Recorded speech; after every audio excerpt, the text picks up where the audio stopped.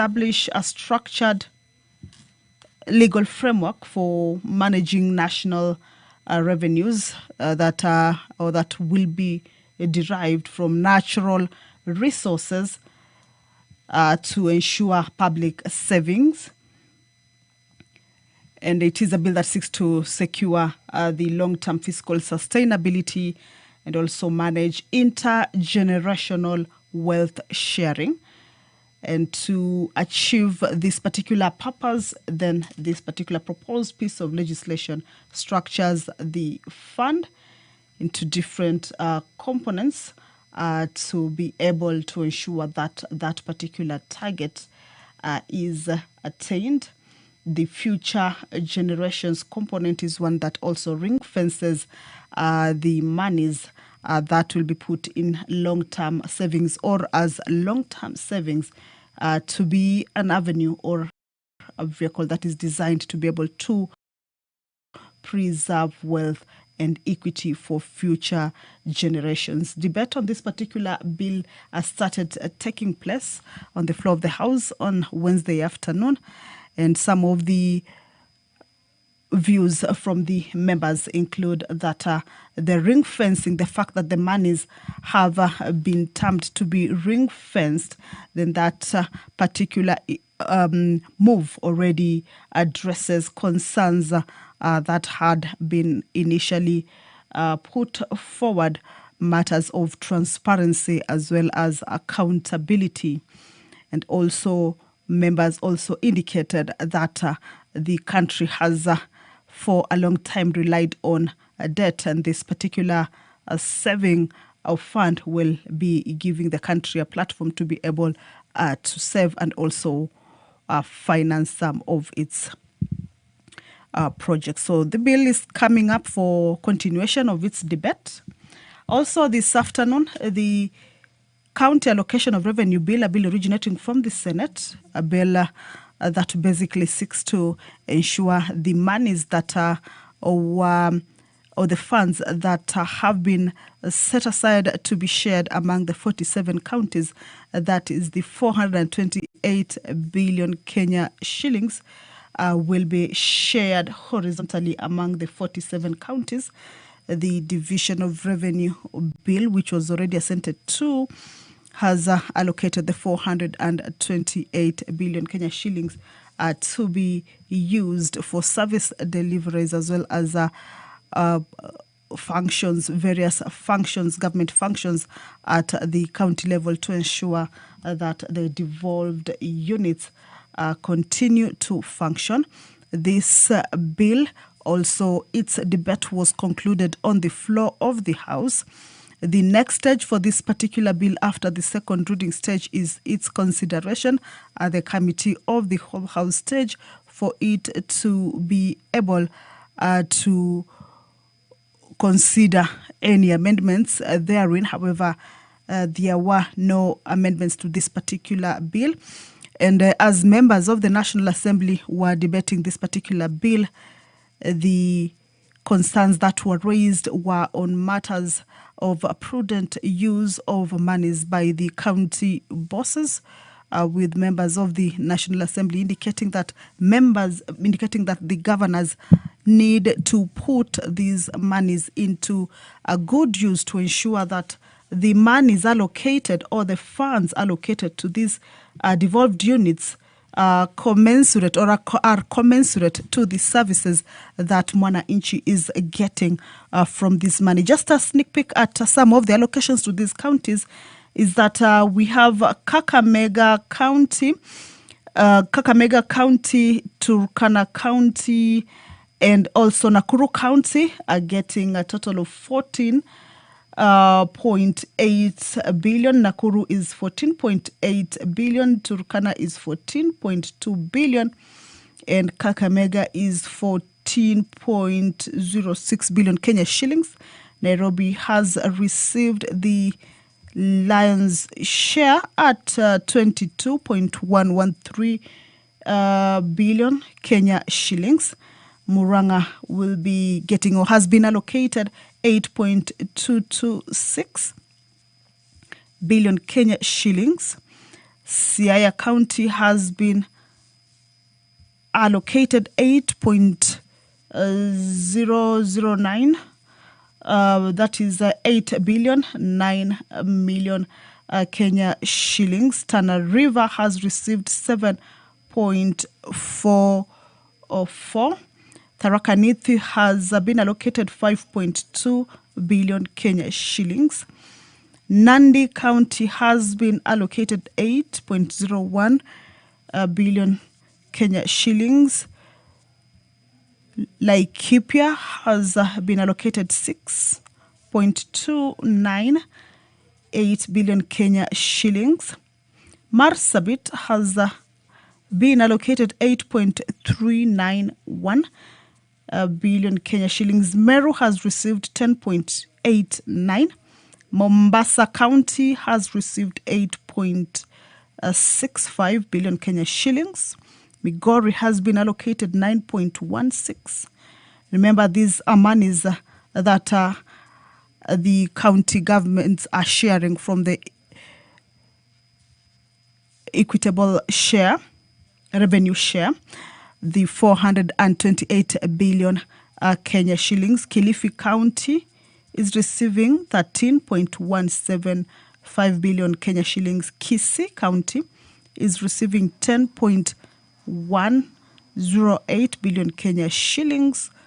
Kwale County has been allocated 9.333 billion Kenya shillings. Honorable members, Lamu County has been allocated 3.987 billion Kenya shillings, and Machakos County 10.5. So basically, those are some of the allocations to a number of county governments. As I have indicated to you, Nyamira County has been allocated 6.265 billion Kenya shillings, and Tana River has gotten 7.44. However, we can see the Speaker of the National Assembly, Honorable Dr. Moses Masika Wetangula, has already made his way into the House to preside over this afternoon sitting. You will allow me to hand you over to this live broadcast that is brought to you by the Parliamentary Broadcasting Unit in partnership with the Kenya Broadcasting Corporation. My name is Kamche Menza. Good afternoon. Mheshimiwa, tuombe. Ewe Mwenyezi Mungu, ambaye kwa hekima na wema wako umeteua nyadhifa za viongozi na mabunge kwa ustawi wa jamii na utawala wa haki wa wanadamu, tukusihi utazame kwa neema nyingi sisi watumishi wako ambao wameridhika kutuita ili tutekeleze shughuli muhimu za jamhuri yetu. Tukuomba uteremshie baraka zako sisi tulikutanika hapa, na utujalie tuyatende na kufikiria mambo yote yatakayofikishwa mbele yetu kwa njia ya haki na uaminifu, ili utukufu na sifa zako ziendelezwe, na ili kustawisha amani, ufanisi na heri ya nchi yetu na wale ambao hawajazaa wamesikabidhi mikononi mwetu. Amen.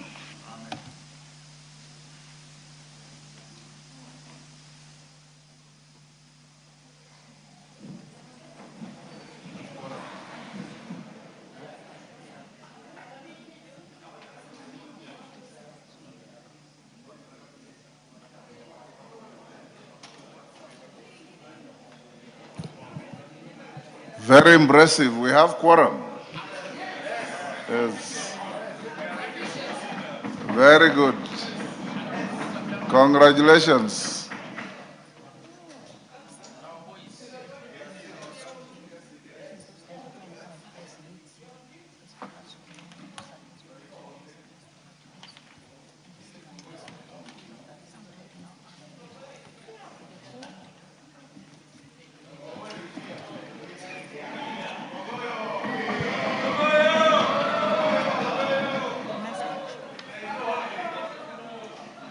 Yes, clerk, can we proceed?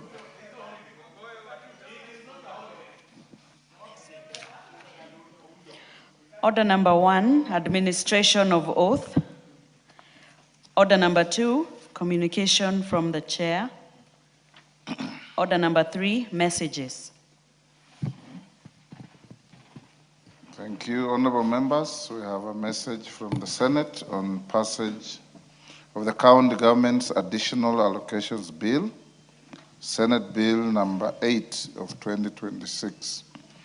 Honorable members, pursuant to the provisions of Standing Order 41-4, I wish to report to the House that I have received a message from the Senate regarding the County Government's Additional Allocations Bill, Senate Bill number 8 of 2026. Honorable members, the message conveys that the Senate considered and passed the County Government's Additional Allocations Bill, Senate Bill number 8 of 2026 on 17 June 2026 with amendments. The County Government's Additional Allocations Bill, Senate Bill number 8 of 2026 was published via Kenya Gazette Supplement number 61 of 16 March 2026 and seeks to provide for additional allocations to county governments for the 2026-2027 financial year and the responsibilities of national government and county governments pursuant to the said allocations. Having passed the bill, the Senate now seeks the concurrence of the National Assembly on the bill in accordance with the provisions of Article 110(4) of the Constitution. Honorable members, Standing Order 1431 requires the Speaker to cause a bill received from the Senate to be read a first time upon conveyance of its message. I therefore direct the clerk to have the bill listed in the order paper for the first reading at the next sitting. Thereafter, the bill stands committed to the Budget and Appropriations Committee for consideration pursuant to the provisions of Article 110 of the Constitution. The committee is to report to the House on the bill to enable its consideration within the set timelines. The House is accordingly guided, and I thank you. Next. Order number 4, petitions. Order number 5, papers. Majority Leader.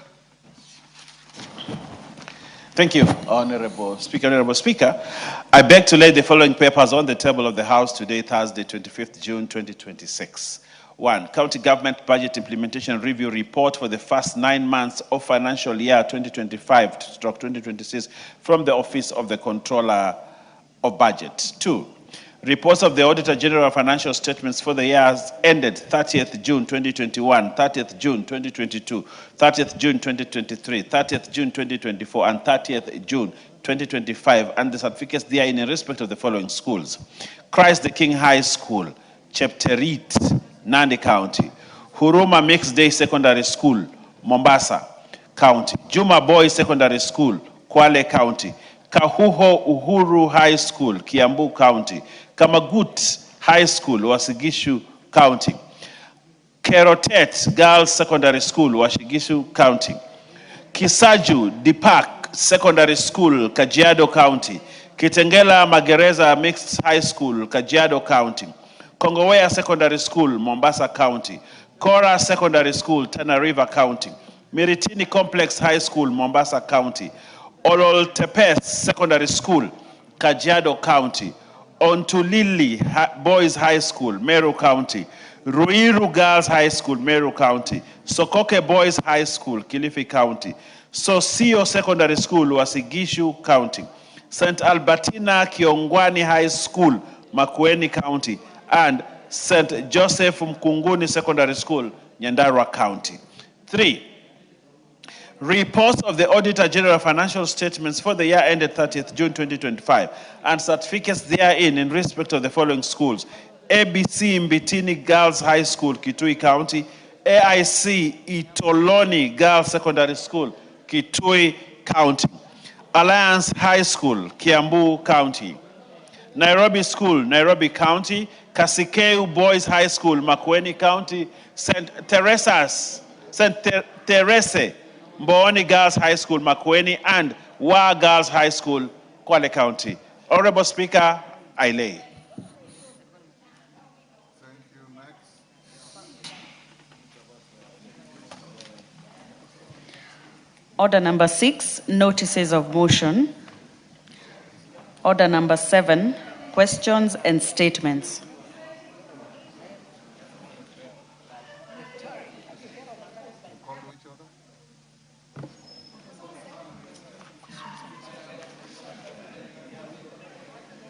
Honorable Chege Njuguna, member for Kandara. I have one. Is he in the house? Question stayed. Honorable Dick Maungu, MP Luanda. Go ahead. Thank you, Speaker. My minority leader has actually drawn your attention to an important matter. Honorable Speaker, I stand to request for a statement regarding the rising cases of insecurity in Luanda constituency. Honorable Speaker, pursuant to Standing Order number 44-2C, I rise to seek a statement from the chairperson of the Departmental Committee on Administration and Internal Security regarding the rising cases of insecurity in Luanda constituency. Honorable Speaker, since the beginning of 2026, insecurity in Luanda constituency has escalated sharply, causing widespread fear among residents.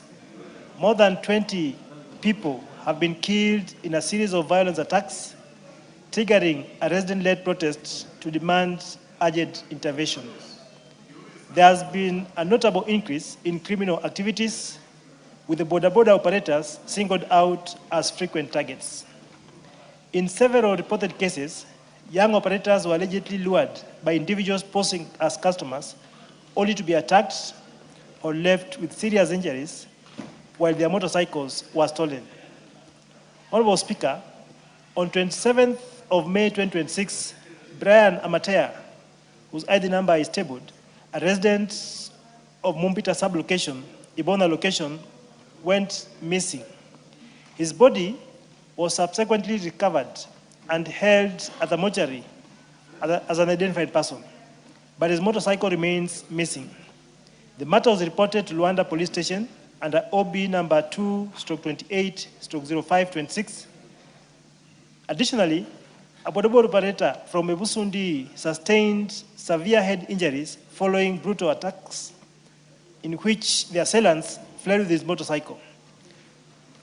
Although he survived the injuries are serious and underscore the high level of risk that border operators and other residents continue to face.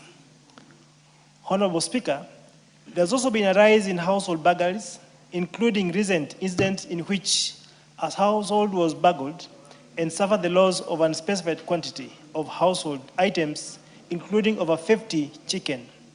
The matter was reported at Luanda Police Station under OB number 27/3/6/2026.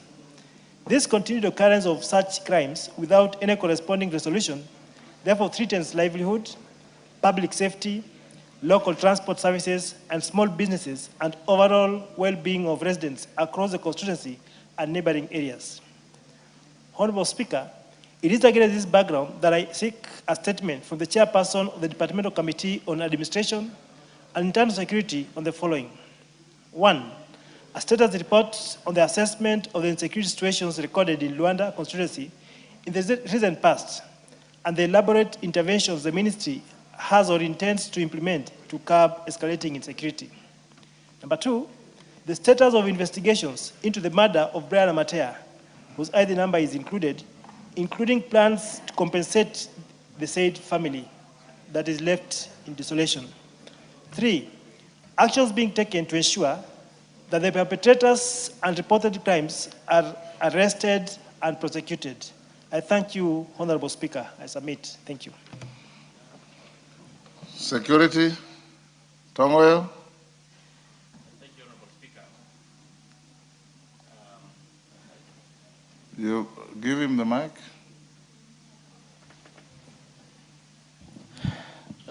We can respond the first week once we resume from recess.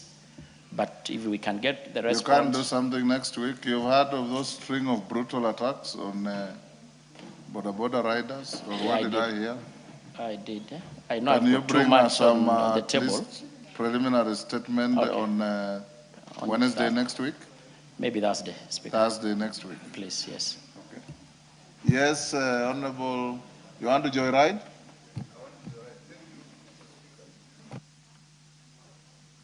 Give Dr. Nyikal the mic, yes. We actually, Honorable Maungu is my neighbor, yes. And the problem of motorbike riders being attacked at night is actually the same. The pattern is the same. And even in my constituency, when some have been traced, we find there's a link between Luanda, at least the border people say there's a link between what is happening in Luanda and what is happening in my constituency. So when Honorable Tongoyo is actually investigating this, he should say its semi-constituency should also be looked at at the same time, because we think there's a link between what's happening there and what is happening in Luanda.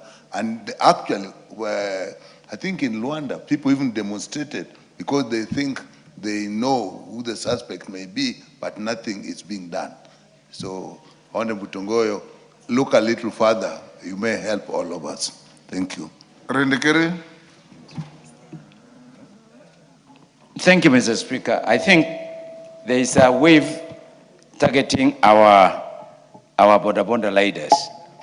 The Speaker, yesterday, the Women Lab of Isiolo brought up a matter on funny attacks and rapes.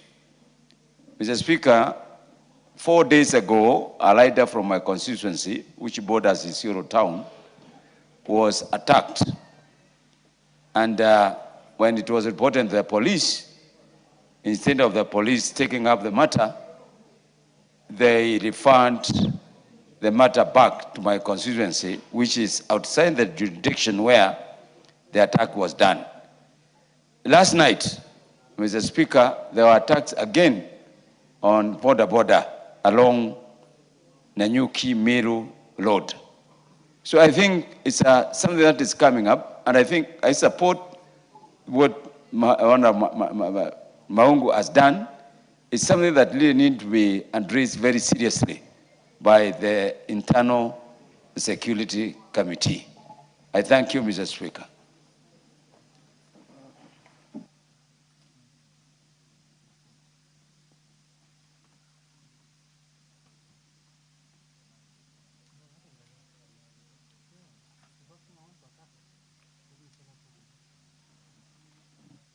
Yes, Tongoyo, umesikia hiyo? Honorable Speaker, and considering that this is a situation that may not be just isolated to Luanda or Seme, it's something that is all over the place. Yes. Maybe rather we can also forward to lump together with the question that we will be processing before the committee plenary, yes, when we'll be seeing the minister next week. And I can also call the members. But bring a preliminary response. I will. To the House on... on Thursday. On Thursday. Yeah. Ambassador Sigay? Suppose we're able to meet the minister before Thursday. You can invite... We can process and still bring the report to the floor. Excellent. Ambassador Sigay?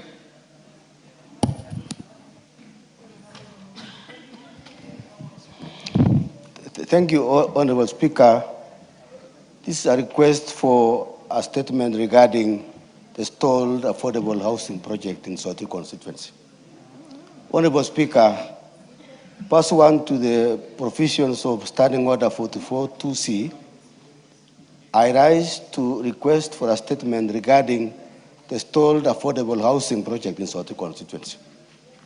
Honorable Speaker, Soti constituency was identified as one of the beneficiaries of the government's affordable housing program, with 596 housing units, together with associated social amenities and infrastructure earmarked for construction under the initiative.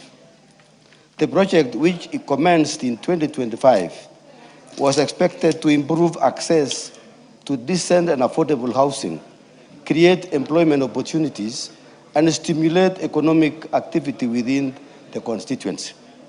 However, implementation has experienced significant delays and has since stalled despite the contractor having mobilized to the site and commenced works in accordance with the contract.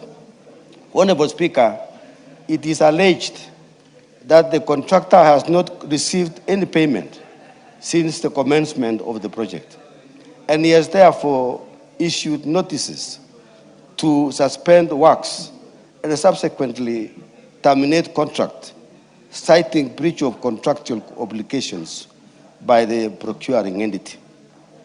The continued delay has denied the residents of Sotik constituency the intended benefits of affordable housing program and raises concerns regarding project management, contract administration, and the possible exposure of public funds to contractual claims, compensation, and cost escalation.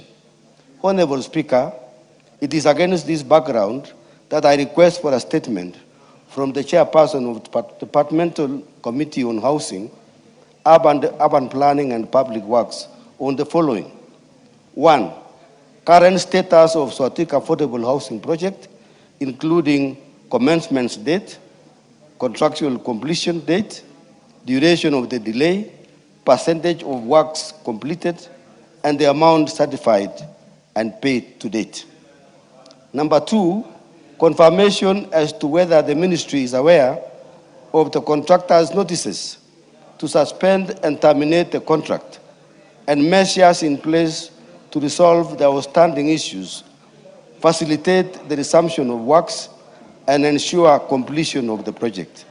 And lastly, number 3, financial and legal exposure, if any, that the government is facing arising from delayed payments and stalled project, and measures in place to safeguard public funds and project taxpayers for potential losses.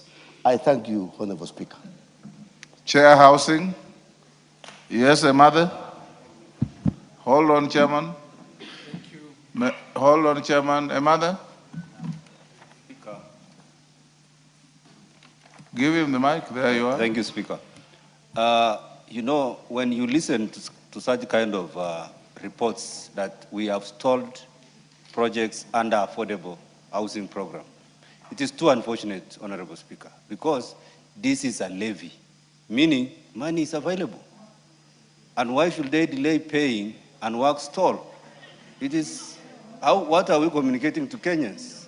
When our payslips are reduced, this is a levy, meaning money is available, pay, and let the projects be implemented, Honorable Speaker. Because even in Turkana, the same is happening. It's the same thing. Projects that were started are still dragging. They are not completed within the timelines specified, Honorable Speaker. Garrido. Thank you, Mr. Speaker. Mr. Speaker, I want to end on the same, because in my constituency, Igembe Central, the Technical and Vocational Training Institute, housing, the contractor came, did the trenches, brought some building materials, and left for the last 4 months. Now, everybody is worried and questioning what is happening. So I would like to bring it to the attention of the committee that this is a very international, this very important project, because the president, even the president himself, has been moving around on it, and we have the funds. We need to see the work going on, and the committee should pull up their socks and complete these projects on time. Thank you, Mr. Speaker. Kainan. Mr. Speaker, I thought I was the only one. And coming from a region that has been neglected over the years, when these projects were first launched, we were all excited. I have 2 in my place, and both have stalled. I think somebody should tell us, where is this levy? Where is the money? Why? And I think this is something that the committee should address as a matter of national importance, because really you know the significance of this. We cannot afford to have those stalled projects under this housing levy. It will be a national shame. So, Chairman and your committee members, that question is not an isolated question. It's something that cuts across. Can this be addressed as a matter of national importance? Bowen. Mr. Speaker, the issue of stalled affordable housing projects in our constituency now looks like it's a concern of many members. I even thought it was only in Maragua East, Honorable Speaker, where the contractor came it's now almost 1 year since the contractor was handed over site. And Honorable Speaker, up to now, there is nothing, absolutely nothing. I've even written letters to the PS asking if there is a need for that contractor to be, or the contract to be cancelled and re-advertised afresh if the contractor doesn't have the capability. But it seems now that it is not about the issue of the contractor, because they say it cannot be that the entire contractors in the country are not capable. It means there is a problem in the ministry, Honorable Speaker. And Mr. Speaker, I think as a House we need to summon the minister in charge. Yes, I think there is a sabotage in the ministry. Yeah, and he's actually supporting the president, because the president has been going around launching these projects, and now there is nothing going on. Pareo.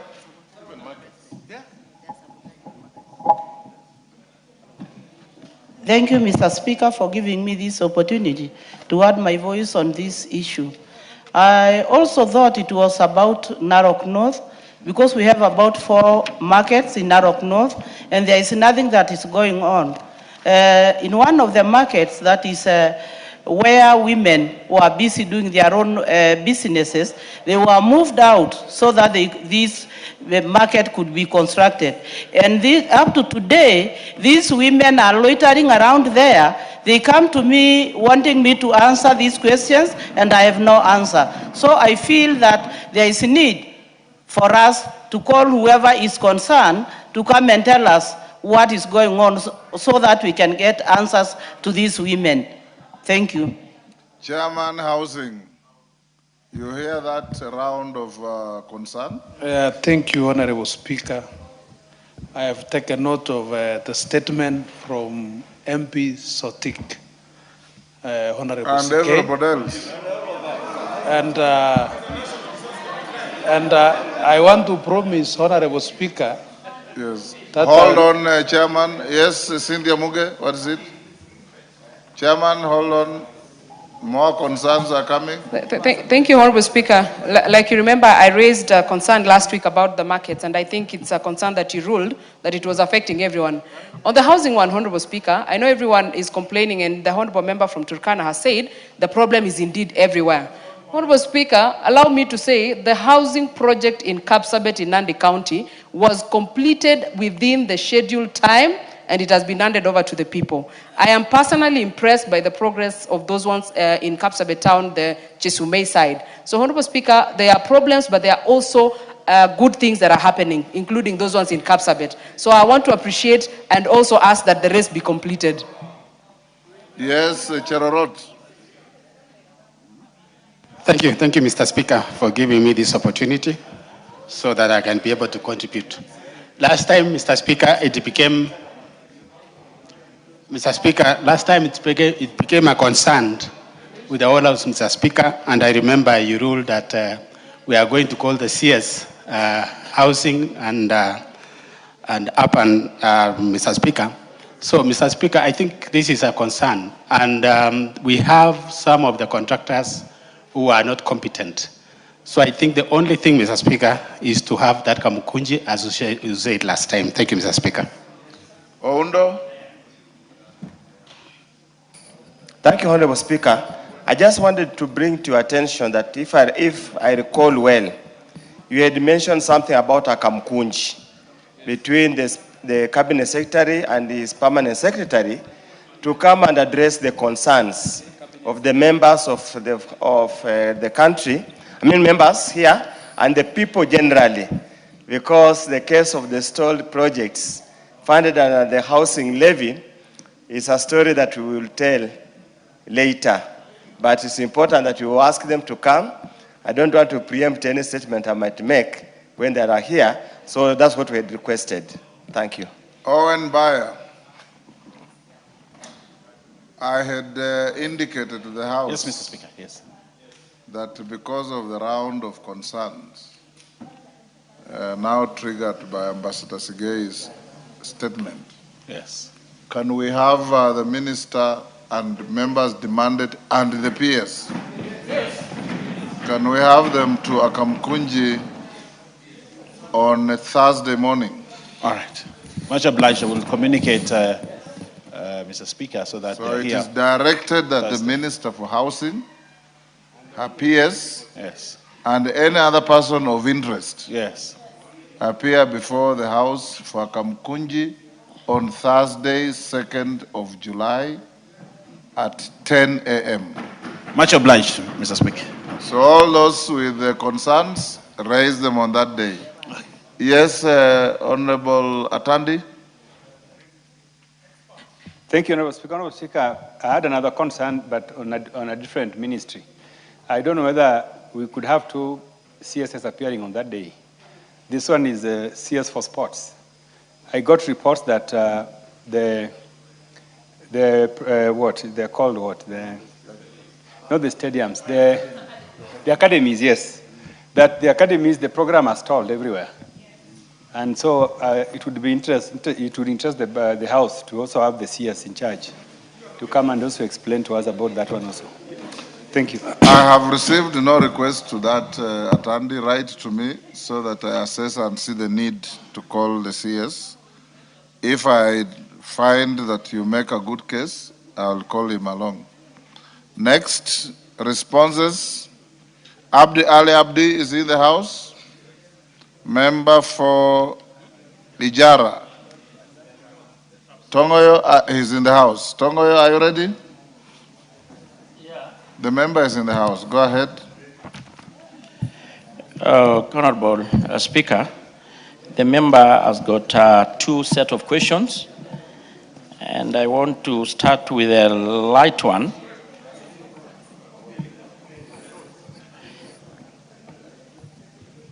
Honorable Speaker, the first question was regarding operationalization of units in Ijara.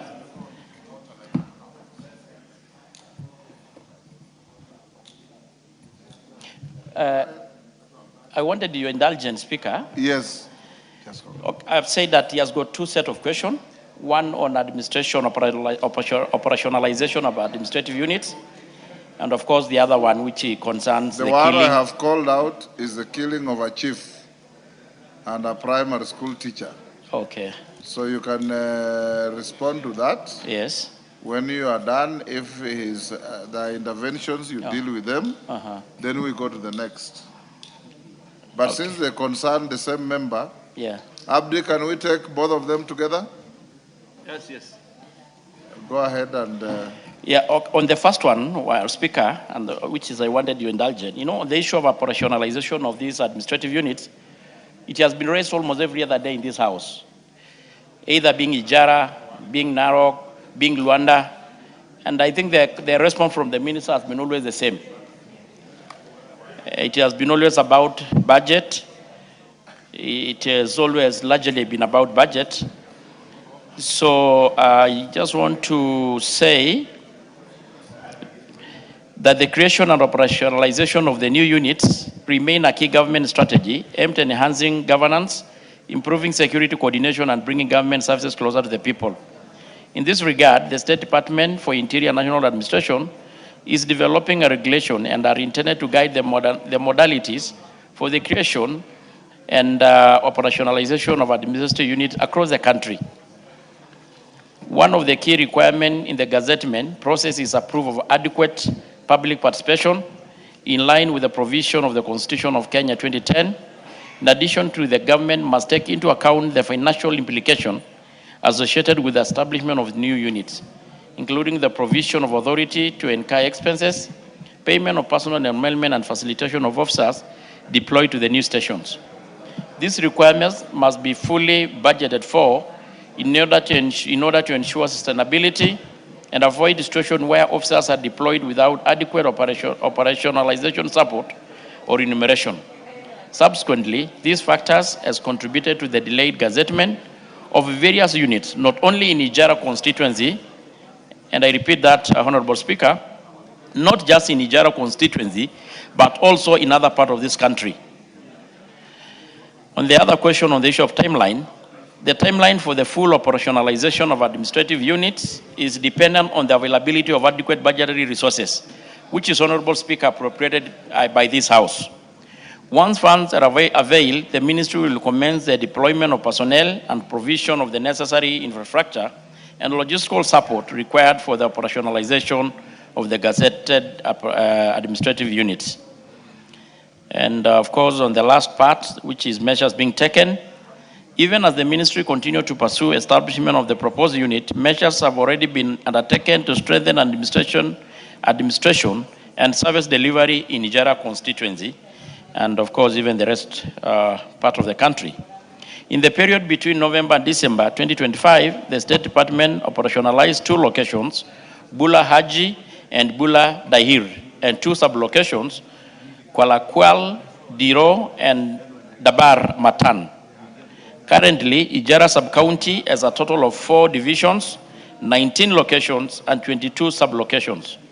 These measures has significantly enhanced administrative coordination, improve access to government services, and strengthen security management within the constituency as the ministry continues to work toward the eventual operationalization of the proposed administrative units. Signed by the Cabinet Secretary, Kipchumba Murkomen. I submit, Honorable Speaker. So I don't know whether I allow the, or I go to the next second. Yes. Very good. On the second question, which is about the very unfortunate killing of a chief and a teacher, the respond as follows. It was reported at Ulugo Police Station, Vido bin number 3 of 2026, this year, on the 26th January, at about 13:00 hours, approximately 20 Al-Shabaab militants stormed Huluga Township in 3 groups. The first group comprising about 5 militants engaged officers at Hulugo Police Station through probing. The second group, consisting of about 7 militants, proceeded to the homestead of the late chief Abdifarah Ghani Muhammad when they broke into his house and fatally shot him. The assailant subsequently detonated EIEDs, destroying his motor vehicles and kiosk. The third group invaded the residence of the late teacher, Stephen Musili Vundi. They frog-marched him for approximately 100 meters before fatally shooting him. A multi-agency security team promptly responded to the both instances and conducted thorough search of the areas and subsequently initiated a pursuit operation to track and intercept the attackers. The case is pending under investigation. Honorable Speaker, on the second part, the reason for persistent inadequate security, Ulugo sub-county lies along the Kenya-Somali border, and it is characterized by expansive and porous terrain. Due to symmetric tactics employed by the Al-Shabaab, attackers at times exploit soft targets and execute swift cross-border incursions. Such tactics present operational challenges in preventing every isolated incident, particularly within the border environment. However, the government has progressively enhanced personnel deployment, mobility, assets, and operational support within Garissa County to strengthen the overall security preparedness. Security operations in Lugo and other high-risk border areas within Garissa County are undertaken through a joint multi-agency approach. These operations include a coordinated border patrols, surveillance, disruption of military networks, and arrest of suspects and recovery of weapons and other logistical material. Within the Hulugo sub-county, Honorable Speaker, there are 3 Kenya Defense Forces camps located at Sinai, Ulugo, and Shangulu, as well as SOG camps stationed at Ulugo and Gezreb.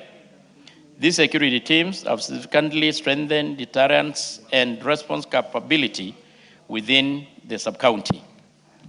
The National Service continues to review and reinforce security strategies in Ulugo and other high-risk areas of Garissa County, and of course, even the northern part of the country, through sustained patrols, interagency collaboration, community engagement, and capacity enhancement to address evolving threats.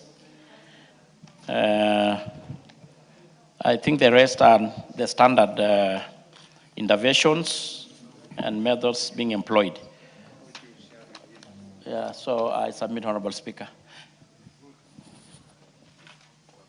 Yes, Abdi, you satisfied with the responses? Thank you, Madam Speaker.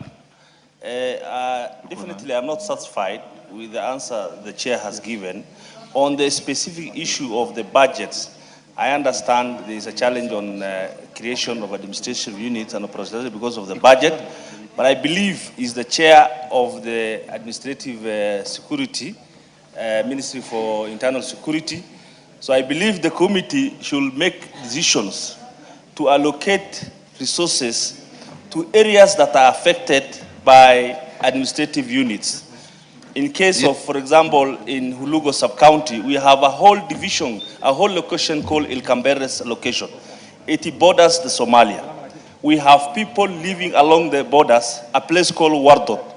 And until now, that place doesn't have location. So I request the chair and the committee, Mr. Speaker, to allocate more allocation to address these administrative units.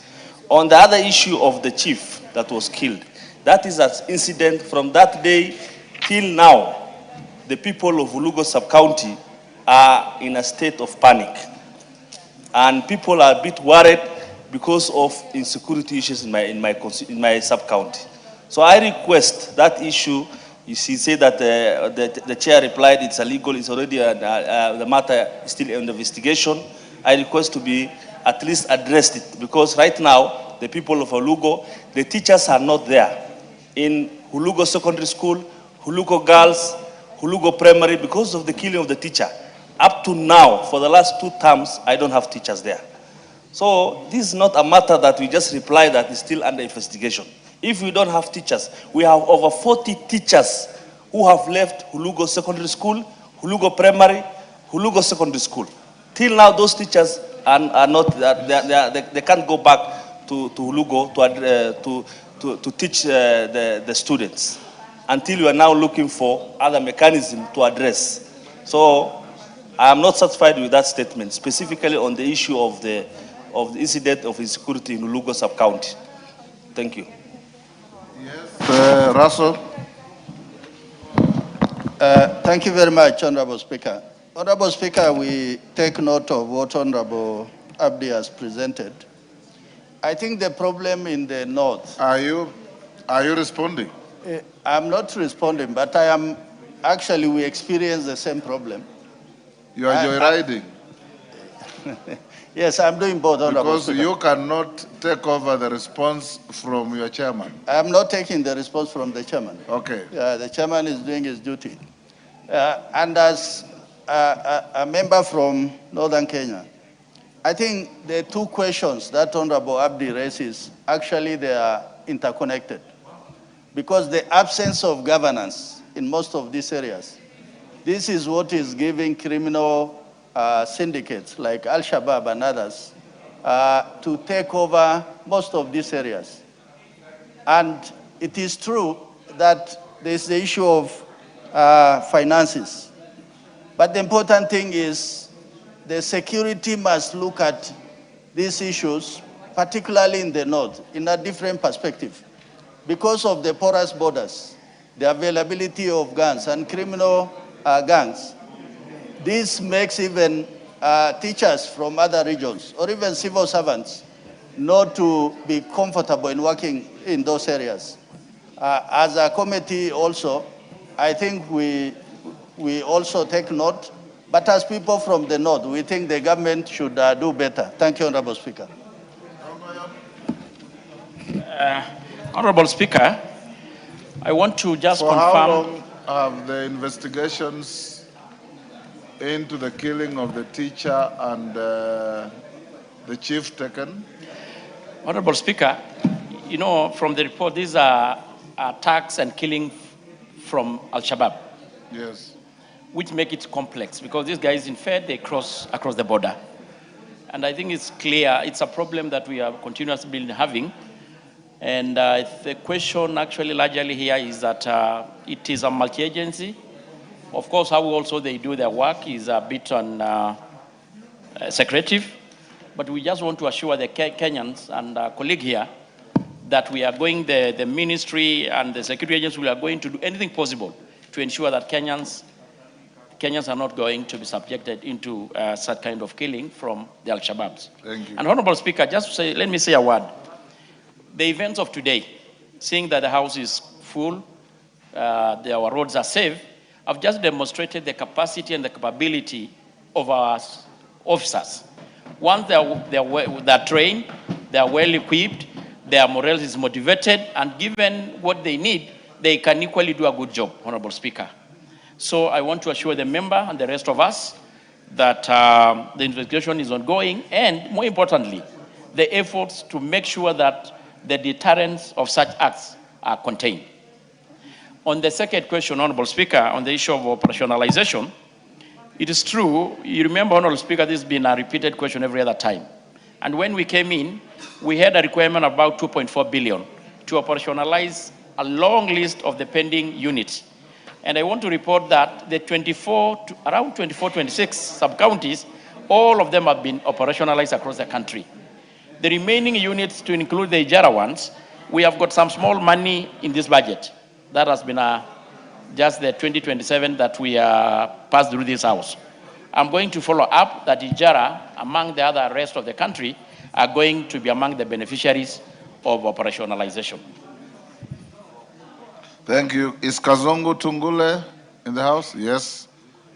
You are ready with this, Tongoyo? Which one? The response to Honorable Kazungu Tungule MP Ganze. I don't have that, Honorable Speaker. You don't have? Yes. Kazungu? Eh?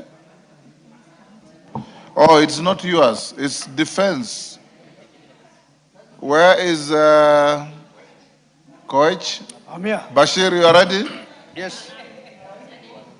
Go ahead. Go ahead. The honorable member is in the house. Go ahead. Okay. Thank you, Honorable Speaker. Honorable Speaker, this is a response to a request for statement by Honorable Kazungu Tungule, MP, regarding the death and burial of the late Jessica Kashutu Zero in the Kingdom of Saudi Arabia. Honorable Speaker, Honorable Kazungu Tungule, MP, pursuant to Provisional Standing Order 44-2C, requested a statement from the Prime Cabinet Secretary and the Cabinet Secretary for Foreign and Diaspora Affairs regarding the death and burial of the late Jessica Kashutu Zero in the Kingdom of Saudi Arabia. The committee specifically sought clarification of the following. One, the cause of death of late Jessica Kashutu Zero, whether any post-mortem examination was conducted in Saudi Arabia, and the details of the post-mortem report. Two, details of the person or body that granted authorization for the burial of the late Jessica Kashutu Zero and other Kenyan citizens in the Saudi Arabia without consent of their families, and whether the government of Kenya was notified. Three, steps taken by the ministry to facilitate the exhibition and repatriation of the remains of the deceased persons to Kenya for proper burial by their families. And four, the measures put in place to ensure that Kenyans working abroad, especially domestic workers, are accorded their rights, and that employers are held accountable for any deaths, unpaid dues, or violations of international labor laws. Honorable Speaker, on the cause of death of the late Jessica Kashutu, and whether any post-mortem examination was conducted, the Ministry of Foreign and Diaspora Affairs states that Ms. Jessica Kashutu Zero was first recruited by Gravik Enterprise Limited as a domestic worker to the Kingdom of Saudi Arabia in September 2022. She has successfully completed her 2-year contract in September 2024 and returned to Kenya. In February 2025, she secured a subsequent contract in Saudi Arabia through the same recruitment agency. Following a disagreement with her employer, her contract was terminated and she was transferred to a deportation center. On 22nd June 2025, she left the deportation center and was accommodated at the offices of the Mautan Recruitment Company while awaiting transfer to a new employer. On 30th June 2025, while awaiting transfer to a new employer, Ms. Kashutu developed a sudden illness and was rushed to Dr. Muhammad Al-Fakhi Hospital in a comatose state. According to the official medical report, she suffered an out-of-hospital cardiac arrest, while arrest lasted more than 30 minutes. Medical assessment established that ventricular fibrillation prompting emergency resuscitation and advanced cardiac life support interventions. Despite these efforts, she was pronounced dead on 30th June 2025 at 2:12 p.m. The attending physician, Dr. Wael Abbas Omar, certified the primary cause of death as cardiopulmonary arrest.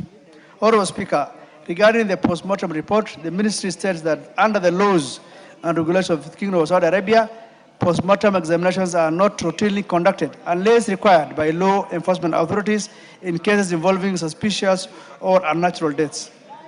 In the absence of such a requirement, an autopsy can only be conducted upon a formal request and payment by the family through the Kenyan embassy. The ministry has indicated that no formal request for an autopsy was submitted by the family, and therefore no post-mortem examination was conducted and no post-mortem report is available, therefore. Honorable Speaker, on the issue of authorization of burial and whether the government of Kenya was notified, the ministry states that the statutory process governing the burial of foreign nationals in the Kingdom of Saudi Arabia involves several government agencies, including 1, the Ministry of Health, which certifies death and issues death certificates, the Ministry of Interior, through the Civil Affairs Department, which approves and allocates burial sites, and the Ministry of Foreign Affairs, which facilitates communication with foreign missions. The ministry further states that in the case of Mrs. Kashutu, there were procedural deviations as no formal authorization or consent was granted by either the Embassy of the Republic of Kenya in Riyadh or the immediate family of the deceased before the burial was conducted. The ministry considers this action inconsistent with established international democratic practice. Honorable Speaker, on the efforts made to repatriate the remains of the deceased, the ministry states that Clause 11 of the Standard Employment Contract for Domestic Workers places responsibility for repatriation of mortal remains and personal belongings upon the employer. Where repatriation is not visible, the employer is required to obtain approval from the family of the deceased or the Embassy of the Kenya before any burial is conducted. Following notification of the death through the Kenya Recruitment Agency, the State Department for Diaspora Affairs, in collaboration with the Embassy of the Republic of Kenya in Riyadh, immediately initiated the repatriation process. However, the employer and the responsible Saudi Recruitment Agency declined to facilitate or finance the repatriation of the remains. Consequently, the embassy escalated the matter to the relevant Saudi authorities, including the Ministry of Human Resources and Social Development of Saudi Arabia, to enforce compliance with the employer's obligations. While diplomatic and legal interventions were ongoing, Saudi authorities proceeded with the burial of the remains. Following the burial of Mrs. Kashutu and 7 other Kenyan nationals, the embassy formally engaged the Ministry of Foreign Affairs of Saudi Arabia to explore the possibility of exhumation and repatriation. The State Department for Diaspora Affairs, together with the embassy, continues consultations with the Saudi authorities to facilitate completion of the exhumation process and the subsequent repatriation of the remaining mortal remains to Kenya. On the measures put in place to protect Kenya migrant workers abroad, particularly domestic workers, the ministry states that the government continues to implement various interventions aimed at safeguarding the welfare, rights, and interests of Kenyans living and working abroad. These measures include 1, establishment of the State Department of Diaspora Affairs to coordinate and champion the welfare and protection of Kenyans abroad. 2, ratification and implementation of international labor conventions aimed at protecting migrant workers. 3, negotiation and review of bilateral labor agreements with the major destination countries to establish minimum labor standards and dispute resolution mechanisms. 4, continuous registration of Kenyans abroad to facilitate accountability and provision of consular services. 6, development and dissemination of country-specific legal and information packages for Kenyans seeking employment abroad. 7, pre-departure orientation and sensitization programs on safe migration, labor rights, and host country laws. 8, enhanced consular support through welfare visits, emergency assistance, and issuance of essential documentations. Implementation of Diaspora Policy 2024 aimed at strengthening protection of diaspora rights and welfare. 9, deployment of labor attaches to countries hosting large numbers of Kenyan migrant workers. 10, establishment of 24-hour diaspora call center, dedicated email channels, and WhatsApp communication platforms for reporting distress cases. 11, authorization of the diaspora integrated information systems to improve reporting, monitoring, and dissemination of information. And 12, continuous welfare checks and monitoring of migrant workers by welfare protection officers to ensure compliance with contractual obligations by employers. Honorable Speaker, the Ministry of Foreign and Diaspora Affairs reiterates its commitment to protecting the welfare, rights, and interests of Kenyans living and working abroad, and will continue to engage relevant stakeholders and foreign governments to ensure that Kenyan citizens receive adequate protection, assistance, and consular support whenever required. I submit and thank you, Honorable Speaker. Yes, Tungule. Kazungu. Thank you, Mr. Speaker, for this opportunity. Much as I appreciate the response by the Prime Cabinet Secretary, but it has not addressed the most fundamental thing. Mr. Speaker, it is almost a year now since Jessica died, and the ministry has remained non-committal on whether it is possible for them to repatriate the body. The ministry has not given us any timelines on when they are going to bring the body. So I don't know whether, Mr. Speaker, that we tell the family that it is not possible, or at least at some point they'll be able to bury their loved one. So, Mr. Speaker, I'm not very happy with the statement as it has been read here by the chair. I still wish that the ministry does more than it has already done. I appreciate the other measures that they have taken to protect their diaspora workers. But on this particular issue, Mr. Speaker, I think the ministry needs to do more to alleviate the suffering of this family, because over 1 year, they have waited for their loved ones. They need to give him a decent, they need to give her a decent send-off, but they cannot do that, and they're not getting any good responses. They're not getting any good answers from the ministry. So, Mr. Speaker, I am not happy with the response of the ministry. Thank you.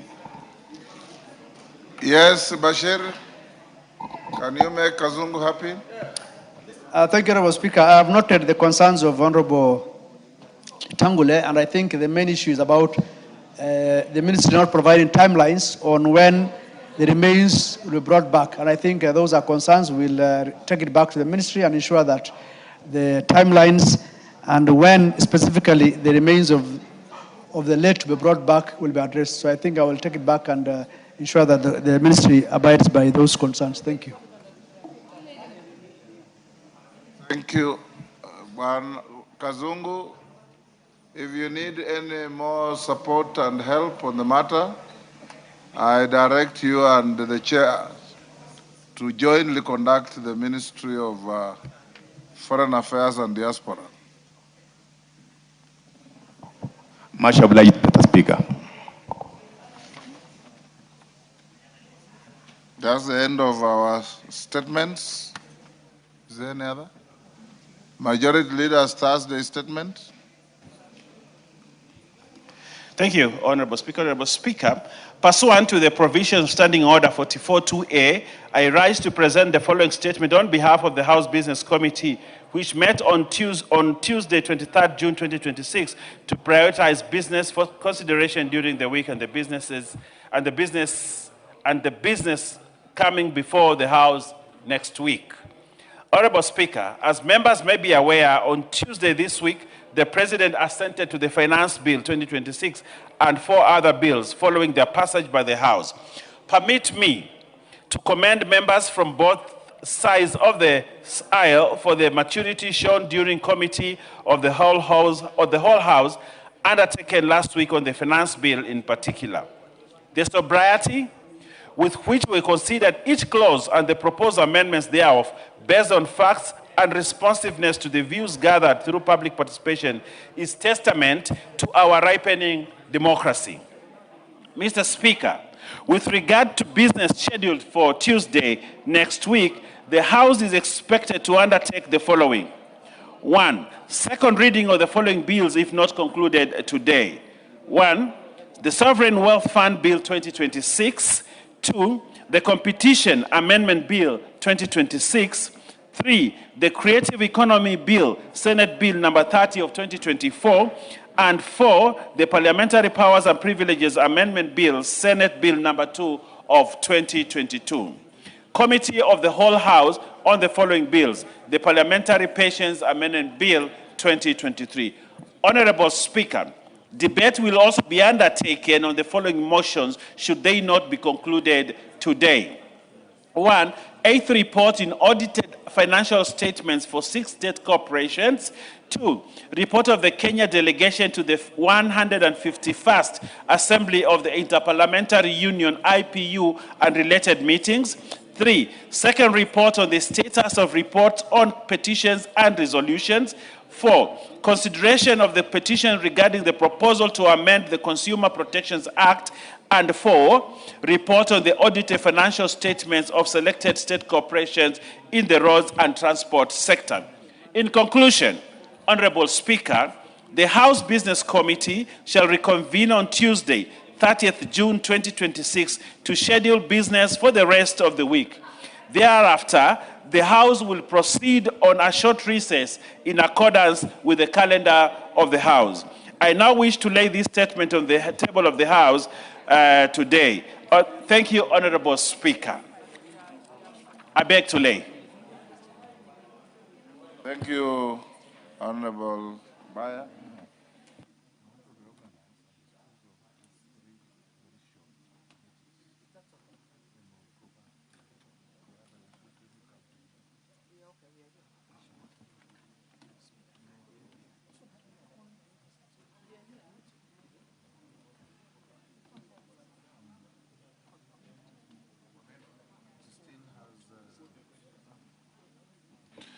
Honorable members, we go to the next order.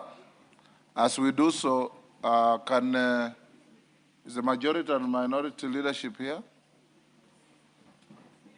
Can they approach the chair? Where is Kimani Ichung'wah? Or Meli, you can come.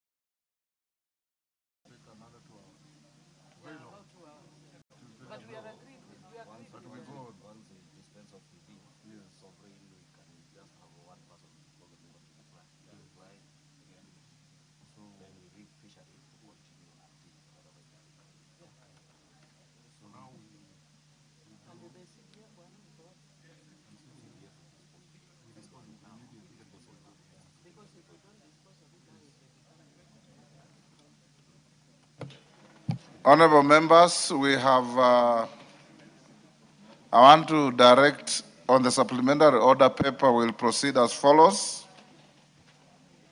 We'll stay order number 8 temporarily. I know Honorable Mishi has already approached the chair, wishing to contribute. You'll have your time. We go to order number 9. After order number 9, we go to the committee of the whole. In the committee, at order number 10, we'll dispose of Roman 1 and 2, CARA, which is time-bound. We need to finish up with it. Then CBK, Revenue Authority will be put off to next week. Fisheries will be stayed, but we'll come back to it later after disposing of order number 8 on sovereign wealth. So call out order number 9. Order number 9, special motion, consideration of nominees for appointment as members of the National Government Constituencies Development Fund Board. Sirma. Thank you, Mr. Speaker. Mr. Speaker, taking into consideration the findings of the Committee on the National Government Constituency Development Fund, in its report in the approval hearing of nominees for appointment as members of National Government Constituency Development Fund Board, laid on the table of the House on Wednesday, 17th of June, 2026, and pursuant to the provisions of Section 15 of the National Government Constituency Development Fund Act, Cap 414A, and Section 3 and 8 of Public Appointments Parliamentary Approval Act, Cap 7F, this House approves the appointment of the following persons as members of the National Government Constituency Development Fund. That is 1, Komora Yvonne Susu; 2, Mayanga Yvonne Boyani; 3, Mutua Fidelis Kieti; and 4, Maurice Putita Kaga. Mr. Speaker, these members appeared before our committee, and they had been forwarded from your office after the deliberations in the Public Service Commission. Mr. Speaker, I put before this House the 4 members for consideration. I beg to move. And ask Seconder Muragara. Gitonga Murugara. Thank you very much, Honorable Speaker. Honorable Speaker, as I rise to second this, I wish to say that, number one, Honorable Srima and his committee continues to do a good job, and that in spite of the fact that CDF has nothing to do with the members of parliament, it is the lifeline of development, especially in the rural areas.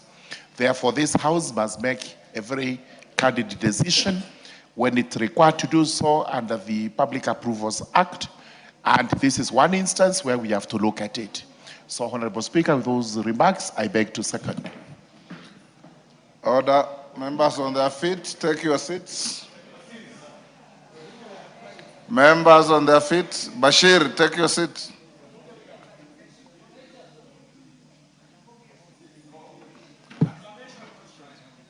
Order, Honorable Bashir. Honorable members, I propose the question at order number 9, which is that, taking into consideration the findings of the Committee on the National Government Constituency Development Fund in its report on the approval hearing of nominees for appointment as members of the National Government Constituency Development Fund Board, laid on the table of the House on Wednesday, 17th June 2026, and pursuant to the provisions of Section 15 of the National Government Constituency Development Fund Act, Cap 414A, and Sections 3 and 8 of the Public Appointments Parliamentary Approval Act, Cap 7F, this House approves the appointment of the following persons as members of the National Government Constituency Development Fund Board. Number 1, Komora Yvonne Nzunzu. 2, Manyaga Yvonne Boyani. 3, Mutua Fidelis Kieti. Number 4, Maurice Putita Kaaka. Do I put the question?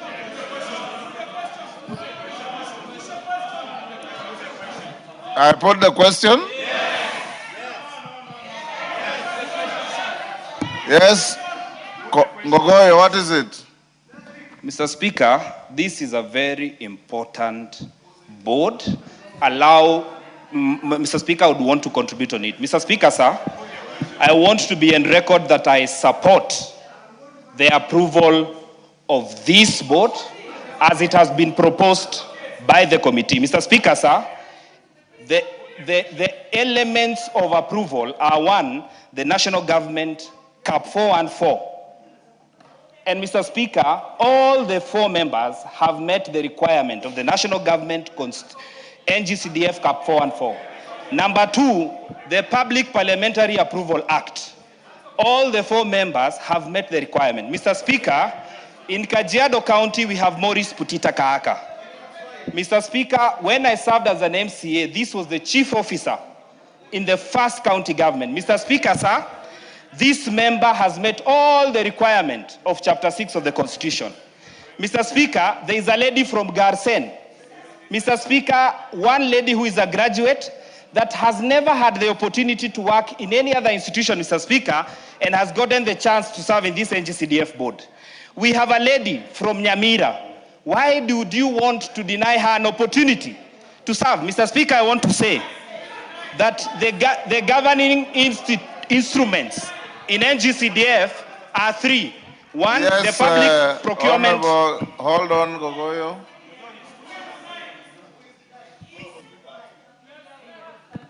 Honorable Speaker, I rise on a point of order on anticipation of debate. And I know Honorable Ngogoyo is rightly in his place to debate. But what Honorable Ngogoyo is saying is actually anticipating a decision of the House. And in second reading, you should be debating, not anticipating debate, because I don't know who he's talking to.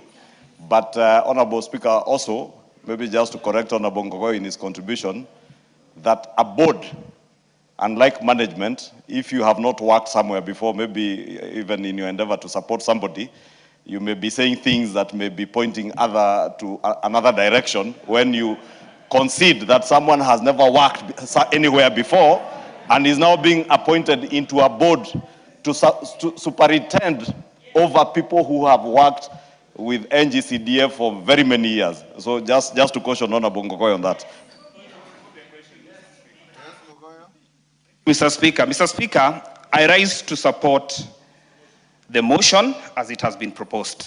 Mr. Speaker, I happen to have served in the County Assembly of Kajiado, worked with the chief officer. You've already said that. Yes, and Mr. Speaker, just allow me to finish. I will not offend you in any way. And Mr. Speaker, as one that believes in fairness and giving opportunity to everyone, I want to ask this House, let us approve these members. And specifically, because for the first time we also have somebody from Kajiado, I would ask you to support this member. And let me say, the Honorable Ichongwa, you cannot teach me on how to do things. You do your things the way you want. Don't bring that thing of yours here.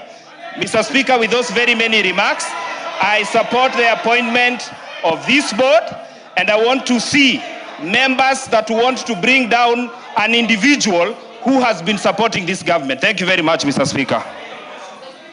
Yes, KJ.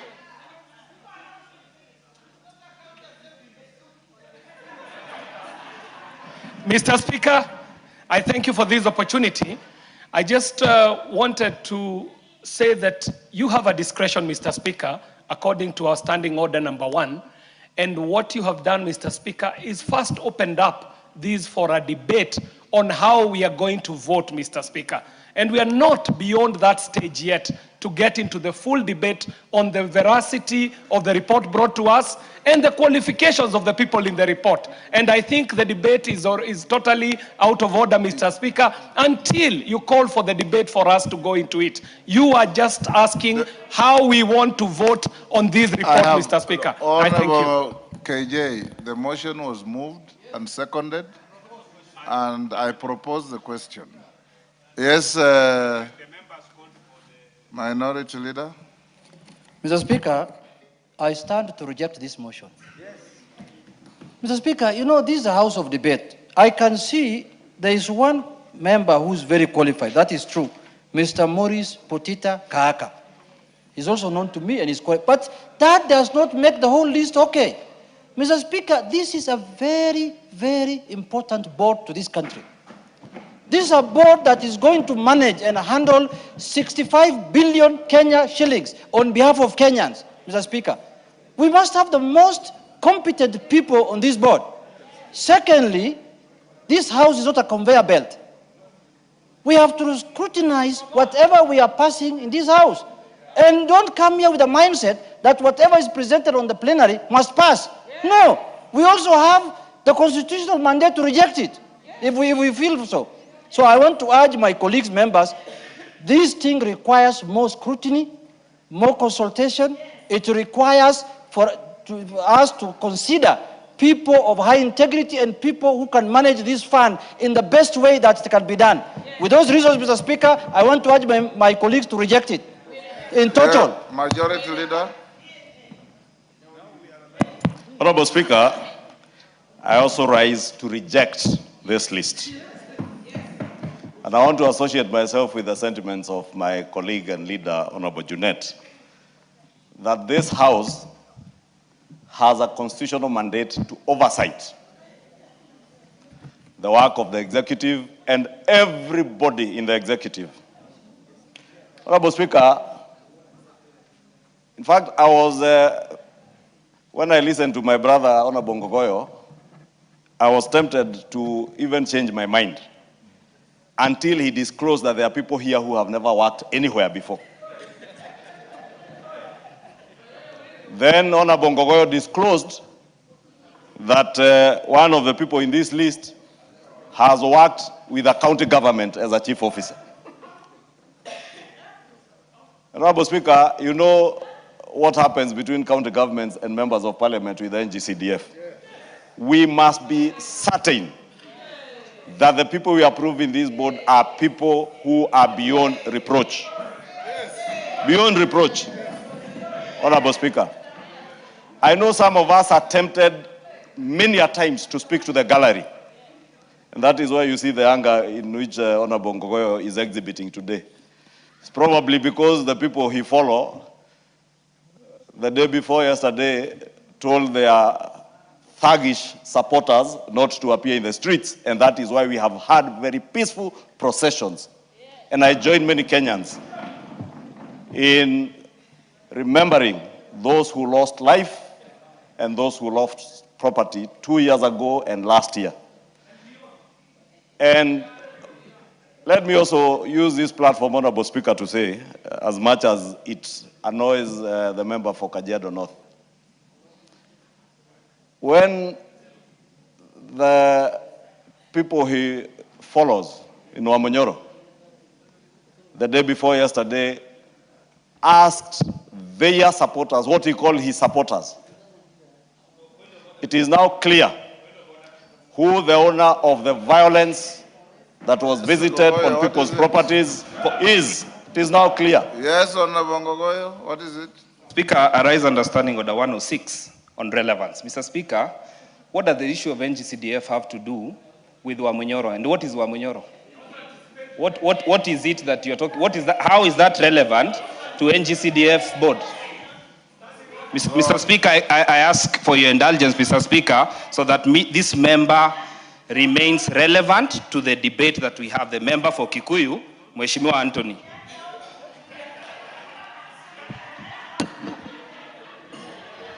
Go on. Give him the mic. Honorable Speaker, you know, I said yesterday when the member for Manyata rose on standing order 105. And I see at least the member for Kajiado North has read one standing order. But I am obligated as his leader to continue educating him even on issues of relevance. This is how this debate is relevant to NGCDF. The police posts that were burnt last year in Dagoretti,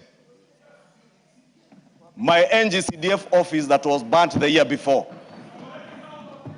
the Dagoretti South NGCF office that was burnt the year before by the thuggish arsonists mobilized by those people who are calling off the same thuggish characters from the streets the day before yesterday.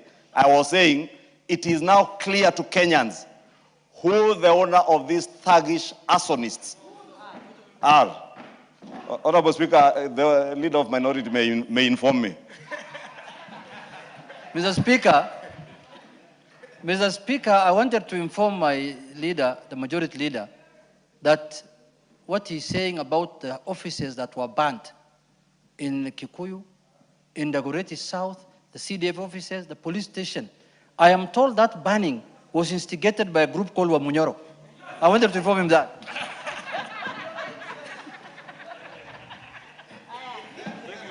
Go on. Thank you, Honorable Speaker. Honorable Speaker, in conclusion, I've said, Honorable Speaker, you know, I've also had some people claiming that today is a public holiday. And you know, I just came from Bomas, Honorable Speaker, with His Excellency the President inspecting the work ongoing there, and people are working at Bomas. We are here because we are working and we must work. Therefore, what we are doing in considering this motion is what we are paid by the people of Kenya to do.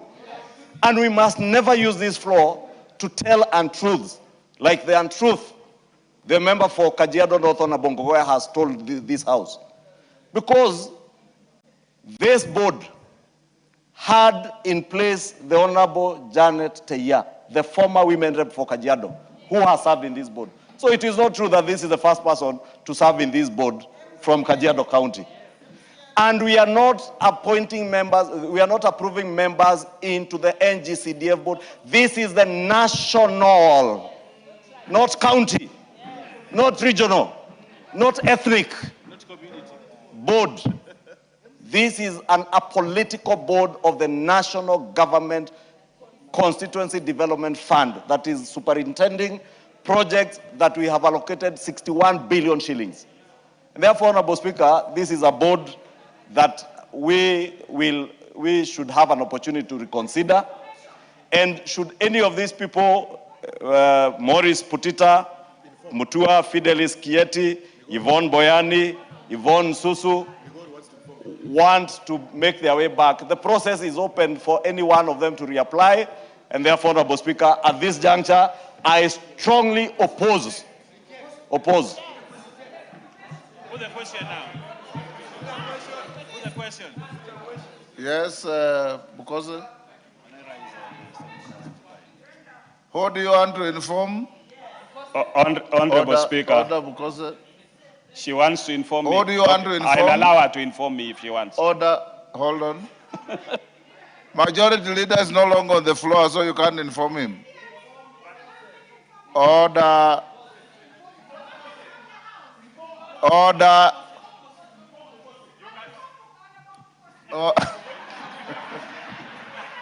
Order, Honorable Fatuma. Honorable Fatuma, you can't be on a misadventure to inform everybody.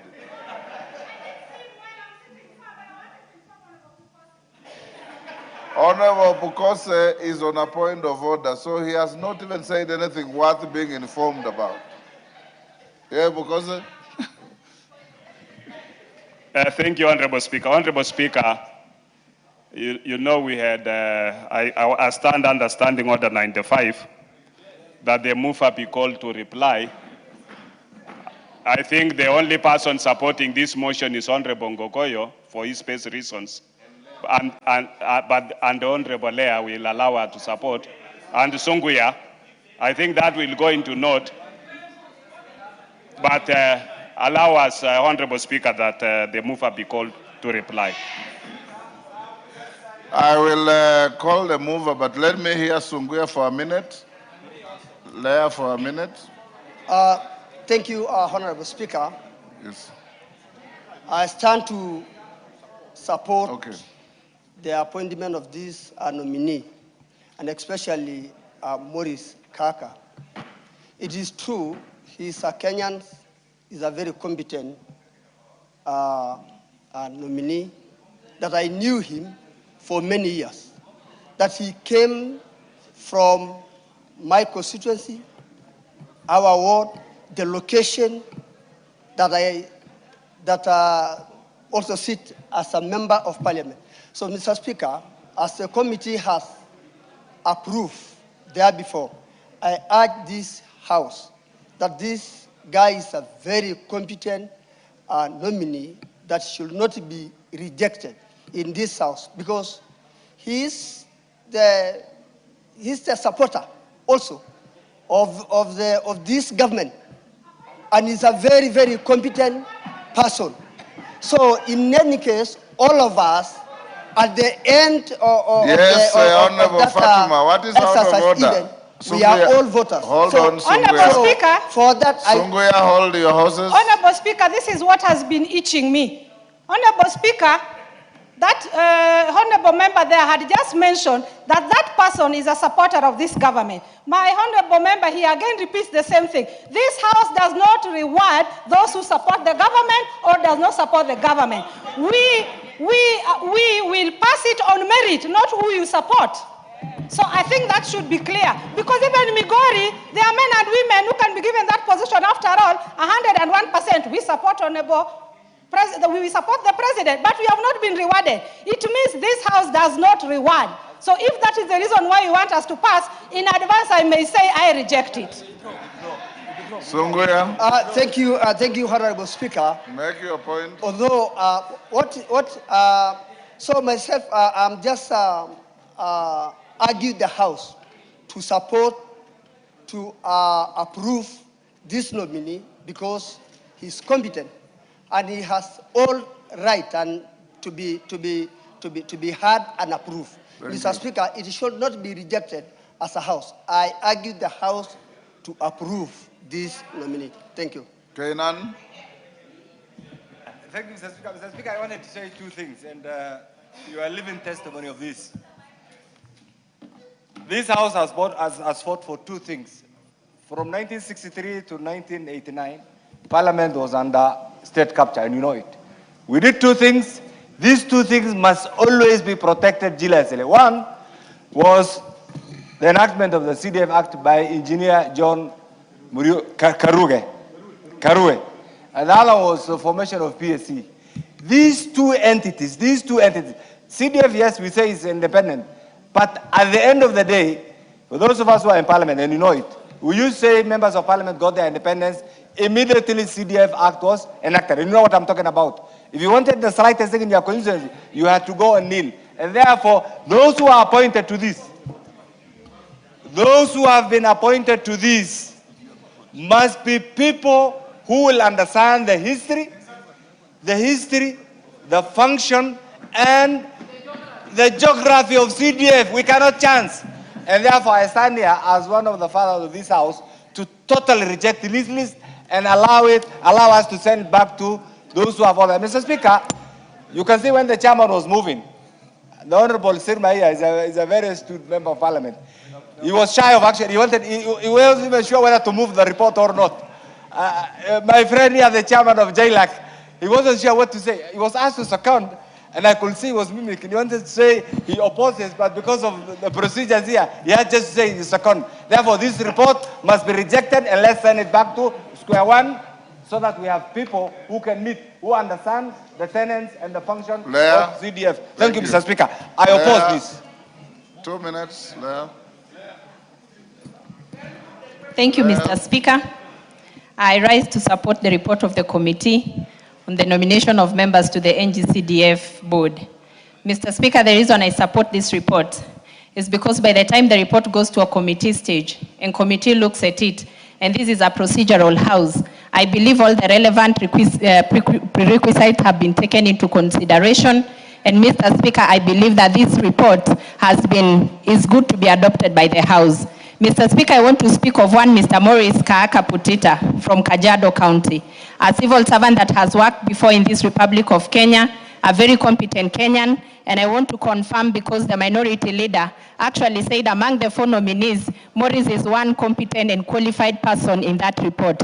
Mr. Speaker, it is unfortunate that today if this report fails, Morris will be a victim of circumstances of other people who are unqualified put in the same category with him. Mr. Speaker, I urge this House that in the recent future, I don't know whether it's possible to have to debate these reports person by person, so that we can approve those people who qualify and those who do not qualify, Mr. Speaker, because I also respect this House and I respect the rule of law, so that next time we debate a person by person, so that qualified, Mr. Speaker, do not become victims of circumstances of other unqualified people put together in a report, Mr. Speaker. Mr. Speaker, I also want to say that next time I know he will also go back and do the same application, and I hope that if his name comes again to this House will pass this name. Thank you, Mr. Speaker.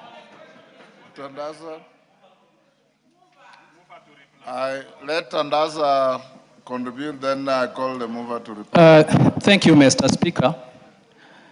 In my capacity as the Vice Chairman of the NGCDF Committee, I stand to support this motion on 3 grounds. One, it is this House that passed that directors, the independent directors of the NGCDF board will have to go through the Public Service Commission. This is the first time, Honorable Speaker, that we are debating, discussing directors of NGCDF having gone through the Public Service Commission, unlike the previous directors that we've had to discuss here. Two, when we were looking at the qualifications of those 4 directors, they were in line with what we passed here in terms of what the act, that they need to be people with academic knowledge in law, accounting, and all that, and those are the qualifications that they have. Lastly, Honorable Speaker, for the history of NGCDF, even CDF before it became NGCDF, we've never had a director from Coast. I'm not talking about a tribe here. I'm talking about a region which is recognized in our constitution, that for any appointments, there needs to be regional balance. This is the first time that we are having somebody from Coast region to sit in this board. For those reasons, Honorable Speaker, I support. Thank you, Honorable Speaker. Musa Serma.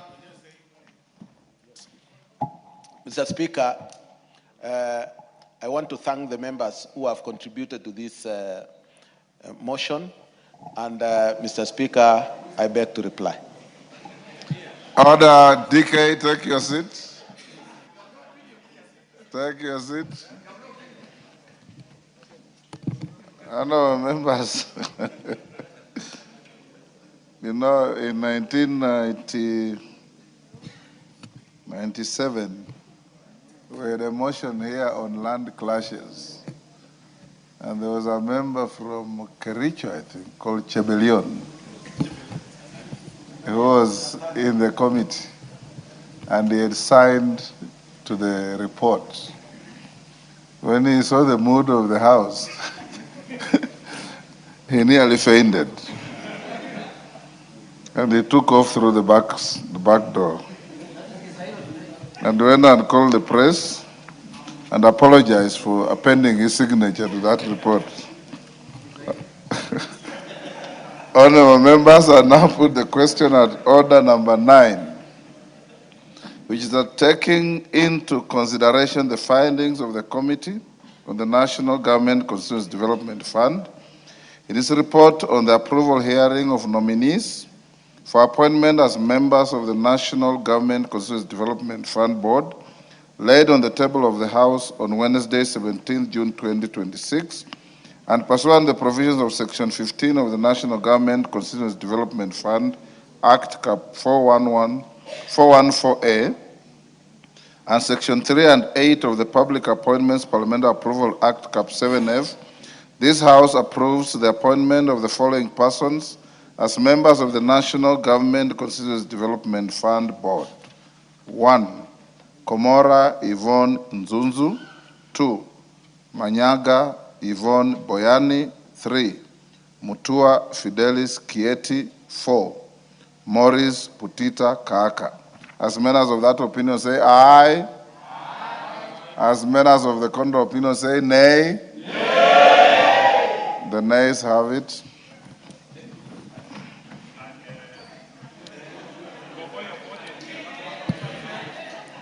Next,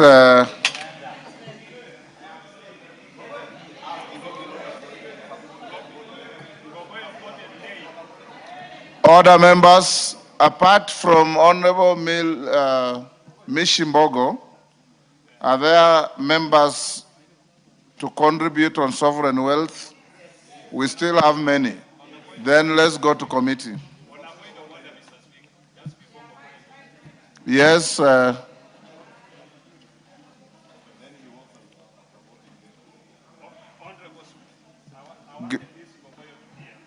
He's gone. It is his right. Honorable members, clerk call out order number 10. We got the committee of the whole.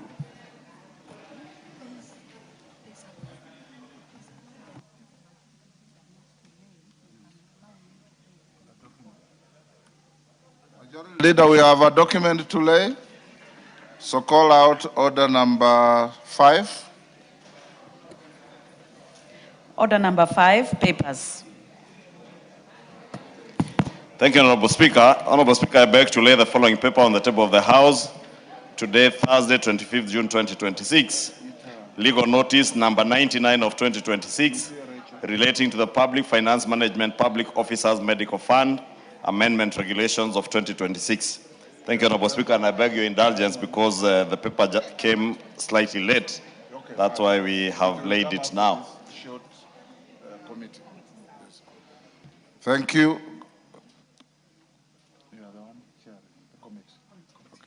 Honorable members, can you call out order number 10?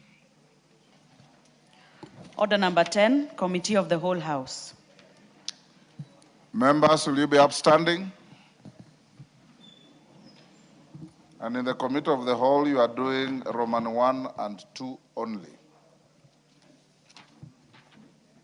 Roman 4, Fisheries, will come after order number 8.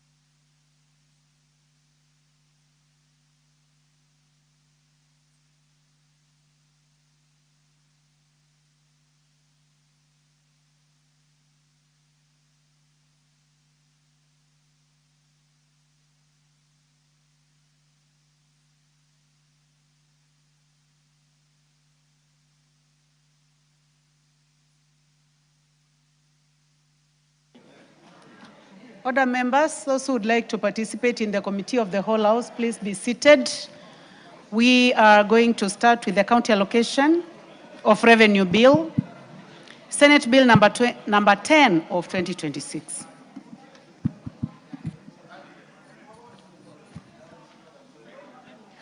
Clauses 3, 4, 5, 6, 7, 8, and 9 and 10. I propose the question that clauses 3, 4, 5, 6, 7, 8, 9, and 10 be part of the bill. There be no amendment. I put the question that clauses 3, 4, 5, 6, 7, 8, 9, and 10 be part of the bill. Will as many as have that opinion say aye? Aye. Will as many as have a contrary opinion say nay? The ayes have it. First schedule. I propose the question that the first schedule be the first schedule of the bill. There be no amendment. I put the question that the first schedule be the first schedule of the bill. As many as have that opinion say aye. As many as have a contrary opinion say nay. The ayes have it. Second schedule. I propose the question that the second schedule be the second schedule of the bill. There be no amendment. I put the question that the second schedule be the second schedule of the bill. Will as many as have that opinion say aye? Will as many as have a contrary opinion say nay? The ayes have it. Clause 2. I propose the question that clause 2 be part of the bill. There be no amendment. I put the question that clause 2 be part of the bill. Will as many as have that opinion say aye? Will as many as have a contrary opinion say nay? The ayes have it. Title. I propose the question that the title be the title of the bill. There be no amendment. I put the question that the title be the title of the bill. Will as many as have that opinion say aye? Will as many as have a contrary opinion say nay? The ayes have it. Clause 1. I propose the question that clause 1 be part of the bill. There be no amendment. I put the question that clause 1 be part of the bill. Will as many as have that opinion say aye? Will as many as have a contrary opinion say nay? The ayes have it.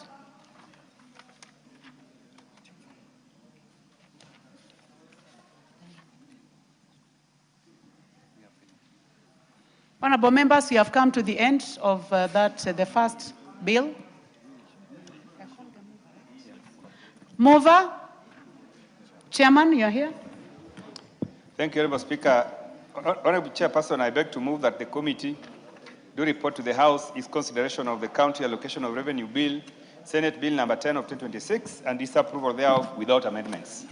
Thank you, Chairman. I now put the question, which is that the committee do report to the House its consideration of the County Allocation of Revenue Bill, Senate Bill number 10 of 2026, and its approval without amendments. Will as many as have that opinion say aye? Aye. Will as many as have a contrary opinion say nay? The ayes have it. Thank you, honorable members. Now let us proceed to the Central Bank of Kenya Amendment Bill, National Assembly Bill number 27 of 2026. Clause 2. I propose the question that clause 2 be part of the bill. We have an amendment. Chair Finance. Honorable Chair, I beg to move that clause 2 be amended as per the order paper. This is a very small amendment. It's just changing the word promote to foster. Honorable members, I put the question that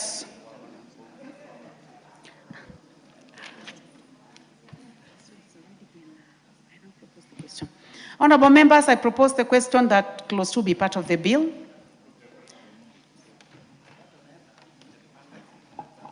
Honorable members, I now propose the question that clause 2 be amended as proposed by the Chair Finance. Do I go ahead and put the question? Please. I now put the question that clause 2 be amended as proposed by the Chair. Will as many as of that opinion say aye? Aye. Will as many as of a contrary opinion say nay? The ayes have it. I now put the question that clause 2 as amended be part of the bill. Will as many as of that opinion say aye? Aye. Will as many as of a contrary opinion say nay? The ayes have it. Clauses 3 and 4. I propose the question that clauses 3 and 4 be part of the bill. There be no amendments. I put the question that clauses 3 and 4 be part of the bill. As many as of that opinion say aye. Aye. As many as of a contrary opinion say nay. The ayes have it. Clause 5. I propose the question that clause 5 be part of the bill. Chair? Thank you, Honorable Chair. Honorable Chair, I beg to move that clause 5 be amended as per the order paper. This proposed amendment is seeking to align the provisions with the policy intention that CBK itself will not do any refining but may get into arrangements with licensed refiners to refine the gold that may be purchased. This will boost the local mining sector and is aligned with practice in Tanzania, Ghana, DRC, and South Africa. Honorable Chairperson, this is giving now CBK powers to get into agreement with refineries for gold refineries, because now we are getting into using gold as to back our currency and not just our foreign currencies. Honorable Chairperson. Thank you. I propose the question that clause 5 be amended as proposed by the Chair Finance. I put the question. I now put the question that clause 5 be amended as proposed by the Chair. Will as many as of that opinion say aye? Will as many as our contrary opinion say nay? The ayes have it. I now put the question that clause 5 as amended be part of the bill. Will as many as of that opinion say aye? Will as many as of a contrary opinion say nay? The ayes have it.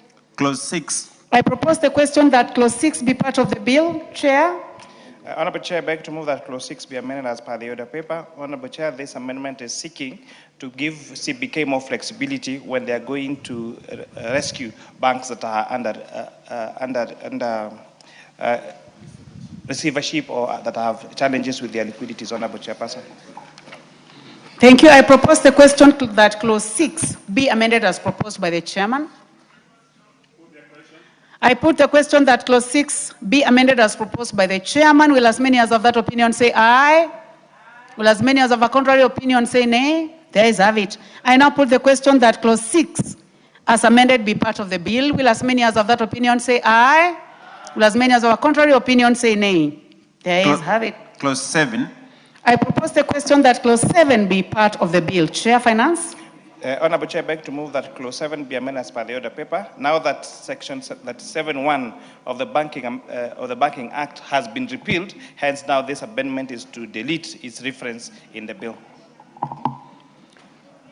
I propose the question that clause 7 be amended as proposed by the Chair. I now put the question that clause 7 be amended as proposed by the Chair. Will as many as of that opinion say aye?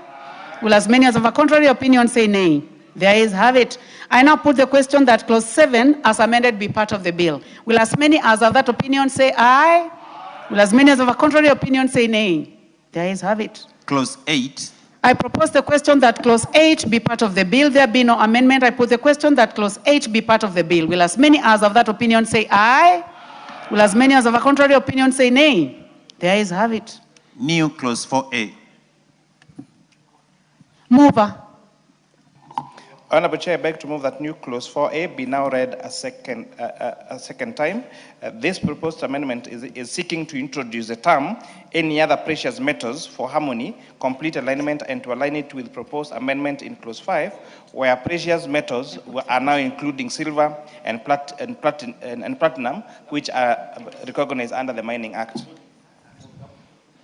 Thank you. I propose the question that clause 4A be now read as... I propose the question that new clause 4A be now read a second time. I now put the question that clause 4A be read a second time. Will as many as of that opinion say aye? Will as many as of a contrary opinion say nay? The ayes have it. I now put the question that I now propose the question that new clause 4A be part of the bill. I now put the question that new clause 4A be part of the bill. Will as many as of that opinion say aye? Will as many as of a contrary opinion say nay? The ayes have it. Title. I propose the question that the title be the title of the bill. There be no amendment. I now put the question that the title be the title of the bill. Will as many as of that opinion say aye? Will as many as of a contrary opinion say nay? The ayes have it. Clause 1. I propose the question that clause 1 be part of the bill. There be no amendment. I now put the question that clause 1 be part of the bill. Will as many as of that opinion say aye?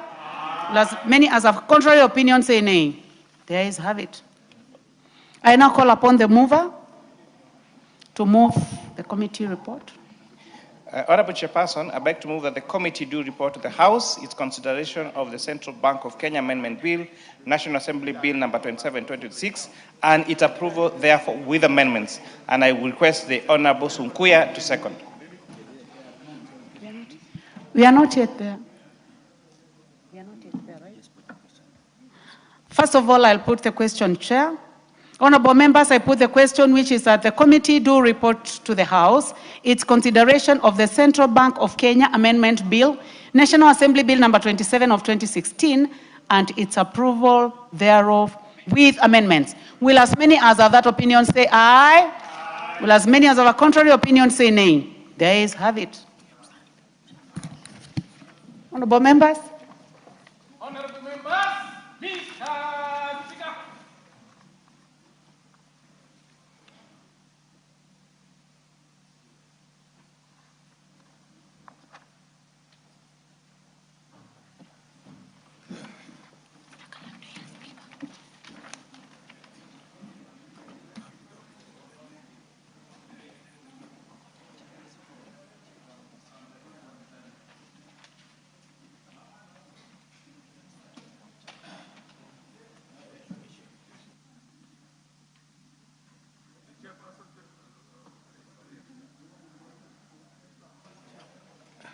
Chairperson to report to the House. Chairperson, for the county allocation. The county allocation of revenue bill, Senate Bill number 10 of 2026. Honorable members. Thank you, Chair. Honorable Speaker, I beg to report that the Committee of the Whole House has considered the county allocation of revenue bill, Senate Bill number 10 of 2026, and its approval thereof without amendments. The mover. Minister. Honorable Speaker, I beg to... the Chairman of the Budget Committee. Honorable Speaker, I beg to move that the House do agree with the committee in the said report. I also request the Honorable Dr. Pukose to second the motion for agreement with the report of the Committee of the Whole House. Proceed, Honorable Pukose.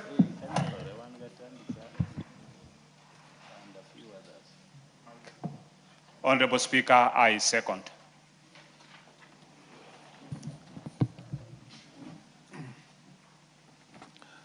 Honorable members, I propose the question that the House do agree with the committee in the said report. Put the question.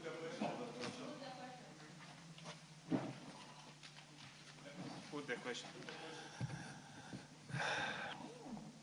Honorable members, I therefore put the question, which is that the county allocation of revenue bill, Senate Bill number 10 of 2026, now be read a third time. Will as many after appearance say aye? Aye. Will as many contra appearance say nay? The ayes have it.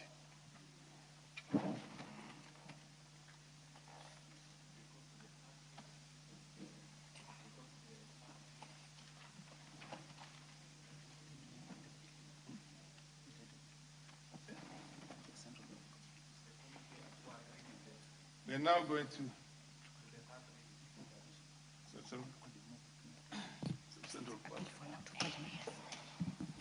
I now call upon the mover.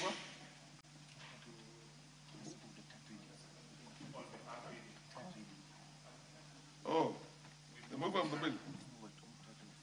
The mover to move the bill. I now call upon the mover of the bill to move third reading. Thank you, Honorable Speaker. Honorable Speaker, I beg to move that the county allocation of revenue bill, Senate Bill number 10 of 2026, be now read a third time. Honorable Speaker, before I request my Vice Chair to second, I saw something today, Honorable Speaker, during the public protest today. And Speaker, while I was here, I also received a message. From my residents of Siaya that power has been disconnected from all the water facilities in Siaya, and that the residents of Siaya are not able to receive water today. Honorable Speaker, I also saw my governor on the street today in Nairobi. The only governor who was leading protests today is the governor of Siaya. Honorable Siaya, I would like to call out the governor of Siaya for coming all the way to Nairobi to lead demonstrations, leaving the people of Siaya without water. And I also want to thank the people of Siaya, Honorable Speaker, because Siaya was totally peaceful. Honorable Speaker, Siaya County is hosted in my constituency. And the residents of Siaya went about their businesses without any problem. They were very, very peaceful. Well, they saw their governor running around on the streets of Nairobi on a border. They were busy doing their businesses, Honorable Speaker. Honorable Speaker, the governor of Siaya must be called out. Because, Honorable Speaker, I've said before that there are some governors that are misusing the resources that the national government allocates to them. One of them is this governor of Siaya, Honorable Speaker. Honorable Speaker, even as we allocate about 8 billion to Siaya County in this Kara bill, I want the residents of Siaya to know that they have a duty to put their governor to account so that these resources are not wasted. And we want the governor of Siaya to go back home so that he can deliver in the remaining 1 year that we have. We have very able members of this House who are seeking to become the governor of Siaya in the next election. I know one of them will be elected. But in the meantime, because we just have about 1 year, we want to urge the governor, and I want to ask the House to help me to speak to this governor so that residents of Siaya can be able to benefit from the resources that we are allocating to them. Honorable Speaker, with those... Do you wish to be informed by the Honorable KJ? Yes, sir. KJ, proceed. Is it Kiboreko? Yes. Kiboreko. Okay, Yes, Mr. Speaker. Inform. Thank you, Mr. Speaker. I wanted to inform the chair that one Jim Magri Orengo, my grandfather left him in the street. He was demonstrating with my grandfather. He demonstrated with my father. Now he's demonstrating with my generation. And very soon he will be demonstrating with my children. This is a shameless man, Mr. Speaker, who doesn't have any other agenda rather than demonstration, Mr. Speaker. This is a man who has left Siaya to serve, Mr. Speaker, and come to the street of Nairobi to loiter. Shame on him, Mr. Speaker. Shame on Orengo. Order. You cannot disparage somebody who cannot defend himself in the House. But nonetheless, in enumerating facts, you're allowed. But then you cannot have words like, what? Yes, the MP for Nyando. And we are on the county allocation of revenue bill, Senate Bill number 10 of 2026. Just allow me. Just allow me to join my brother, Honorable Tandi, Honorable Speaker. Honorable Speaker, yesterday, Honorable Tandi and others Order. Wait, I could only allow the point of information which he had accepted, but now he has to have a seconder. You must be seconded first. Thank you, Only Honorable. after you are seconded. Honorable Speaker, with those many remarks, I would like to ask the Leader of Majority to second. Proceed. Leader of Majority, proceed and second. Thank you, Honorable Speaker. I rise to second. Honorable Speaker, as I second, we said yesterday during second reading, this county allocations bill, now that we have passed it, or we are about to pass it in third reading, will become the County Allocation of Revenue Act. And effectively, from 1st of July, governors now have money in their counties. And as I said yesterday, they must be accountable to the people of Kenya, including all our constituents, because all our constituencies are in counties. And many of them, not just this one, the demonstrating governor. Many governors are not being accountable with the monies that they are receiving, and we say not just under the shareable revenue, under CARA, but even that comes under the additional county allocations bill, which we already did, and also the conditional allocations, including the UHC money that we have given to governors to be able to take care of UHC healthcare workers, hoping 8.6 billion. Many of them, Honorable Speaker, are recruiting people they call as casuals. And many of them are goons. That is why you see the governor for Siaya rampaging in the city with goons. I just said, today is not a public holiday. I saw a former vice president of this country celebrating that there is a public holiday today in the country. And you dare tell the people of Kenya you want to be a president. If you have nothing to do, and if for 50 years you have not done anything or achieved anything for this country when you're in a position of leadership, let Kenyans work. Kenyans want to work. I also said, Honorable Speaker, we had another former one-term member of parliament for Madera. One-term former member of parliament for Madera, saying that he is asking his people to stay at home today and not to be on the street rampaging. Honorable Speaker, it is evident now who it is that mobilizes goons to come and torch people's buildings in the CBD. It is evident who was mobilizing people to torch buildings, public buildings. And I must take this opportunity to thank the people of Kenya, especially young Kenyans who have seen through the hypocrisy and the scavenging nature of this group of politicians who have been scavenging on anything and everything. I said here the other day they tried to scavenge on Ebola. Thank God Ebola never found its way to our country.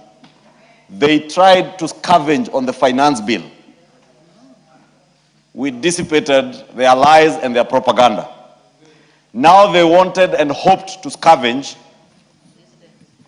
on the 25th of June, when families are hurting, when families who lost their loved ones are remembering them, when business people and men and women who lost property are remembering in pain the property that was touched.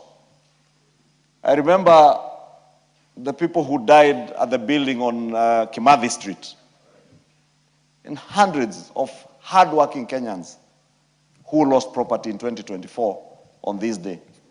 Not to forget the many young people who had been made to believe in the propaganda, the misinformation and disinformation that had been peddled around the question of the finance bill.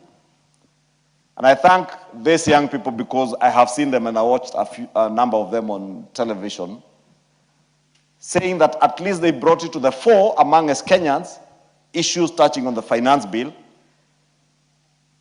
and now we are able to converse with them. How I wish we had conversed as we have done with them. How I wish people are listening as they have listened this year. But we must thank the people of Kenya because they have listened. They have separated the propaganda from the lies and the propaganda and lies from the truth. They have seen those who speak truth, those who speak facts, those who speak to the issues that are in a bill, and those who propagate lies about land taxes, about rental income taxes, about Mutumba taxes. And they have seen, even amongst their members of parliament, those who read and those who don't read. Those who have their own 160-something clauses in a bill with less than 60 clauses, the fake bills and the real bills. I want to urge, Honorable Speaker, that whenever we commemorate the dead, this is the way to do it. Lay your wreaths, allow other Kenyans who want to go to work, and let peace prevail so that we continue shaming these political scavengers and agents of death, merchants of violence, masters of political deceit.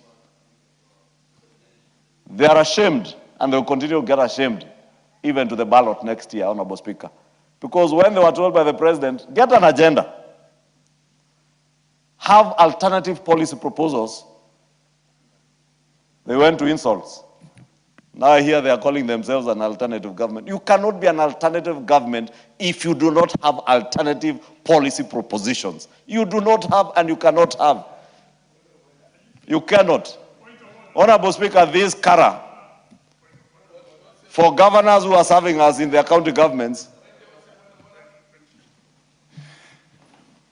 Honorable Speaker, usually I don't like interrupting the majority leader, but I rise on Standing Order 106. Because 106. And you know, the majority leader is consistently, and you've been doing this yesterday and earlier today, going off topic on the same issues which you had discussed before. So I'd like to request the Honorable Speaker that you guide the majority leader that even as he puts his point, he tries to stay within the bounds of the County Allocation Revenue Act and not repeat what he had said earlier in another motion while I think we were at the statements, order number 7. So he's just saying what he had said earlier. I don't get why he feels the need to just keep saying the same thing. Even at some point, and Honorable Speaker, the reason why I'm raising this issue is because we are about to move to the sovereign bill and we want to discuss this issue. We have only 2.5 hours left on this issue, and I believe there's a bill to be sponsored by the Honorable Irene Mayaka. So I'd ask the majority leader to kindly, he had said this yesterday, he had said it earlier today, for the sake of some of us, allow us to raise the issues on sovereign bill rather than repeating the same things you said yesterday and today. You made your point. Yeah, proceed, Honorable the Majority Leader. Thank you, Honorable Speaker. Honorable Speaker. Wait until he gets again out of order, then you can raise on a point of order. Honorable Speaker, I was just trying to guide my brother, Honorable Mwenje. I know it hurts because the truth always hurts. Those who have not read the finance bill, it is still hurting, I know. But Honorable Speaker, if he had the patience to wait, because I was talking about the irrelevancy and what is seemingly idiocy of talking about alternative governments when you have no alternative policy proposals. And I was saying, even under this Kara, governors who are getting money, they will be competing with some of you here who want to run for governors. But even when you go to your people, you must give alternative policy propositions. That is why I'm saying those who are yapping out there about alternative government, you cannot have an alternative government either at a national level or at a county level if you do not have alternative proposals, policy propositions that can be funded in a bill like this if you want to run for county government or even in the national government in budget estimates. Therefore, Honorable Speaker, let me just ask Honorable Mwenje to be patient. The Sovereign Wealth Bill, I do hope, Honorable Mwenje, you have read, internalized and understood what the Sovereign Wealth Bill is about, because we do not want to anticipate debate. And those who are here up to 9 p.m. yesterday debated this bill in great detail. and 90% of them had read that bill. I therefore want to invite you when that time comes to have the patience to wait, contribute to it. Don't be like the member for Kajiado North, who was here purporting to be supporting someone from Kajiado. Then when he came to voting, he voted against the person and he walked out because all he wanted to do was to speak to the gallery. And that's why I keep telling these people who are pretending to be opposition, at least be honest, because Kenyans see through honesty. Honorable Speaker, I support and I second this third reading of this bill. CARA is a very important bill because it will give money to our county governments. Thank you, Honorable Speaker. The Honorable MP Fanyanda he had caught the eye. Order, Honorable members, order, Honorable members. Honorable members, order. I now propose a question that the county allocation of revenue bill, Senate Bill number 10 of 2026, be now read a third time. The Honorable MP Fanyando, you will get Honorable Speaker, firstly, firstly, allow me to join my two brothers, Honorable Kimani Chungwa, Majority Leader, and Honorable Atandi, the MP for Alego Usonga and Budget Chair, in condemning in strongest terms possible the occurrences of the day, Honorable Speaker. Honorable Speaker, yesterday, together with Honorable Atandi and a few others, we did hold a presser and we implored upon our people to continue with their lives as normal. And I want to thank them in a very special way, the counties from the Luo Nation that stayed away from mobilization by people who do not really connect with their plight, Honorable Speaker. Their lives continued as normal. And there was a lot of peace in Migori, Homa Bay, Kisumu, Siaya, Kisii, Nyamira, and all the adjacent counties, Honorable Speaker. And therefore, it is something that we must applaud because peace is paramount, Honorable Speaker. Looking at what was called demonstrations today, Honorable Speaker, I'm reminded that indeed Baba is no more. If Baba was alive and ordered for demonstrations, Honorable Speaker, what we saw today is child play. And what they call United Opposition, Honorable Speaker, convened at Serena Hotel this morning, addressed the press, and started walking towards the city in a bid to access Parliament to lay wreaths, Honorable Speaker. At the sight of one police officer along Kenyatta Avenue, they were all quickly whisked into their vehicles by their security personnel, Honorable Speaker, never to be seen again. Sadly, Honorable Speaker, they were accompanied by families that lost their loved ones in the brutality, Honorable Speaker. And when they moved into their vehicles, all these families were left alone and abandoned, Honorable Speaker. So when we talk about united opposition, really, and you want to balance that with what Baba did for this country, Honorable Speaker, it is high time that we moved as a nation to engage into dialogue, because that is the only remaining thing, Honorable Speaker, for us. Sadly, Honorable Matiang'i was a no-show, and I see people from his backyard here. Honorable, the former deputy president, the dethroned deputy president, was a no-show, Honorable Speaker. Yet, they have taken acreage of our press, advising people to come on the streets, Honorable Speaker. So our young people must know who indeed is their partner into this journey, Honorable Speaker. And in a special way, I want to thank... MP Fanyando, relevant. And be brief. Chair allows a little bit of, but then, please, proceed. Yeah.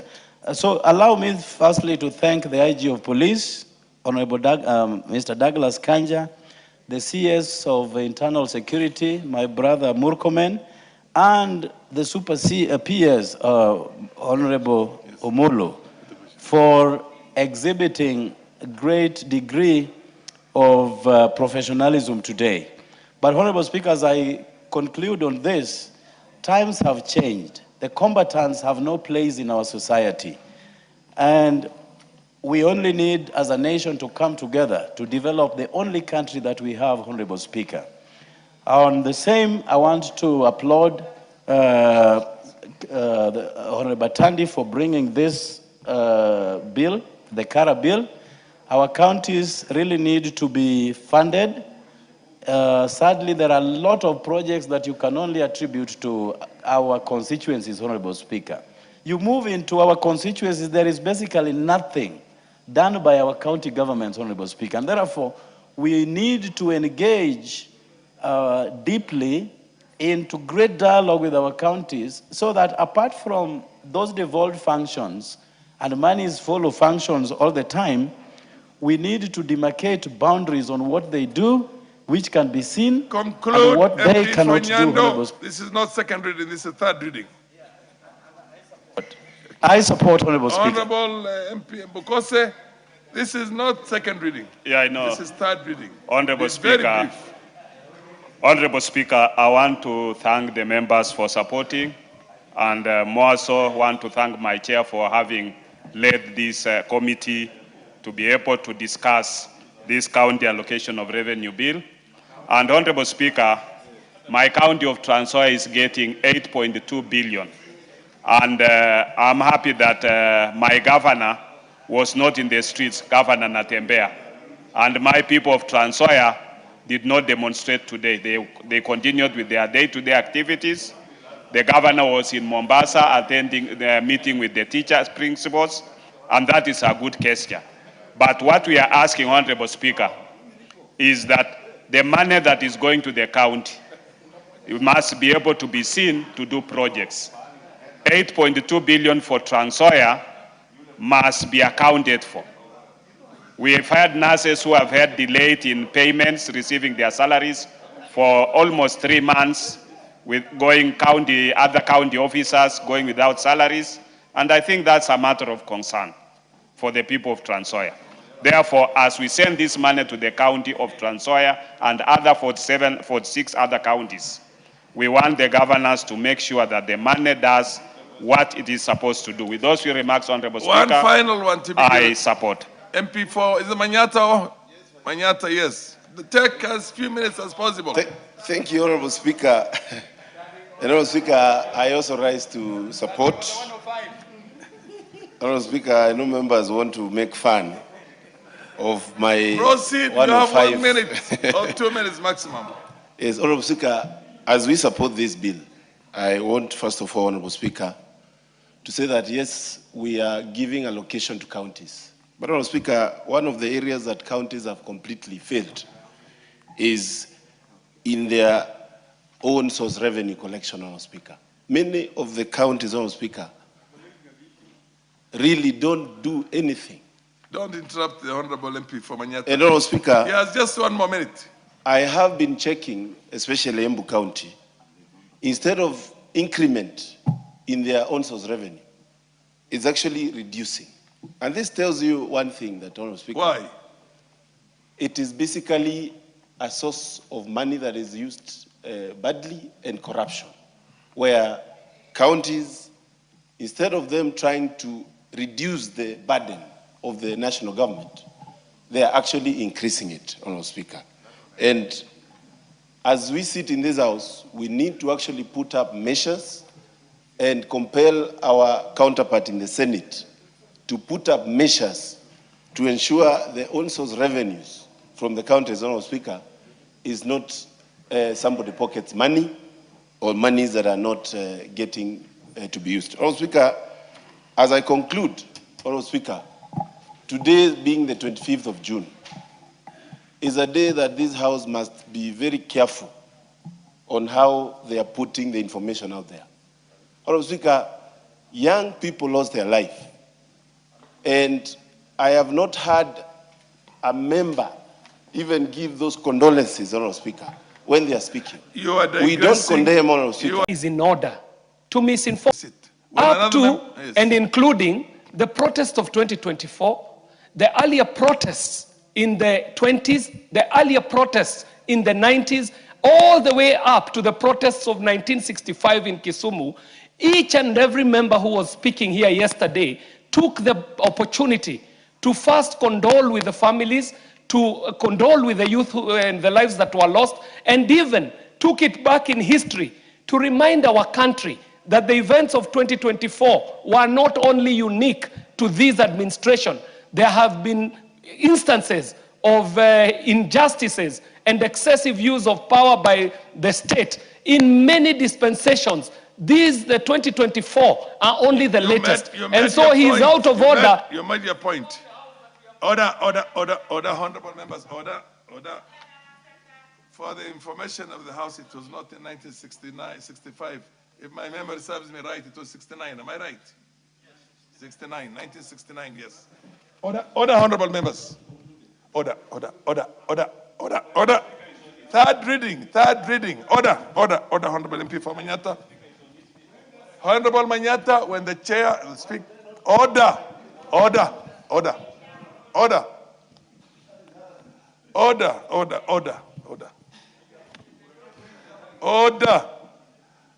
members, order. Honorable members, order. I am a stickler for enforcing the House rules, and you know that very well. Order. Honorable members, I now put the question, which is that the county allocation of revenue bill, Senate Bill number 10 of 2026, now be read a third time. Will as many of the parents say aye? Aye. The American parents say nay? The ayes have it. A bill for an act of parliament to provide for the equitable allocation of revenue raised nationally among county governments for the 2026-2027 financial year, the responsibilities of national and county governments pursuant to such allocation and for connected purposes.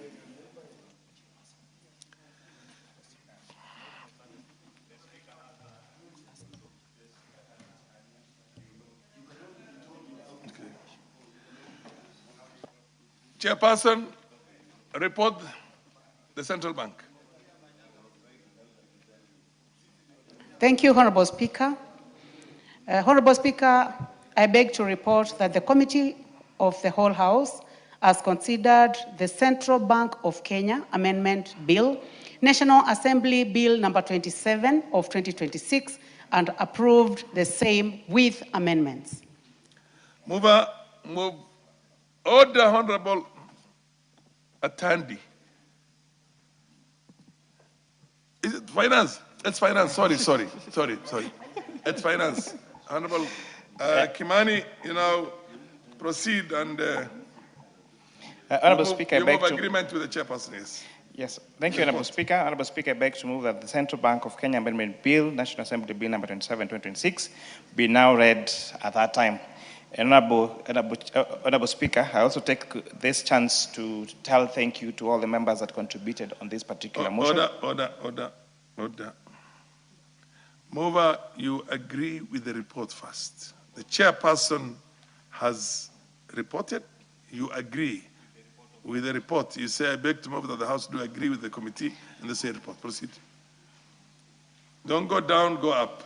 Honorable Speaker. After chairperson, there's a mover. So then do that. Please guide him. Okay, thank you, Honorable Speaker. Honorable Speaker, I beg to move that the House do agree with the committee on the said report. And I also want to request the Honorable Sunkuya to second. Honorable Sunkuya, proceed and second. I second, Honorable Speaker. Honorable members, I want to propose now the question. Madam. Honorable members, I now propose a question that the House do agree with the committee in the said report.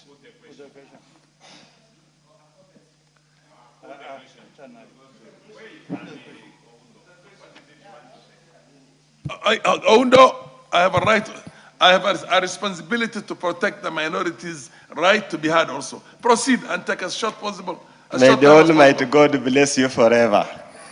And may you be given, I don't know what you Muslims are supposed to be given, and become martyrs. I cannot speak it for now. Martyrs. Honorable Speaker, I also stand to support and just pray and hope that we will not use this avenue for the loans, for as CBK gives out loans, again to be saddled in non-performing loans. That's as a common practice now in the financial sector and the banking sector. Honorable Speaker, I totally agree that we need to have monetary stability. We need to ensure at all given times where we save banks from collapsing, because when they collapse, they go under with so much money belonging to the public.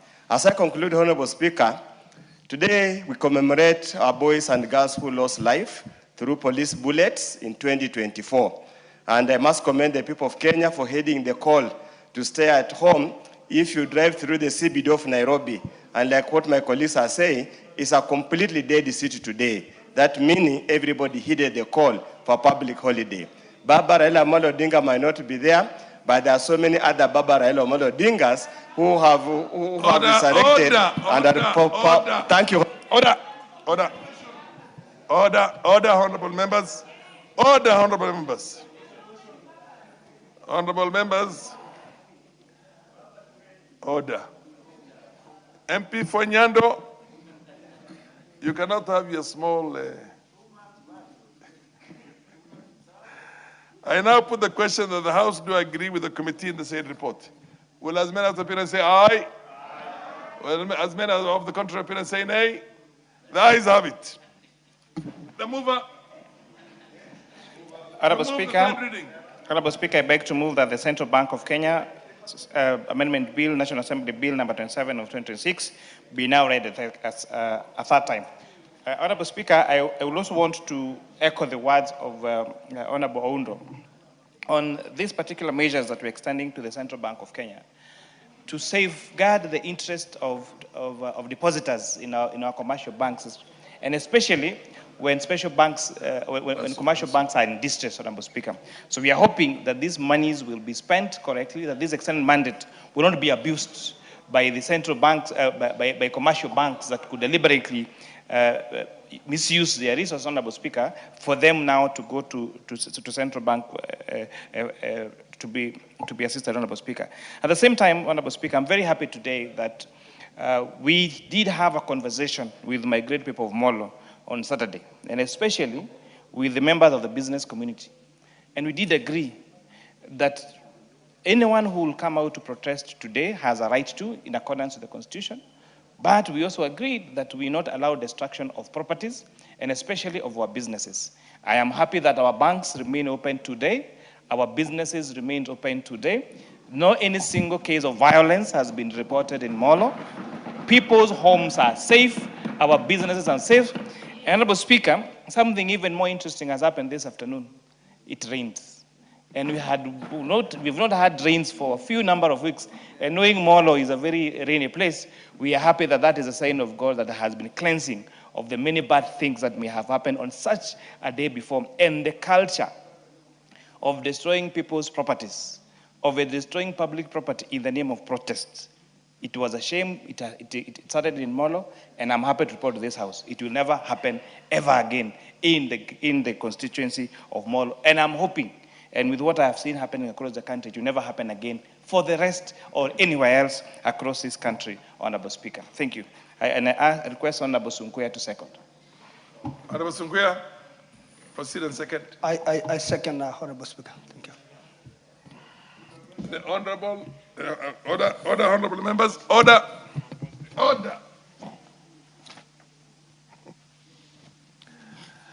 Honorable members, I propose a question that the Central Bank of Kenya Amendment Bill, National Assembly Bill number 27 of 2026 be now read a third time. The Honorable Raso MP for, is it Saku? Thank you very much, Honorable Speaker. Honorable Speaker, I really wanted to speak to the Sovereign Wealth Fund. This is not, we still have this the next order. Mr. Speaker, please put the question.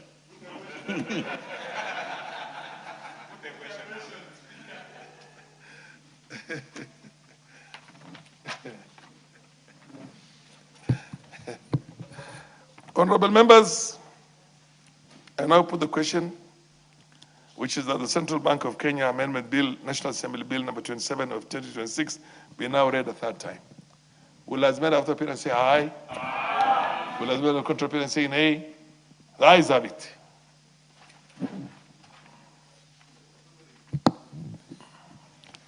A bill for an act of parliament to amend the Central Bank of Kenya Act under 4 connected purposes. Next order. Order number 8, the Sovereign Wealth Fund Bill, National Assembly Bill number 7 of 2026, resumption of debate. This is a resumption of the debate, and I'm told he had exhausted it, but you had a few members who had not contributed. Order, Honorable Bukose. You don't help the chair in running the House. Are you on a point of order? What's your point of order?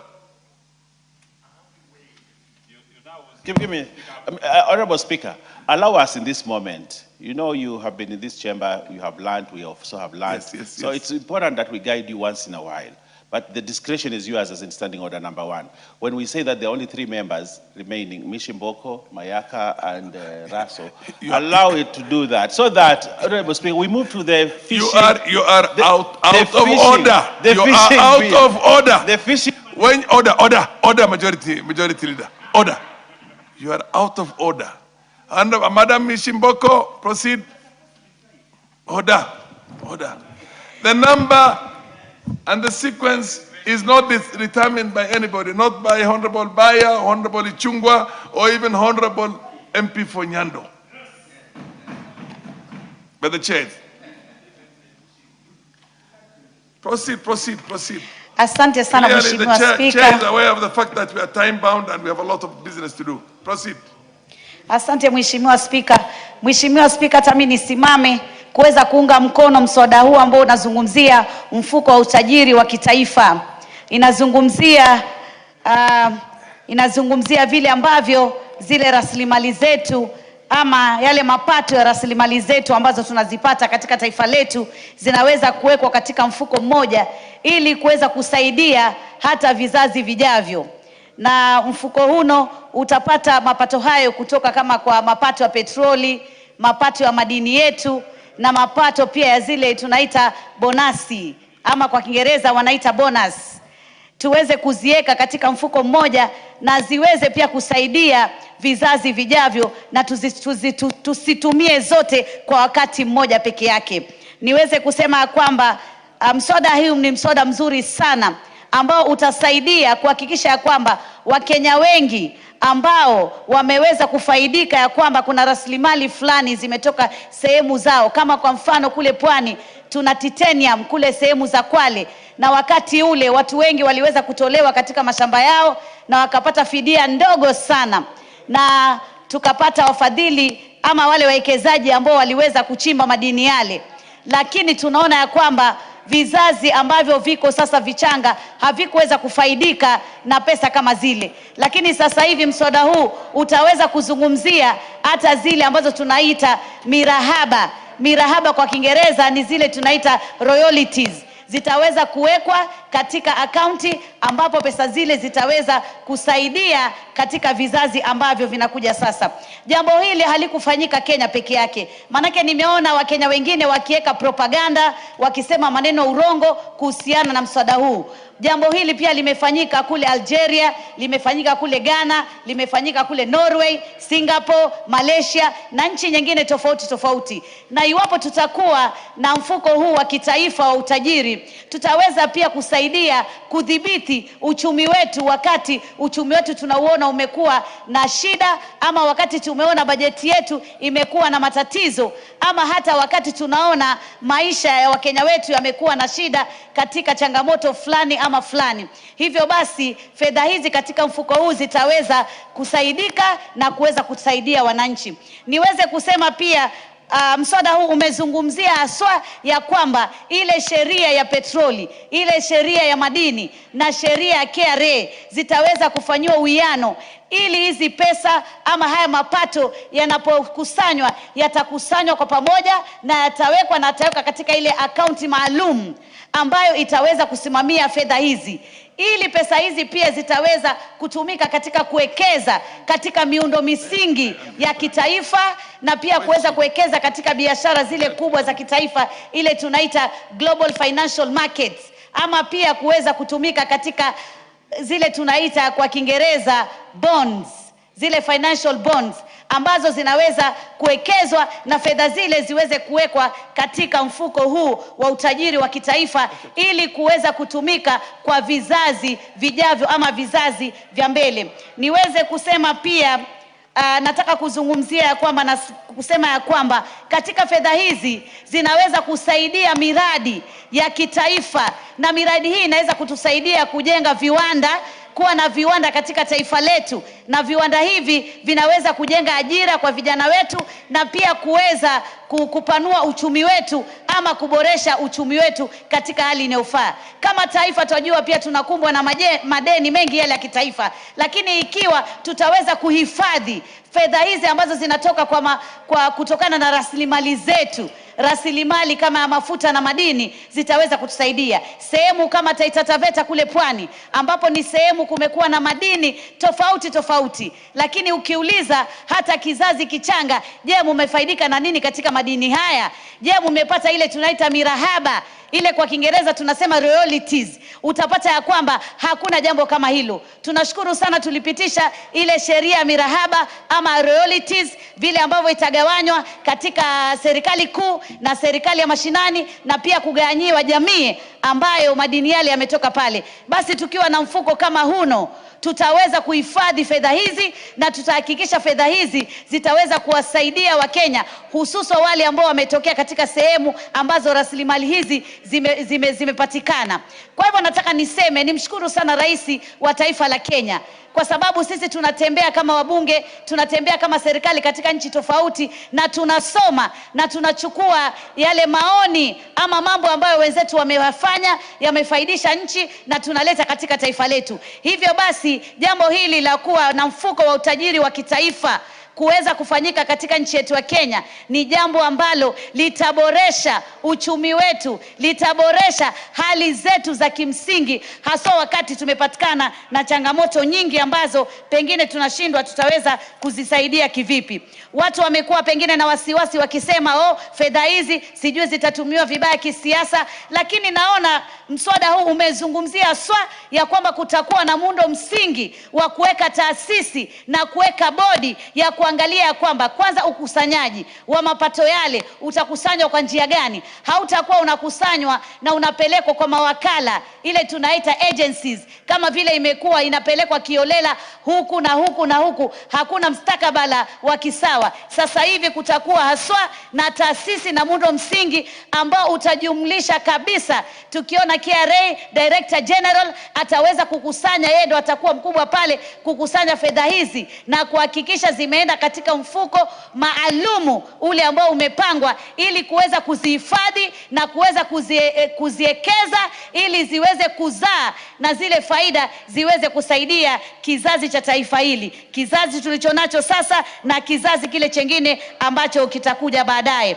Mimi niweze kusema ya kwamba hivi sasa hata kule Turkana tunaona tuna mafuta, lakini kwa sababu tulikuwa hatuna mipangilio mizuri ya kutengeza mswada kama huno, kutengeza miundo misingi ya kuweza kudhibiti na kuhakikisha faida ya mafuta kama yale ambayo yamepatikana pale yataweza kusaidia Wakenya. Lakini kuwa na jambo kama hili ni kumaanisha ya kwamba tutakuwa tumejenga taifa letu na tumehakikisha tuna faida ya rasilimali ama mali asili ambayo tunaipata kama taifa. Niweze kusema ya kwamba kila jambo litakuwa linawekwa kwa njia inayofaa. Zile faida ambazo zimepatikana ambazo zitaenda kwa taifa, zile faida ambazo zitaenda kwa jamii, faida ambazo zitaenda katika kaunti zetu, yani kutakuwa na ushirikiano maalum ambao umezungumziwa katika mswada huu. Ndiposa tuone ya kwamba hazina hii ya mfuko wa kitaifa utajiri wa taifa itakuwa ni hazina ambayo itawekwa kwa uzuri na itaweza kuwekeza. Tuna mambo makubwa sana hapa katika taifa, miradi mikubwa ya miundo misingi ambayo tunatakana tuifanye iweze kuleta faida na kuzalisha, na wanapozalisha zile fedha zitaweza kutumika katika mambo ambayo itafaidisha Wakenya na vizazi vyetu vijavyo. Kwa hivyo Mheshimiwa Spika, mimi nataka niseme mswada huu umeangalia kila kitu. Sioni ya kwamba kutakuwa na fedha ambayo itapotea hapa. Zimeangalia pia kuziba mambo ya ufisadi katika kuokota pesa hizi ama kukusanya fedha hizi ambazo zinatokana na rasilimali zetu na zile ambazo zinatokana na zile faida ambazo tumezipata kwa sababu ya biashara zile ambazo tumezifanya, biashara za kitaifa, biashara zile zetu za hapa Kenya. Katika yale masoko ya biashara tutaweza kuunganisha ili tuweze kuona ya kwamba fedha hizi zimeweza kutufaidisha. Kwa hivyo mimi nataka niwaambie ndugu zangu, tuweze kukubaliana na mswada huu na tuweze kushukuru sana mkubwa wa walio wengi Mheshimiwa Ichung'wah pamoja na rais wetu wa taifa la Kenya pamoja na wizara husika kuweza kuleta mswada kama huu, mswada ambao utaweza kumfanya mtoto wa Kenya, mtoto ambaye ametoka pahali kuna mali asili ama rasilimali, aweze pia kupata faida ile. Tuweze kuona faida ile itaweza kujenga miradi ambayo itawasaidia watu walioko pale ambapo kumepatikana madini, kumepatikana petroli na kumepatikana bidhaa zingine ambazo ni mali asili ama rasilimali. Nashukuru sana na naunga mkono kwa dhati ya nafsi yangu. Asanteni sana, asante sana kiongozi walio wengi, asante sana rais wa taifa la Kenya. Sisi tunasema mbele iko sawa, tunaendelea kubuni mambo ya kusaidia taifa hili, na leo nishukuru sana polisi wetu kwa sababu wamewezesha kuweka amani katika taifa.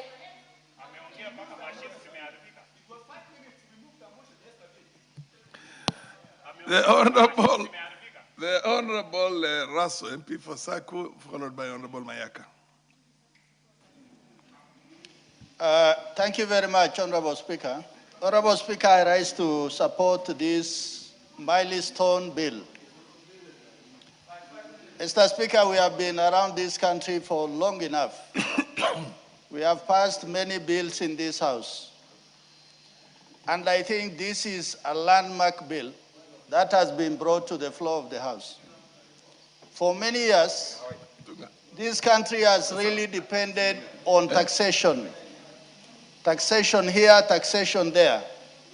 But nobody has thought out of the box to see how we can develop a war chest or group of funds that will stabilize the economy and save the future generation from borrowing. That is a big burden to this country. Honorable Speaker, the real reason for this particular bill is about stabilizing the economy, guarding the current generation, and also safeguarding the future generation. I really want to thank the mover of this bill, the sponsor, the leader of the majority, and also the government agency that has thought outside the box to bring this bill to the floor of the House. Honorable Speaker, this is a very important bill. And even in terms of contribution, we should not be restrained. That we must say as it is. Honorable Speaker, a sovereign wealth fund is a government-run pool of assets invested to benefit the country's citizens economically. It is that important. A few days ago, we passed the finance bill. It is about looking at how do we get some money here and there from the traders, from merchants, from also people like us who have a few assets here and there.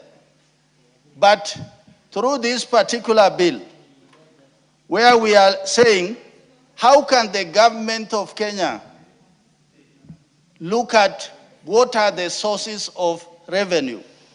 outside what exists in terms of those assets or those goods that the merchants are selling. Honorable Speaker, we have examples like Norway.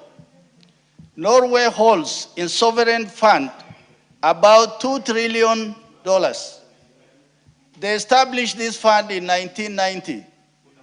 To date, it is one of the richest countries in the world. Not by borrowing, not by doing anything speculative, but by having a sovereign fund, a fund that is properly managed.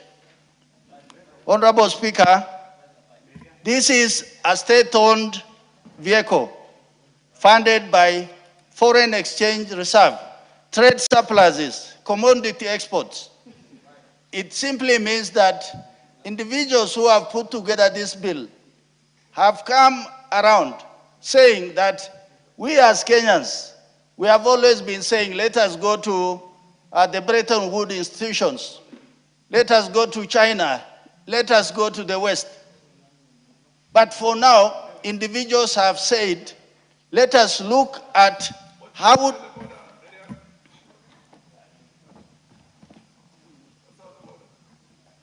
Thank you, Honorable Speaker. I'm standing under standing order number 95 to call the mover to reply. Honorable members, order. I now put the question that the mover be called upon to reply. Will as many of the parents say aye? Aye. Will as many of the contributors say nay? Nay. The nays have it. What's your point of order? I would like to say this, Speaker. One of the things that we must is to take care of the whole country. The people of the coast, the people of Nyasa have waited for the fisheries bill for the last 3 years. If we allow me, no, Mr. Speaker, allow me. If we do not pass this bill, it will lapse. It will lapse. And if it lapses, we have a long way. We must stand by the people of every region in this country. And these bills will come and go. But the people of coast require an opportunity. Honorable Speaker, whatever happens, we have to pass the fisheries bill. Order. And therefore, we request you, Honorable Speaker, whether you switch off my mic or not, I will say this. Honorable Speaker, we have to... The chair, order. Order.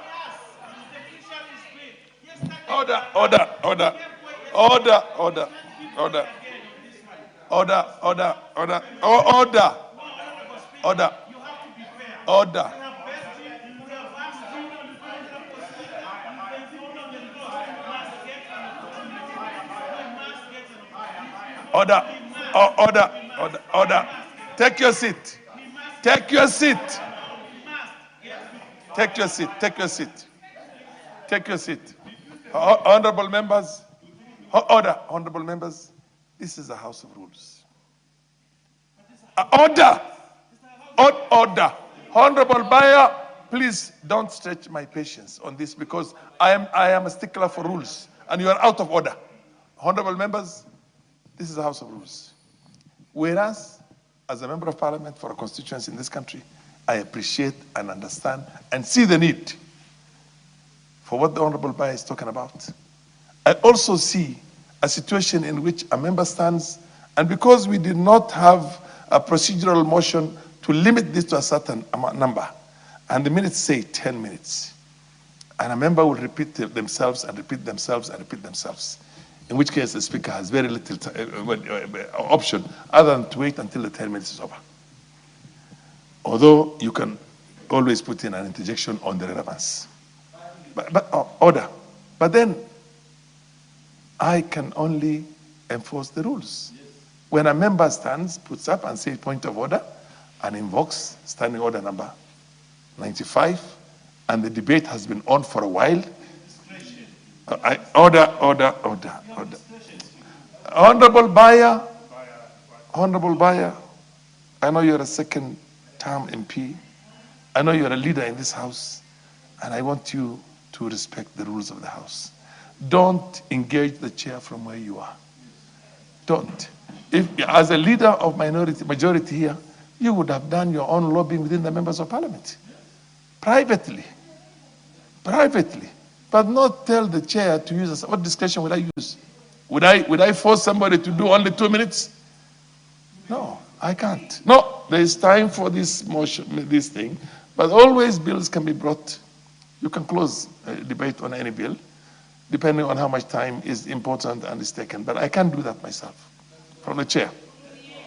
So order now. It is you, members of parliament, to appreciate, respect, and understand the need for people from certain parts of the country to have the benefits of their bill being passed, and we have limited time on this. But then when you take the longest, it has a problem. But I have no ways of enforcing rules beyond that. Order. Honorable Russell. Now we can't change the rules of what do you call the procedure in terms of timing and the rest of it now, not at this stage. Yeah. Thank you very much, Honorable Speaker. Honorable Speaker, in the interest of the Fisheries Bill, yes, I'll take the shortest time. And just 3 minutes is enough. You have already done 2 minutes, so take less than a minute if you want to be very sensitive to the Fisheries Bill. Otherwise, I cannot stop you if you want to take your whole time. Thank you very much, Honorable Speaker. Honorable Speaker, I think I have been interrupted enough, and I just want to say this bill is very important, and we should pass it as a House. Thank you. The Honorable Mayaka. Thank you, Honorable Speaker, for giving me the opportunity to also add my voice to this very important bill, the Sovereign Wealth Fund Bills number 7 of 2026. Honorable Speaker, as has been said by previous speakers yesterday and today, this is a milestone bill. And it's a bill that is not only taking care of current generation, but also the future generation. Honorable Speaker, this particular bill is being established to put in place a structure for national funds in terms of managing, investing, and saving funds from the extractive industries in Kenya, among them being the oil, gas, and minerals industry. And Honorable Speaker, the bill has actually been divided into 3 distinctive components, which are very important. One of them being the stabilization component that is governed and has been well elaborated from Article 9, Clause 9 to 11. The strategic infrastructure investment component from Article 12 to Article 14, and the future generations component from Article 15 to Article 17. Honorable Speaker, looking at the main objectives of this particular bill, which are very important, is that one of them is the economic buffering that comes with it. And this one speaks directly to the stabilization component. Because, Honorable Speaker, this is very important for us to be able to cushion national economy and also govern revenues in terms of the revenues that you're receiving from the extractive industry. Honorable Speaker, the second important objective is in line with the sustainable future. Because, Honorable Speaker, we want to ensure that the benefits that we get from this particular industry outlive the extraction process, and therefore, by extent, safeguarding the future generation. The other key objective, Honorable Speaker, is in terms of the infrastructure financing, which looks at the strategic infrastructure, Honorable Speaker, and the component speaks to the channel of capital and natural development within the country. Honorable Speaker, if you look at the parts of the bill that speaks about public finance management principles and relating that to Cap 412A, it actually outlines the fiscal responsibilities that we want to ensure that this particular sovereign wealth fund is governed under. Honorable Speaker, the other very important part of this bill is the investments of the fund, because it does give an elaborative demonstration of the prohibited instruments, being among them the speculative derivatives and unlisted real estate, but also gives a very structured enforceability in terms of the qualified instruments that are supposed to be used. If you seriously want to Honorable give an Speaker, as I conclude, Honorable Speaker, I just want to give 3 examples, because we've had feedback that this particular bill is isolated, but it's not isolated, because we have similar examples from Norway, from Ghana, and Nigeria. And the Nigeria one especially is very key to ours because it also takes the tripartite angle that ours takes. Honorable Speaker, in the words of Nelson Mandela, as I conclude, it's very important for us to ensure that we are safeguarding the future of our children and ensuring that all the benefits that we are getting right now from any natural resources are actually put in place and that we have systems in place to ensure that we are governing that. With those few remarks, Honorable Speaker, I beg to support. I thank you. Undo, you said. Yes, I did. Proceed. Yeah. Thank you, Honorable Speaker. Allow me also to comment on this bill. The intentions looks good, but the design as it is presents several challenges and several issues that we must align ourselves or bring ourselves to know. Honorable Speaker, the idea, first of all, the idea of creating a separate fund to receive money from royalties and the related activities, businesses, goes to say that we have probably a very weak accounting system that cannot isolate different sources of revenue, even if it's put in a single account. The government has been pushing all government entities to deposit all their revenue in one single account. To come again create another fund is either an admission there are structural weaknesses or there are other intentions in respect of this fund. Secondly, Honorable Speaker, the issue that is a major worry, and we must be careful as a country, as Parliament, that one of the purposes of the fund is to provide the national government with a buffer from fluctuations in resource revenues or extraordinary shocks. Extraordinary shocks, Honorable Speaker, is defined in Clause 1. It's clearly defined in Clause 1. Essentially, Honorable Speaker, it is telling us the government, the executive in power at any given time, can choose to mismanage the economy, can choose to be reckless, knowing that there's a fallback position for this particular element. That is a point of worry, Honorable Speaker.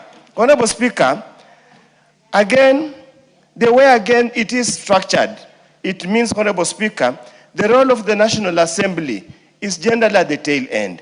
At the Committee of the Whole House, Honorable Speaker, we must move amendments for the National Assembly to take appropriate measures and treat this fund like any other fund so that we can appropriate through the budget-making process and not to be told at the end of the day. There are quite a lot of issues to be discussed, Honorable Speaker, but I keep my word. Let us move on. We will deal with the Committee of the Whole House. Thank you, Honorable Speaker. I think there are only two more members left. The Honorable MP for Bute, MP for Wajir North. MP for Wajir North. Thank you, Mr. Speaker. Mr. Speaker, in supporting this bill, I want to say the title itself speaks to the sovereign. That is very enticing, alluring, very tempting, a nice title in itself. It talks of investments for future generations.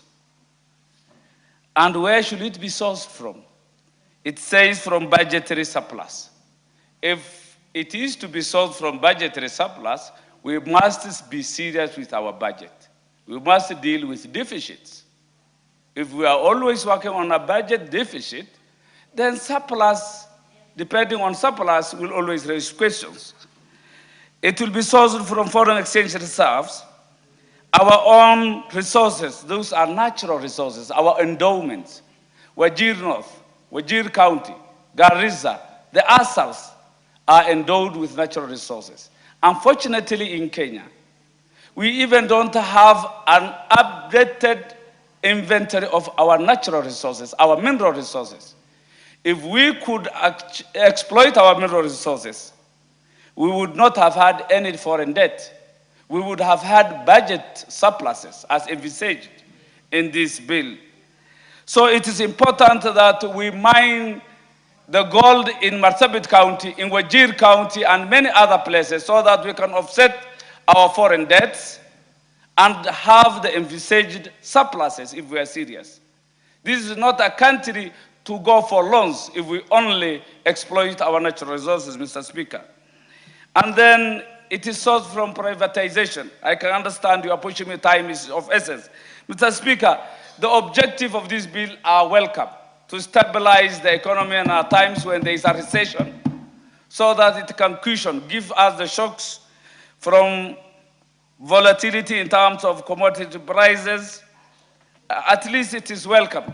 But of concern to me, I admire this bill for one thing, Mr. Speaker.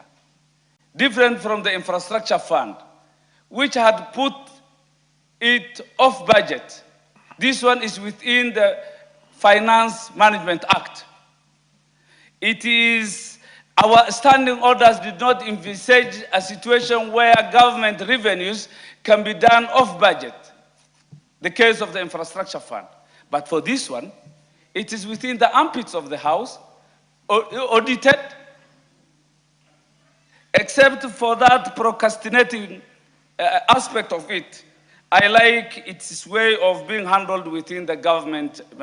I support. I can see you are pushing me. I support the bill. Thanks. Honorable MP Famanyata, take.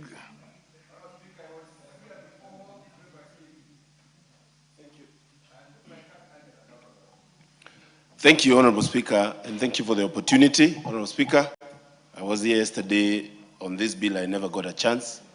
I appreciate the opportunity. Honorable Speaker, I rise, Honorable Speaker, to say I'm very skeptic about this bill, Honorable Speaker. Honorable Speaker, it sounds good. It sounds very progressive. But, Honorable Speaker, we have to be very careful because it's not, Honorable Speaker, much that comes in than, Honorable Speaker, what happens when the wheel starts rolling, Honorable Speaker.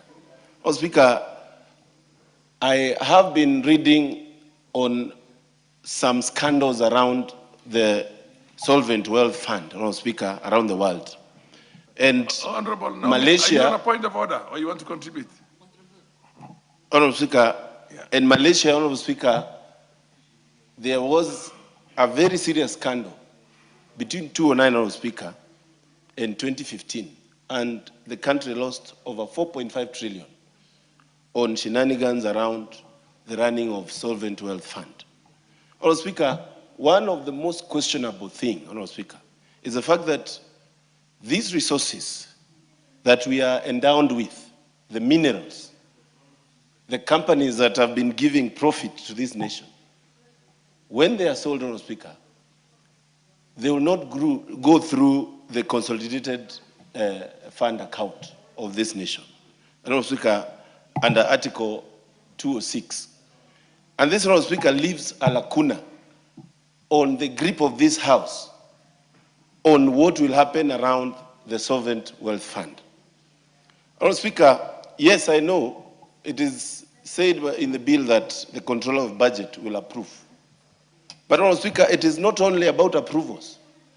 It's about, Honorable Speaker, the deposits and the whole line of transactions between the selling of our assets, the selling of our minerals, Honorable Speaker, to the deposit and withdrawals of those funds. Honorable Speaker, I want to appeal to this House to be very keen when we are giving an alternative budget to the executive, other than the budget that we have passed in this House, Honorable Speaker. We have passed a budget of close to 8 trillion, Honorable Speaker. We might be giving another budget that we are not in control of, that will only be doing audit about after years, Honorable Speaker, and we know where our audits are. We are now auditing parastatals in their 2015 books, Honorable Speaker. This House is way behind. And we need to learn also, Honorable Speaker, on the funds that have been established in this House. The sports fund, the housing levy fund, Honorable Speaker, that we have almost lost the grip on. And we need to be very careful to ensure that these funds pass through the consolidated fund account so that, Honorable Speaker, we are still having the grip of this House when it comes to the transaction of the Solvent Wealth Fund. Honorable Speaker, as I complete and as I conclude, Honorable Speaker, and I don't want the chair to interrupt me. They have now gotten used to interrupting me every time.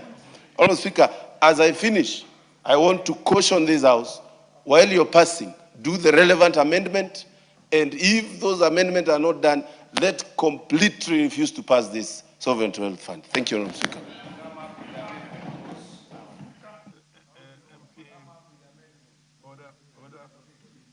Dr. Mutunga. And like I said before, if you people are very conscious and very considerate of one another, you will take as minimum. Honourable Speaker, I'll take only 2 minutes. Thank you very much for the opportunity, and I'll try to say what has not been said. Honourable Speaker, first of all, I appreciate the fact that this sovereign wealth fund has been created as a state investment vehicle for equity. Honourable Speaker, in most cases, we forget that resources accrued from various places need to benefit the generations, the people living there, and the generations to come. And equity can be spread across generations.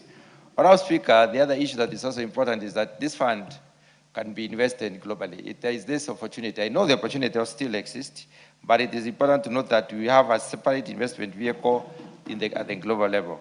Honourable Speaker, it also has a characteristic of maximum returns. Maximizing returns is important, not to just this fund, but in most of what needs to be done. It is an attempt, I mean, there was an attempt to create this sovereign wealth fund in 2014, and it never went through.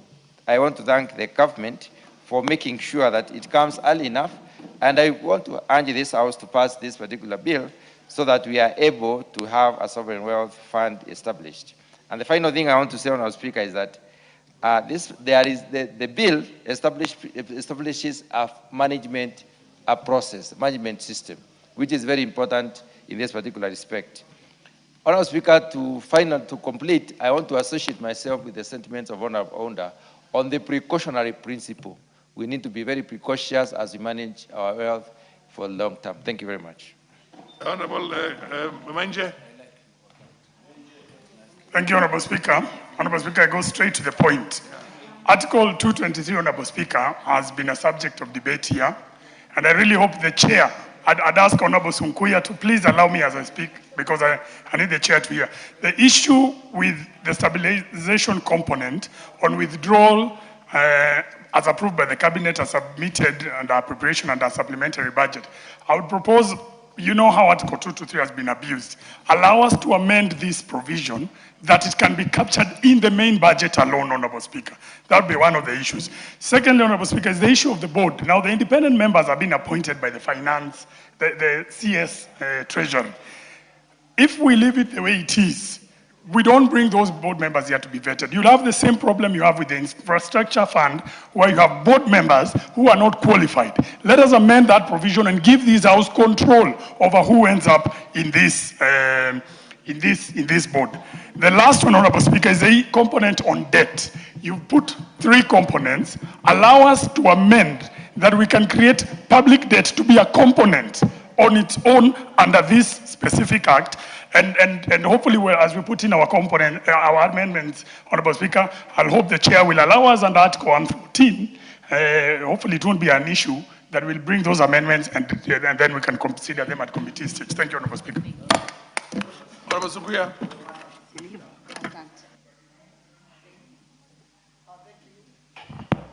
Thank you, Honourable Speaker. I stand to support this bill. That this bill will stabilize the country, solve many problems, as the Honourable Mukonji looks at me to support this bill. Mr. Speaker, the investment to stabilize the economy of this country, solve foreign debt, will be prudent to this country. This bill has taken long. It should have come just immediately when the President William Ruto took office. So we welcome that, and as we continue to support that the mineral revenues, the petroleum revenues, and other resources that will be so helpful to this country, I stand to support. Thank you.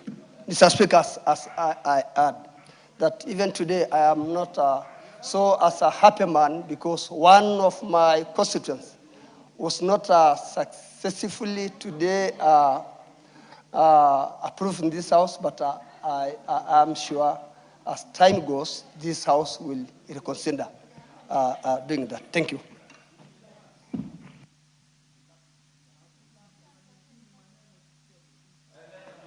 I'm Honorable Naomi, I hope you have had a conversation with your colleague and your... Yes. Thank you, Honorable Speaker. I'll be very brief. I stand to support this bill. Sovereign Wealth Fund Bill, National Assembly Bill number 7 of 2026. Honorable Speaker, as a country, we should be proud of this bill, and this should have happened a long time ago. When you look at countries like Norway, that has more than 2.1 trillion USD, China with 3.5 trillion USD, UAE 2.7 trillion USD, even Saudi Arabia with 1.2 trillion USD. We learn from those countries. And why we want to pick from those countries is because of the advantages that this comes with. Honorable Speaker, this is a state-owned investment funded by foreign exchange resources, budget surpluses, or natural resources revenue. We know very well that this country is blessed with minerals. I am happy that even from Marsabit, where people thought maybe from that part of the country, there is nothing. Point of order, Honorable Waida? Mr. Speaker, I rise on the Standing Order 95. Surely. Let her finish. Order, honorable members, I now put the question that who will be called upon to reply. Will as many opinion say aye? Aye. Will as many opinion say nay? The ayes have it. The mover, Kimani. It's the majority leader. Proceed. Thank you very, very much, and I want to thank everybody who has contributed to this bill, and I want to say it's a very good bill, and in reply, Honorable Speaker, we welcome this kind of bill. I reply. Seconded by who? Seconded by Kimani. A quarter minute.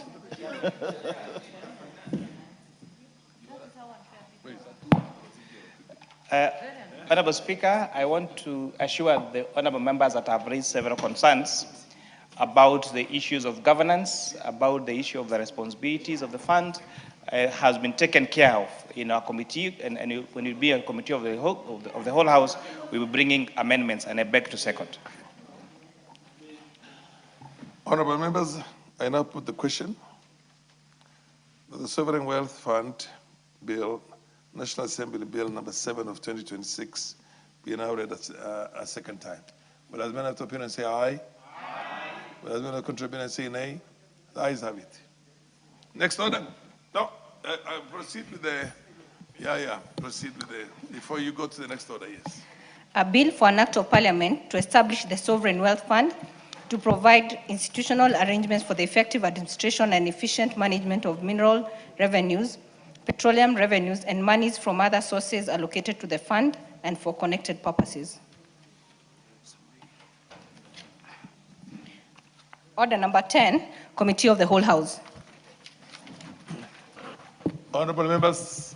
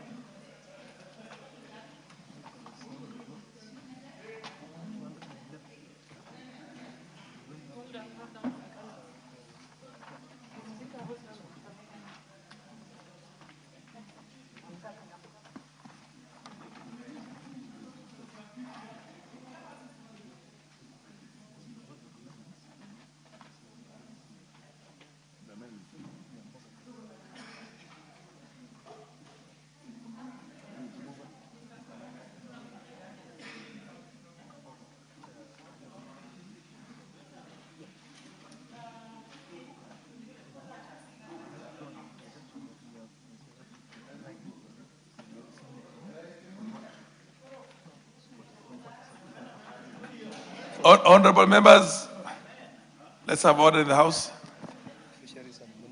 Honorable members, we are now dealing with the committee stage of the Fisheries Management and Development Bill, National Assembly Bill number 29 of 2026. And we have so far considered up to clause number 39.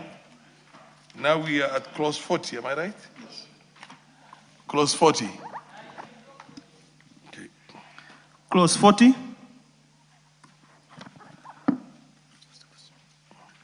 I propose the question that clause 40 be part of the bill. Mover, move them. You have an amendment on clause 40, so you move the amendment. Can you assist Millie, please?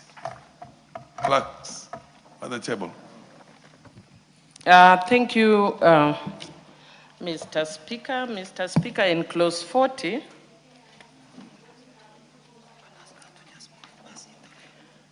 just say 40, that you move it as in the order paper with amendments. Yes, I move it as per the order paper. I'm adding, because it's limitation of fishing and fishing-related activities, I'm only adding the word provisions, Mr. Speaker, so that it reads, the director may take fisheries management measures to limit fishing and fishing-related activities in accordance with the objectives, principles, and provisions. So it's not only the objectives and the principles, but also other provisions of this act.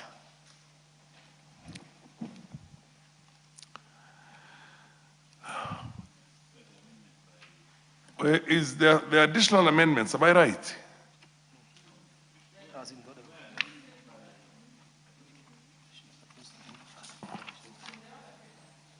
Where is the order paper?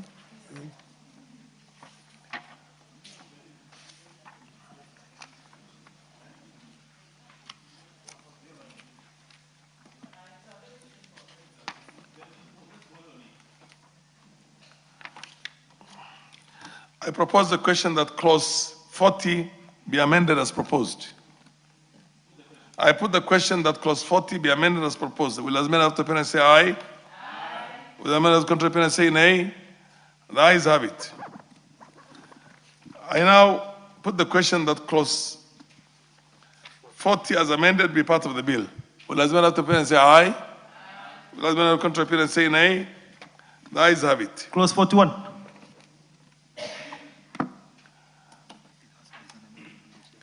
I propose the question that clause 41 be part of the bill.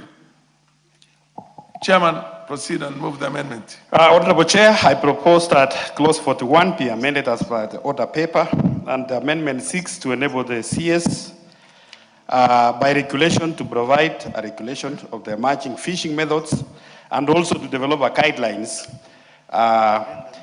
to provide a mesh size and the fishing nets for specific water bodies and fish species in a fresh water bodies.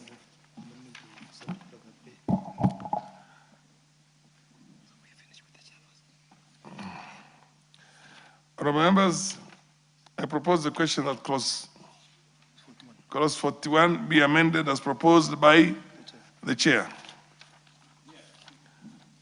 Yes, Honourable Oyambaya. Chair, I would like the chair to assure us that the clause 41, as he is amending, has a transitional clause. Just that assurance that the gears, the side nets, the monofilament, and all those other nets will stay in force until the transition period is provided, so that he's on record on the same. Otherwise, we are bound to oppose this. Yes, Honorable Rueda. Yeah, there is. Yes, Honorable Rueda.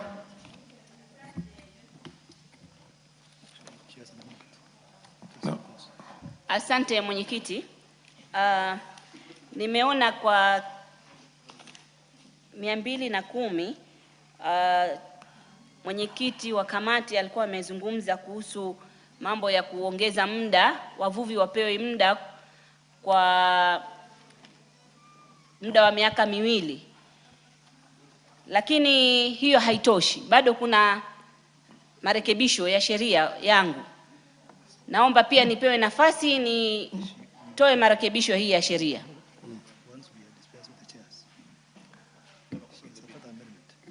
Yes.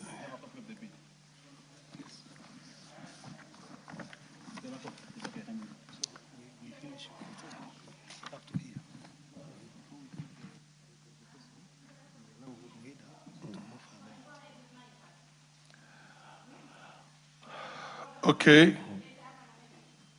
You have an amendment, but before we finish, we put the question on the amendments by the chair. We will also ask you to move your amendment.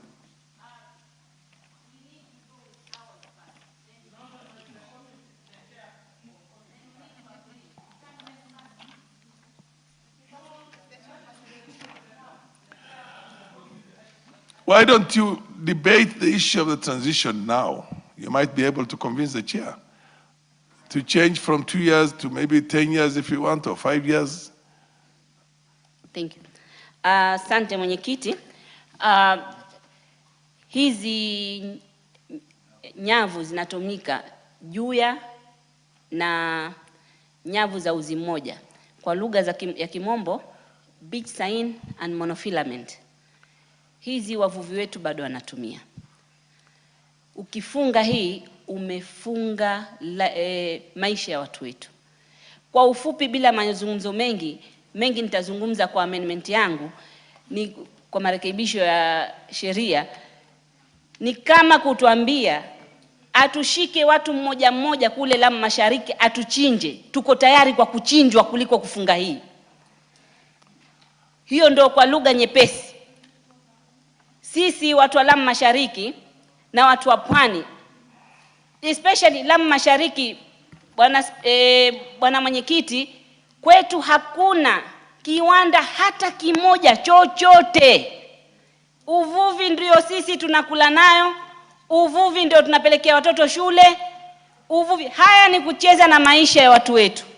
Ndio maana nikasema kama ilikuwa inawezekana, sisi mwanzo tuweke hii yetu tuone kama imepita. Manake chea tumezungumza nje, akakubali akasema sisi hii yetu atatoa suluhisho. Lakini sijamuona kutoa suluhisho hapa, na suluhisho lazima liwe kwenye sheria. Kwa hivyo mimi nasema chea, kama ni kufunga hii, afadhali utuchinje mmoja mmoja kwetu kuliko kupitisha hii sheria. Tuchinje mmoja mmoja, mimi nakwambia. Manake ni kutuweka tuwe hai na hatuna maisha. Sasa ina faida gani tuwe hai na hatuna maisha? Wenzangu, na waomba wabunge wenzangu, tafadhali mtuhurumie. Asante.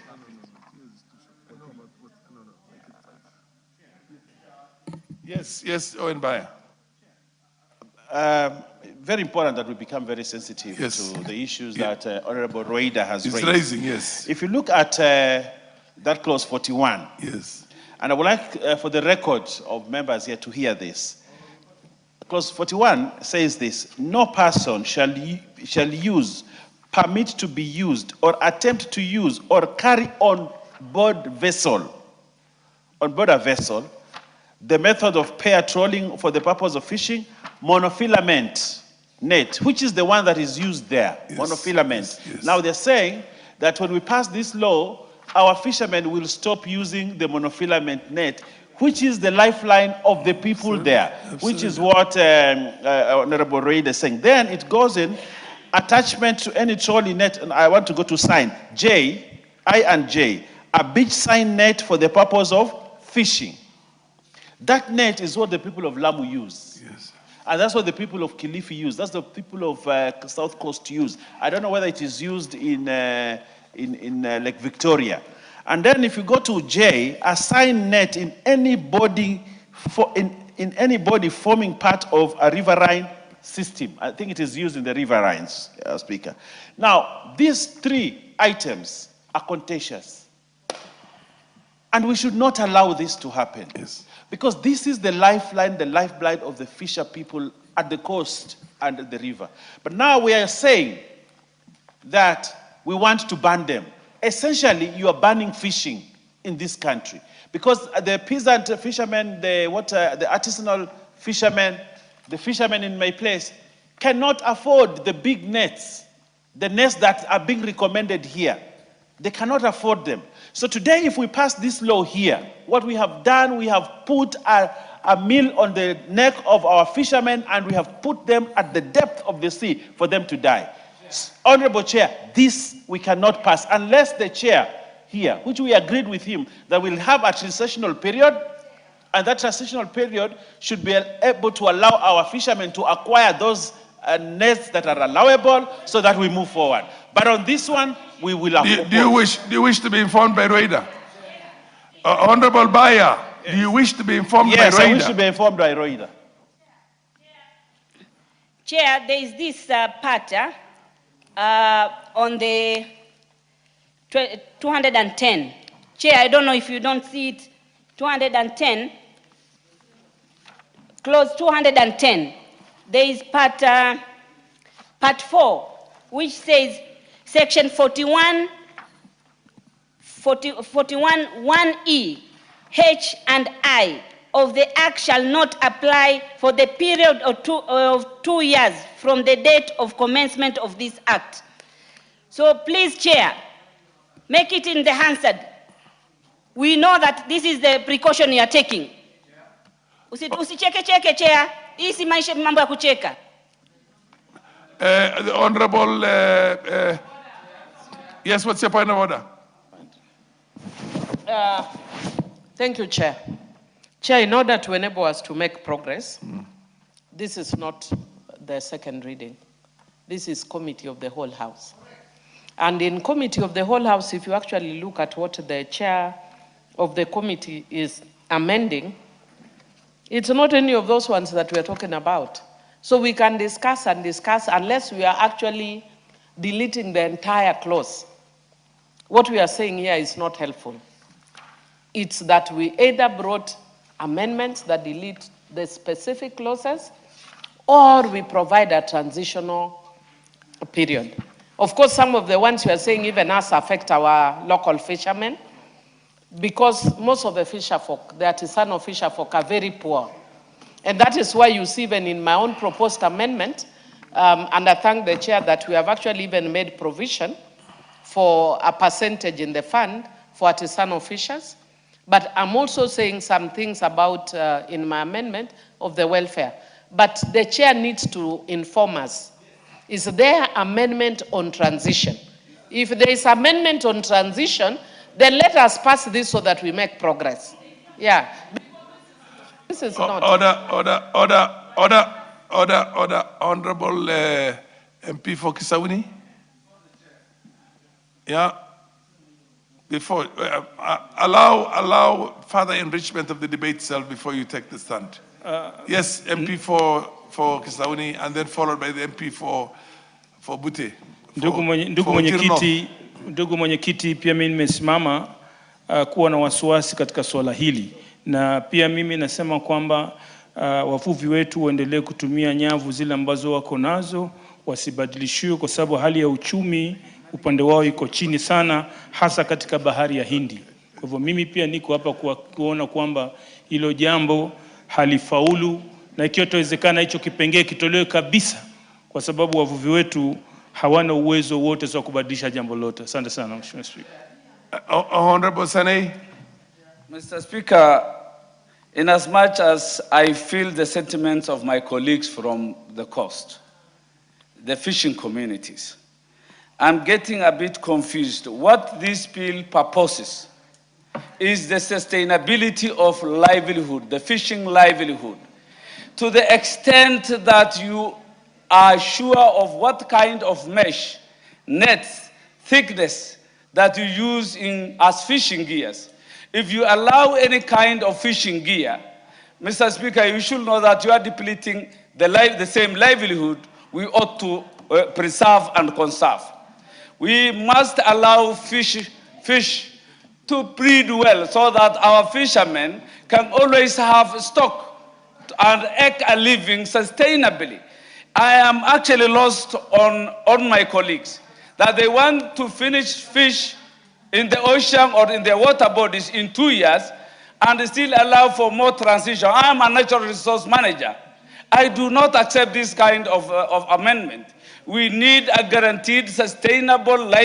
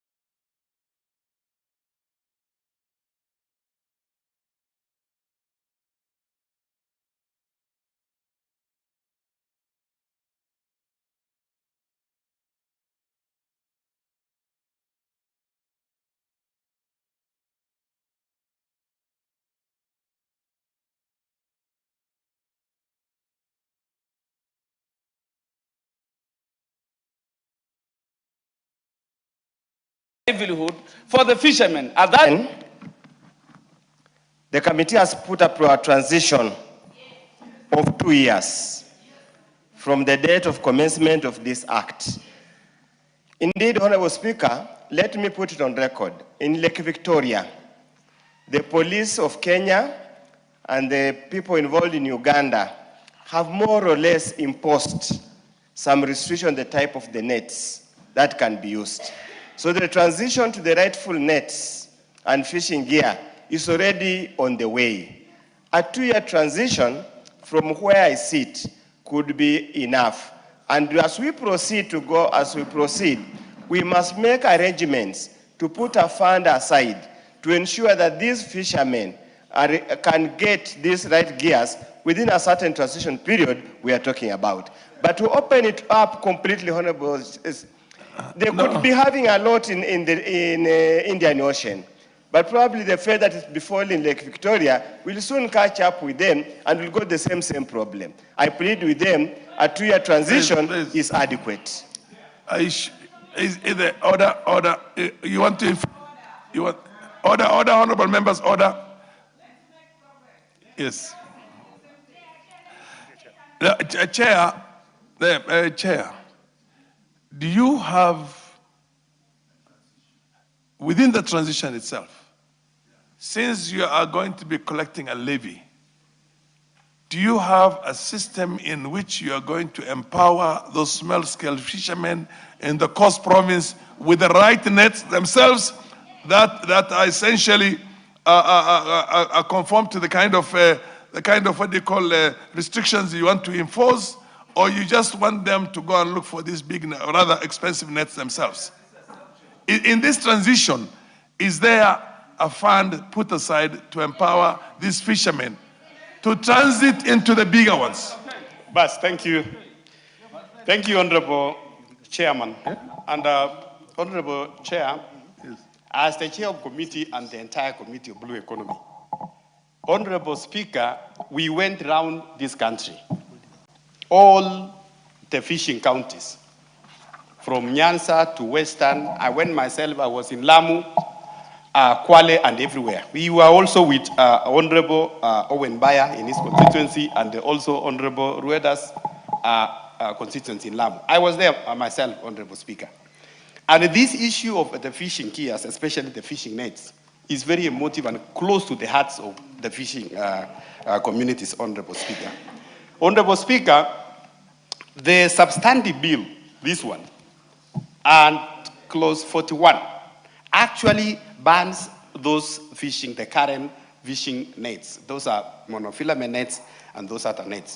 Because also, Honorable Speaker, as a House, we also passed the WTO treaties on fisheries in this House, which actually bans those kind of nets. We also passed some other international treaties on fishing, Honorable Speaker. And as a country, and even in our constitution, any treaties we pass as a House forms part of our constitution.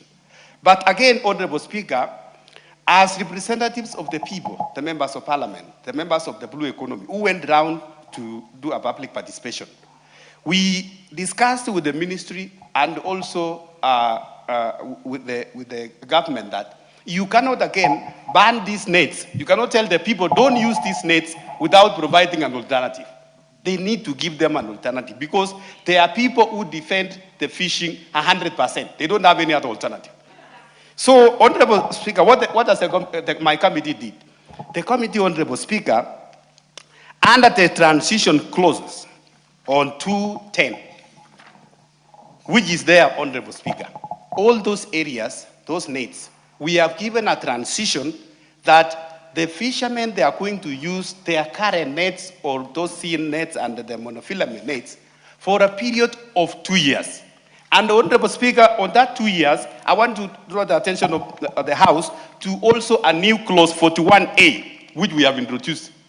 And in this clause 41A, Honorable Speaker, the amendment seeks to provide a subsidies for the manufacture of a fishing gears during this time.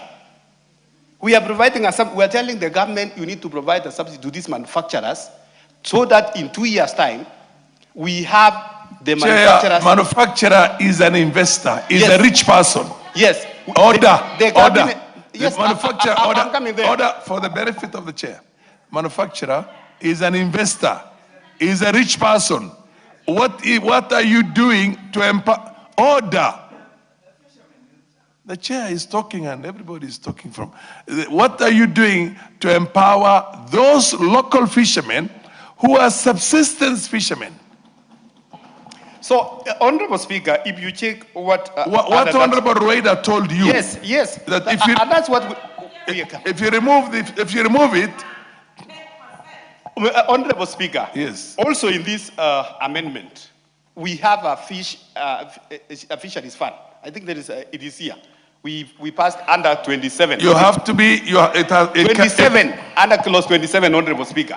Under that fishing fund, we have also said the funds will go to help the small additional fishermen so that they are able to get those affordable even fishing gears. And Honorable Speaker, as a government also, under this 41A, we are saying the manufacturers, Honorable Speaker, the government is going to give subsidies in terms of like taxation, it will be removed so that we make it affordable. The right gears, it becomes affordable to the fishermen. So, Honorable Chair, that is enough if we have to have a sustainable fishing in the country. What's your point about Rueda? Chair, on the clause 41, the amendment of the chair of the committee is not saying what the chair is saying now. This is the story on the other page, 210. Please, Chair, make a further amendment of what you are saying, the transition of 2 years. It's not there. Just check 41, I'm here. Just check. Yeah, okay. Chair, listen to me, Chair. We can, order. You can say that residents in your constituency, which is your constituency, order, honorable members.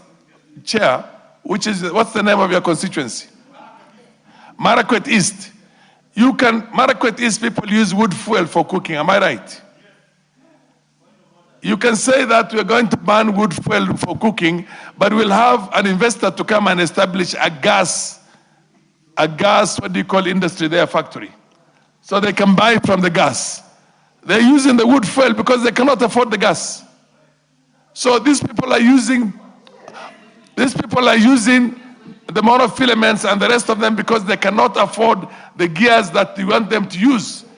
Now, if there are a way of helping them to acquire those gears through this fund, that's my question. Honorable Speaker, it is clear. Yes, Zimba. We already approved number 27. Not a vague one. It's an express one. You better be careful because you are legislating for posterity. And you cannot legislate and remove the livelihood of Kenyans. So I'm just telling you, yes. Yes. Bedzimba and then the MP for Seme. Mwenyekiti, kitu ambacho tunakitegemea sisi ama tunakitaka ni yale maelezo wewe kama mwenyekiti uliompa mwenyekiti wa kamati hiyo. Hayo ndio tunataka kuyaona. Hiyo ni uchumi wetu, mtu asicheze na uchumi wa bahari. Hatuna kiwanda, hatuna kahawa, hatuna chai. Hiyo ndio peke yake na watu wanasumbuliwa kule baharini kila siku. Hatutakubali jambo hilo. Yes, MP for Seme. Professor Nyikal. Chair, you know what's happening You'll have here? your moment, yes. Chair, what is happening here? Yes. Both sides are saying the same thing. Yes. So what is happening, the first thing is immediate livelihood of the fishermen. Yes. Protected. The next one is the long term. Let me tell you, I'm 2 kilometers from the lake, and even over the weekend, I was with the fishermen. So what has happened in Lake Victoria, these nets that we want to ban, if they're used all the time, eventually you don't have any fish. Yes. So now, what has been provided for here is they should be removed, but you do not remove them immediately. Then you give a long term a 2-year provision, and then agree with you. What they are saying is then you make the net later on, you make them cheaper to begin with, then after 2 years, people can transition. Because in my place, it is terrible. There's just no fish now. So I've talked to the fishermen, they say, if we are given transition, if the nets are made cheaper, then we are okay. We can now do this. So I think let us accept it, Nyando. and then accept the transition, Yes. and also the investment to make the nets cheaper. Order, MP for Nyando. Honorable Chair, thank you very much. Honorable Owen Baya, you are the deputy majority leader in the House. Oh, no, just listen to me. You're the deputy majority leader with a lot of interest in this thing because your community lives on that. What you need to do is also to study the bill very hard, and this should not come just as a surprise in the process of a debate. This is the future of your people. So you can find out, you can sit with the chair and decide where to amend. If need be, you withdraw the bill and do a serious work on it. Okay, proceed. Proceed. I know. Proceed. I thank you. I thank you very much, Chair. Chair, I appreciate the fact that there has been a provision for transition, which is 2 years. That is welcomed, Honorable Speaker. I also acknowledge the fact that there will be some subsidy expended on the purchasing price of the fishing gear. But Chair, I would seek the sponsor of the bill, who is the chair of the Blue Economy Committee, to move it a step further by providing percentage of that subsidy on the purchasing price, Honorable Speaker. Yes, because when they leave it open-ended, like there will be subsidy, what if it is just 1 shilling?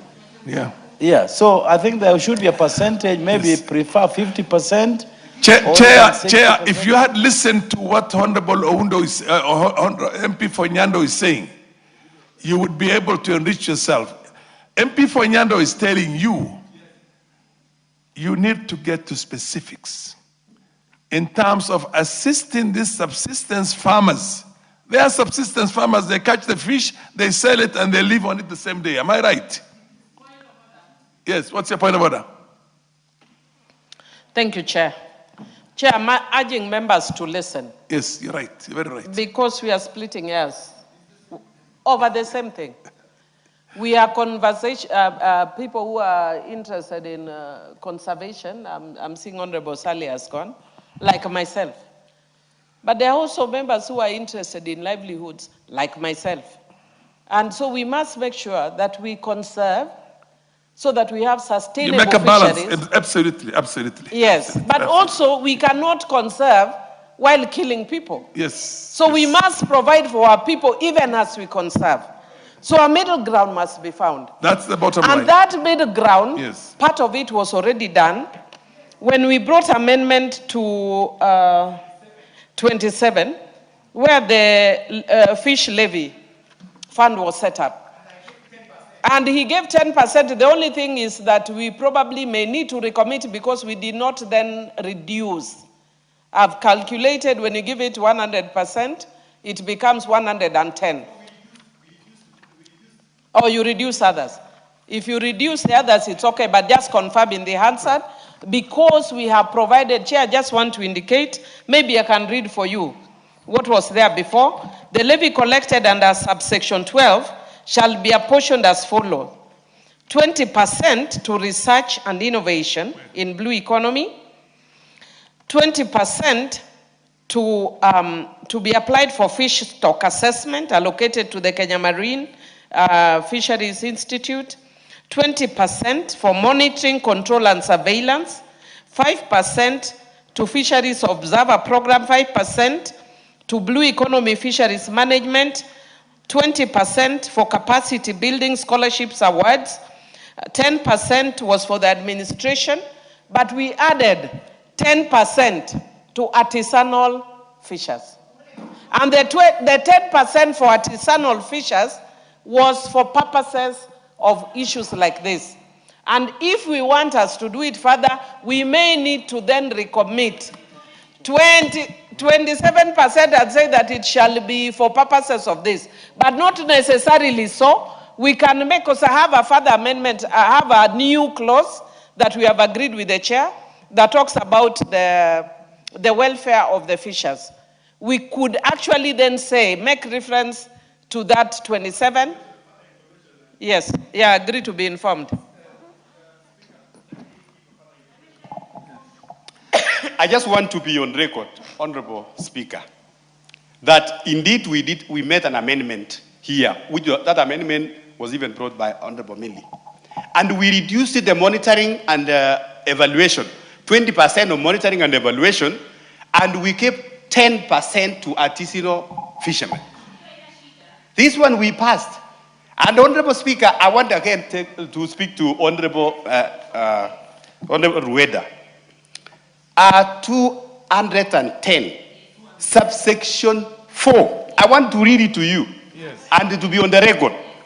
Section 41, subsection E, subsection I, and subsection H of this act shall not apply for a period of 2 years from the date of commencement of this act. Chair. So it is very clear. Yes. Millie Mabona. Order, Rueda, you will get all the time you need. Just. Chair, I was being informed, but I want to thank the chair that in informing me said exactly what I was going to say. That under the transition clause, there is transition of 2 years, which is good. And there is also provision of 10%. I'm an artisanal fisher, or I protect artisanal fishers, so don't worry, my sister Rueda. That is why even when I see the fisheries bill is coming, and you are not here, I look for you. Because I know you are my counterpart in the sea. And I'm defending the lake while you defend the sea. So I can tell you as a lawyer, 2 years is good, but we must make sure that when the regulations come, they have to come to the House, because we want that fund, the 10%, must be to enable the artisanal fisher, Jolupo, to buy. Just for the interest of the chair, Madam Millie. What order? Why on earth? And forgive me, because I'm a member of parliament for a constituency, so occasionally, I'm not an ex-officio member of the House, you know. Why would you give all these big amounts of money to everybody else? And the hundreds of thousands of the fishermen, people who live on that livelihood, you give them 10%. Chair can respond.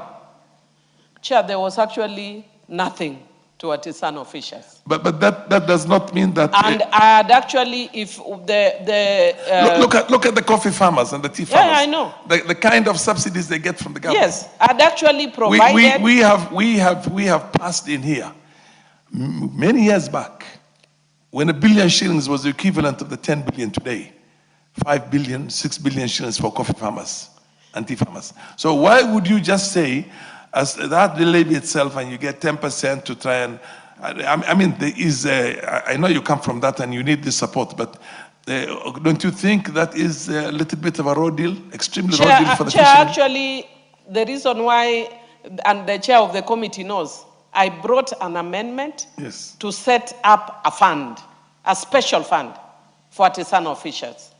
But you see, because of constitutional provision, it will be considered a money bill. So I couldn't move forward with it. So we agreed with the chairman. That he will incorporate by taking a percentage. But I would want to encourage us, because we are not likely to finish now, that we can pass this, and then we can meet after this with the rider. What's your point of and order? The other members, and see whether we can convince the chair that we recommit that he adds for us from 10 to 20%. I agree with you, Chair. Or even to 40 or 50%. Even 40 or 50%, I'd be very happy. Chair, if you do that, I will just, I'll be MP Milele na Milele na Milele. Okay, what's your point of order? What is out of order? My role model, I'm sorry to do this today, but are you in order to tell us we passed this, anticipating that we'll pass a transition law? What if we don't pass it? This one will have passed. Why can't you do this? I have a suggestion. In this one, in the clause 41, just put a further amendment of the transition here, just saying this one will work after 2 years.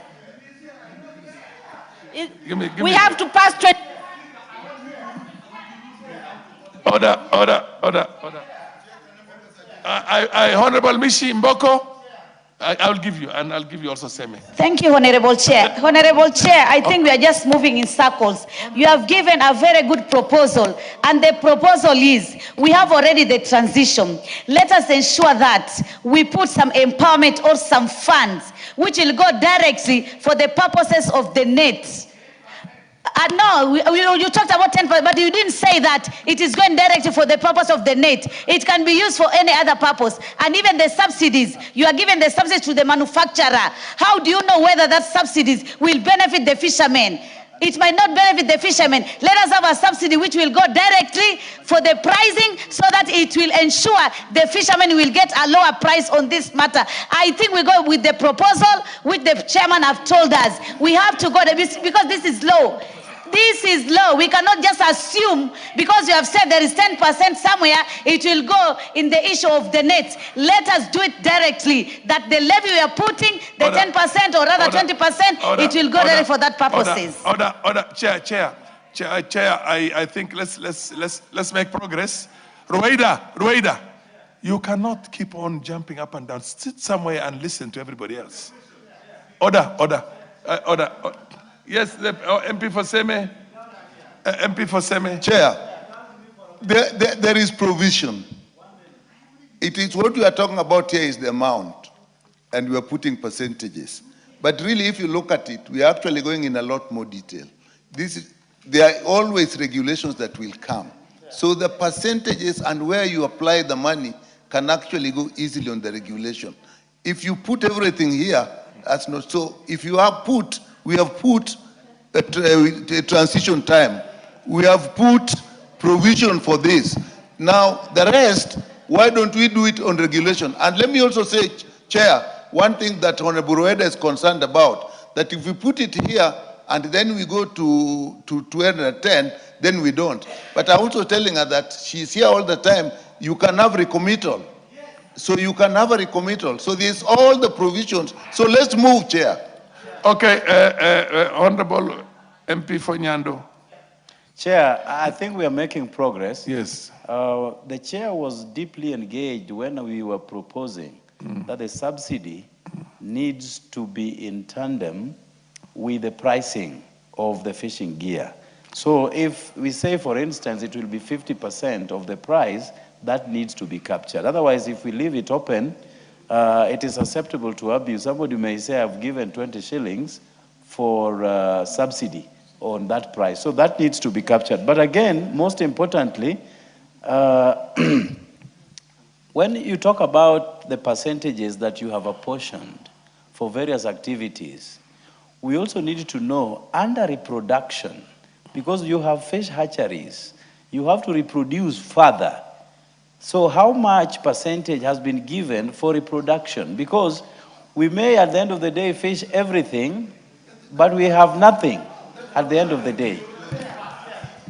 Ondo. Chair, actually my colleague Honorable Jared has clearly put it, the point of concern of sustainability. Honorable Chair, I would imagine when the Cabinet Secretary gives incentives, it comes with the conditions. I see the condition will be, we are removing VAT, we are removing public service duty, we are removing XYZ taxes. So obviously, the price of the nets will come down. And that's why we are here as members of parliament. If the price of the nets does not come down, then we call into question the veracity or the usefulness of the incentives. Honorable Speaker, I think we need to make progress. The transition clause is already provided for, a fund has already been provided for. The challenge is normally affordability.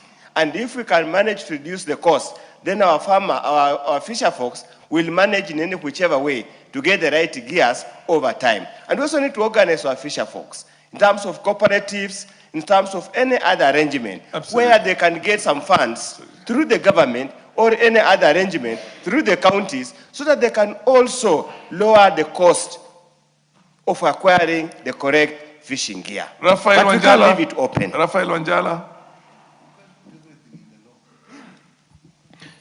Thank you, Honorable Speaker. First of all, I want to apologize. I came a bit late. I don't know whether they have passed that stage. As I agree with them, what they are talking about, the cost of the fishing nets and so on. But I just want to remind them that as we decide on the size of the nets to be used in the lake, we also have people who do fishing using hooks. Hooks are also of different sizes. But for a hook to be used, you have to put a bait on it. And mostly we use, again, some smaller fish as a bait.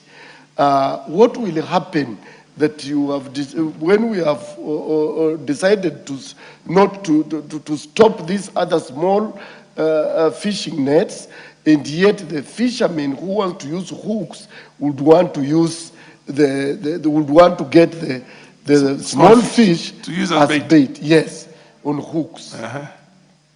So I wanted them to decide which nets will remain to be used to get those size of the fish for the hooks.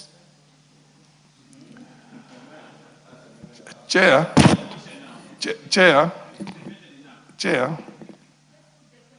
billions and billions and billions of dollars worth of fish is taken from our own exclusive economic zones.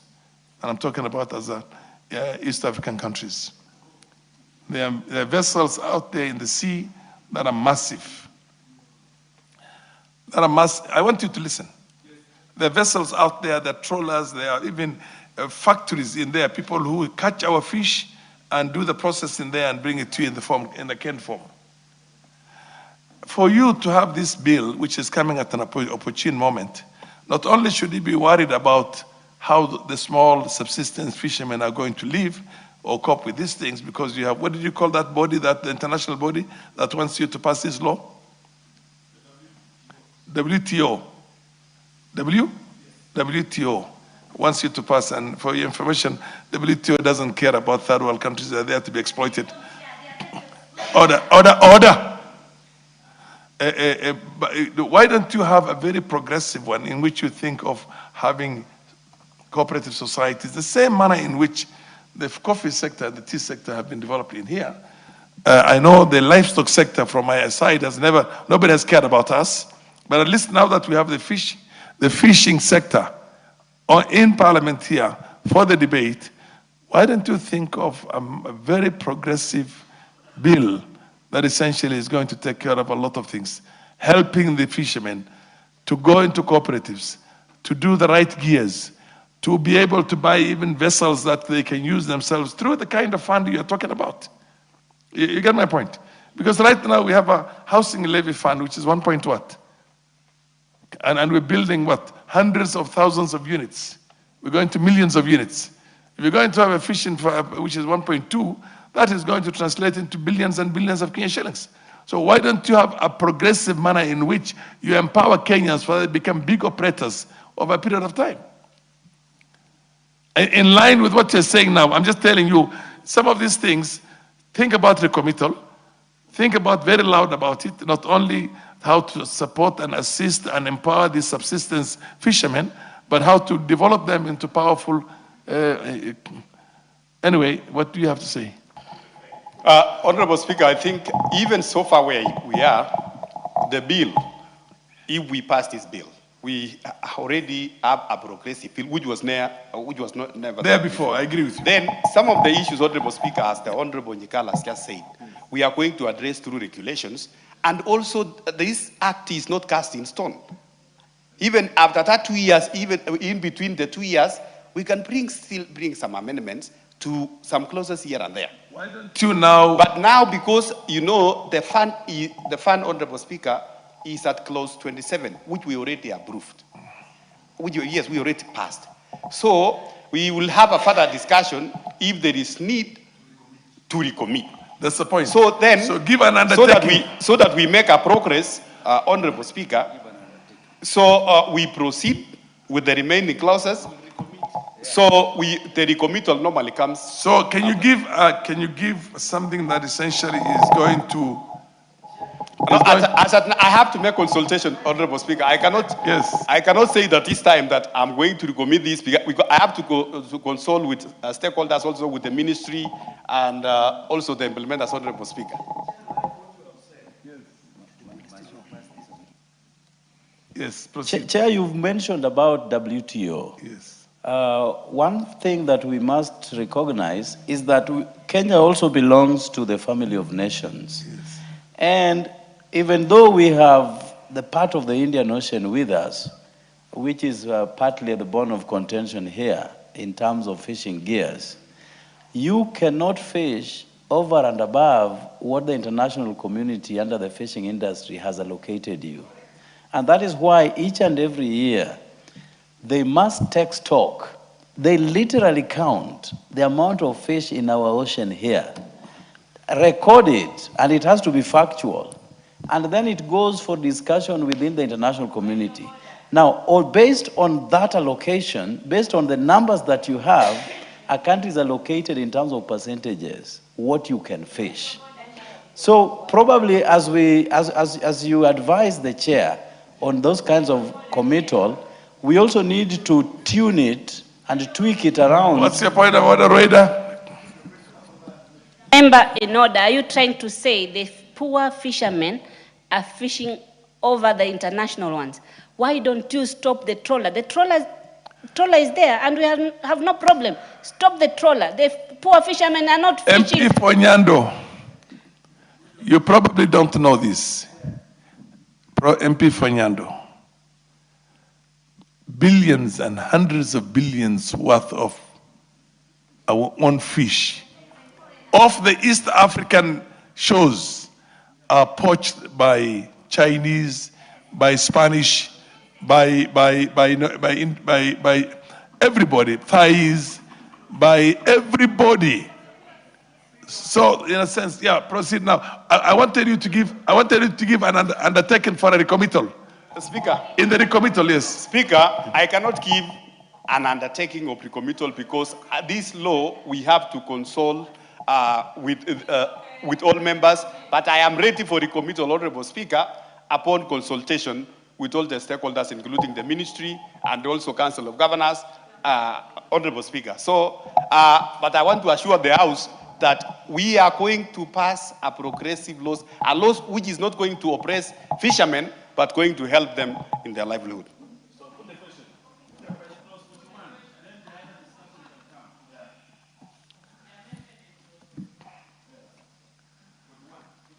I now put the question, eh?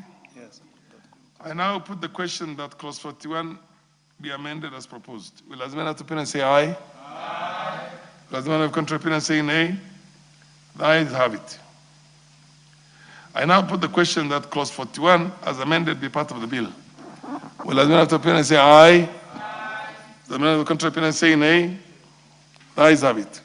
The effect of that is that the proposed amendment by Council Tandasa goes and when the falls. There is a transitional. The effect of that is that both amendments of Kasam Tandaza and Raider fall. But then you have to consult, sit down, and agree on the percentages. Personally, if you ask me, anything less than 40% for the farmers, in my opinion, is a joke. If you want to have a vibrant fishing industry, particularly in the Indian Ocean, where the resources are enormous in their multitudes, and Kenya needs to cash in on that. No, we can only go for the recommittal. The point is that there has to be an understanding between you and you go for the recommittal. So recommittal is what he has undertaken. Chair Ruto. Yeah. Chair, before you move that,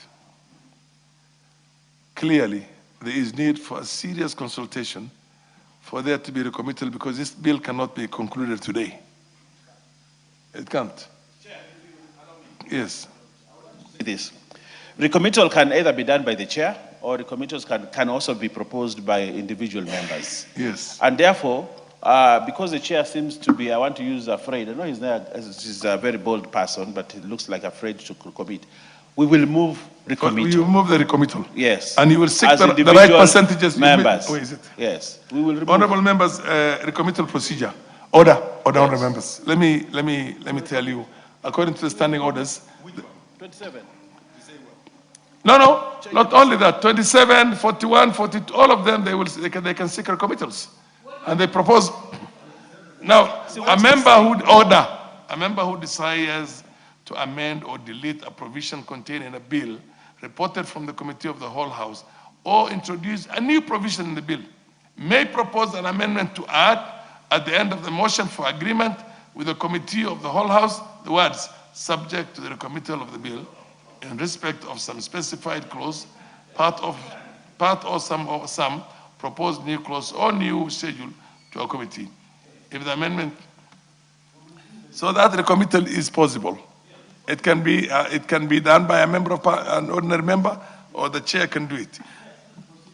And then it says if the amendment.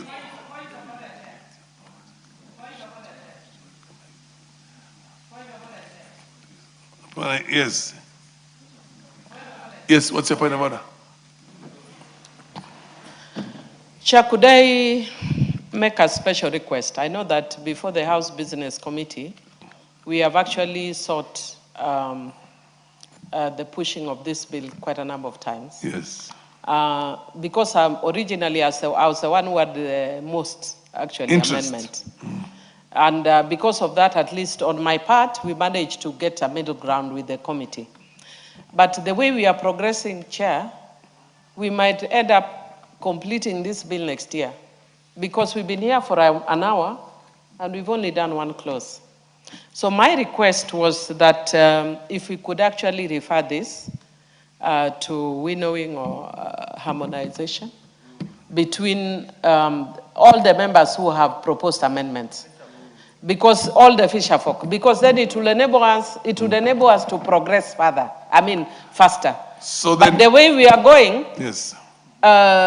Because I'll give you even an example, like right now, some of it is also in the defect of the bill. Like we were just consulting with the chair now, and he was saying there's a part in 42 that I'm proposing an amendment to include the lake, but in his view was saying it only relates to the sea. But when I've looked at the title of the part, it is nothing to do with the sea. It's just the way it was crafted from the ministry. So there are some things that we need to harmonize between us as the chairman and the committee and the fisher folk.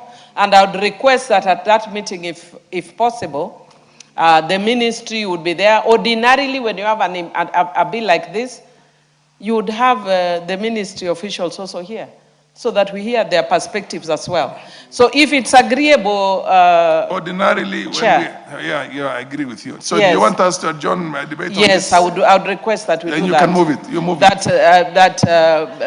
The mover would report. No, you can rise and then ask that. Yes, Professor. Chair, I compare this bill to the bill we went through with the Honorable Millie on assisted reproductive technology, where we move on. And therefore, I'll support what she has said, that there's winnowing. You give a period for winnowing. In that case, we actually had to sit many hours with all the stakeholders and all the people who have put amendments, so that by the time they come, some of the amendments they have agreed on, and therefore those ones just pass. Because even now, if we recommit without further consultation, we will end up with the same argument here. So I support what she's saying. We go for winnowing, involve all stakeholders, and give it time. Yes, Chair. Yes, Ndikiri. Chair, you know, I sounded that this bill is like it's being modeled for the sea fishing industry. And I said there are other people who are doing fishing, not necessarily in the sea. And if a bill is done for a specific area, it is not going to address other emerging interests within the economy. Because I am a fish farmer myself, as I'm talking here. So, and I can see I am being avoided. My interests are not being taken care of on this. And that's why I'm saying we should follow the way senior lawyer as recommended. Let's go back and address all the people and the interests, everybody who is doing fish farming.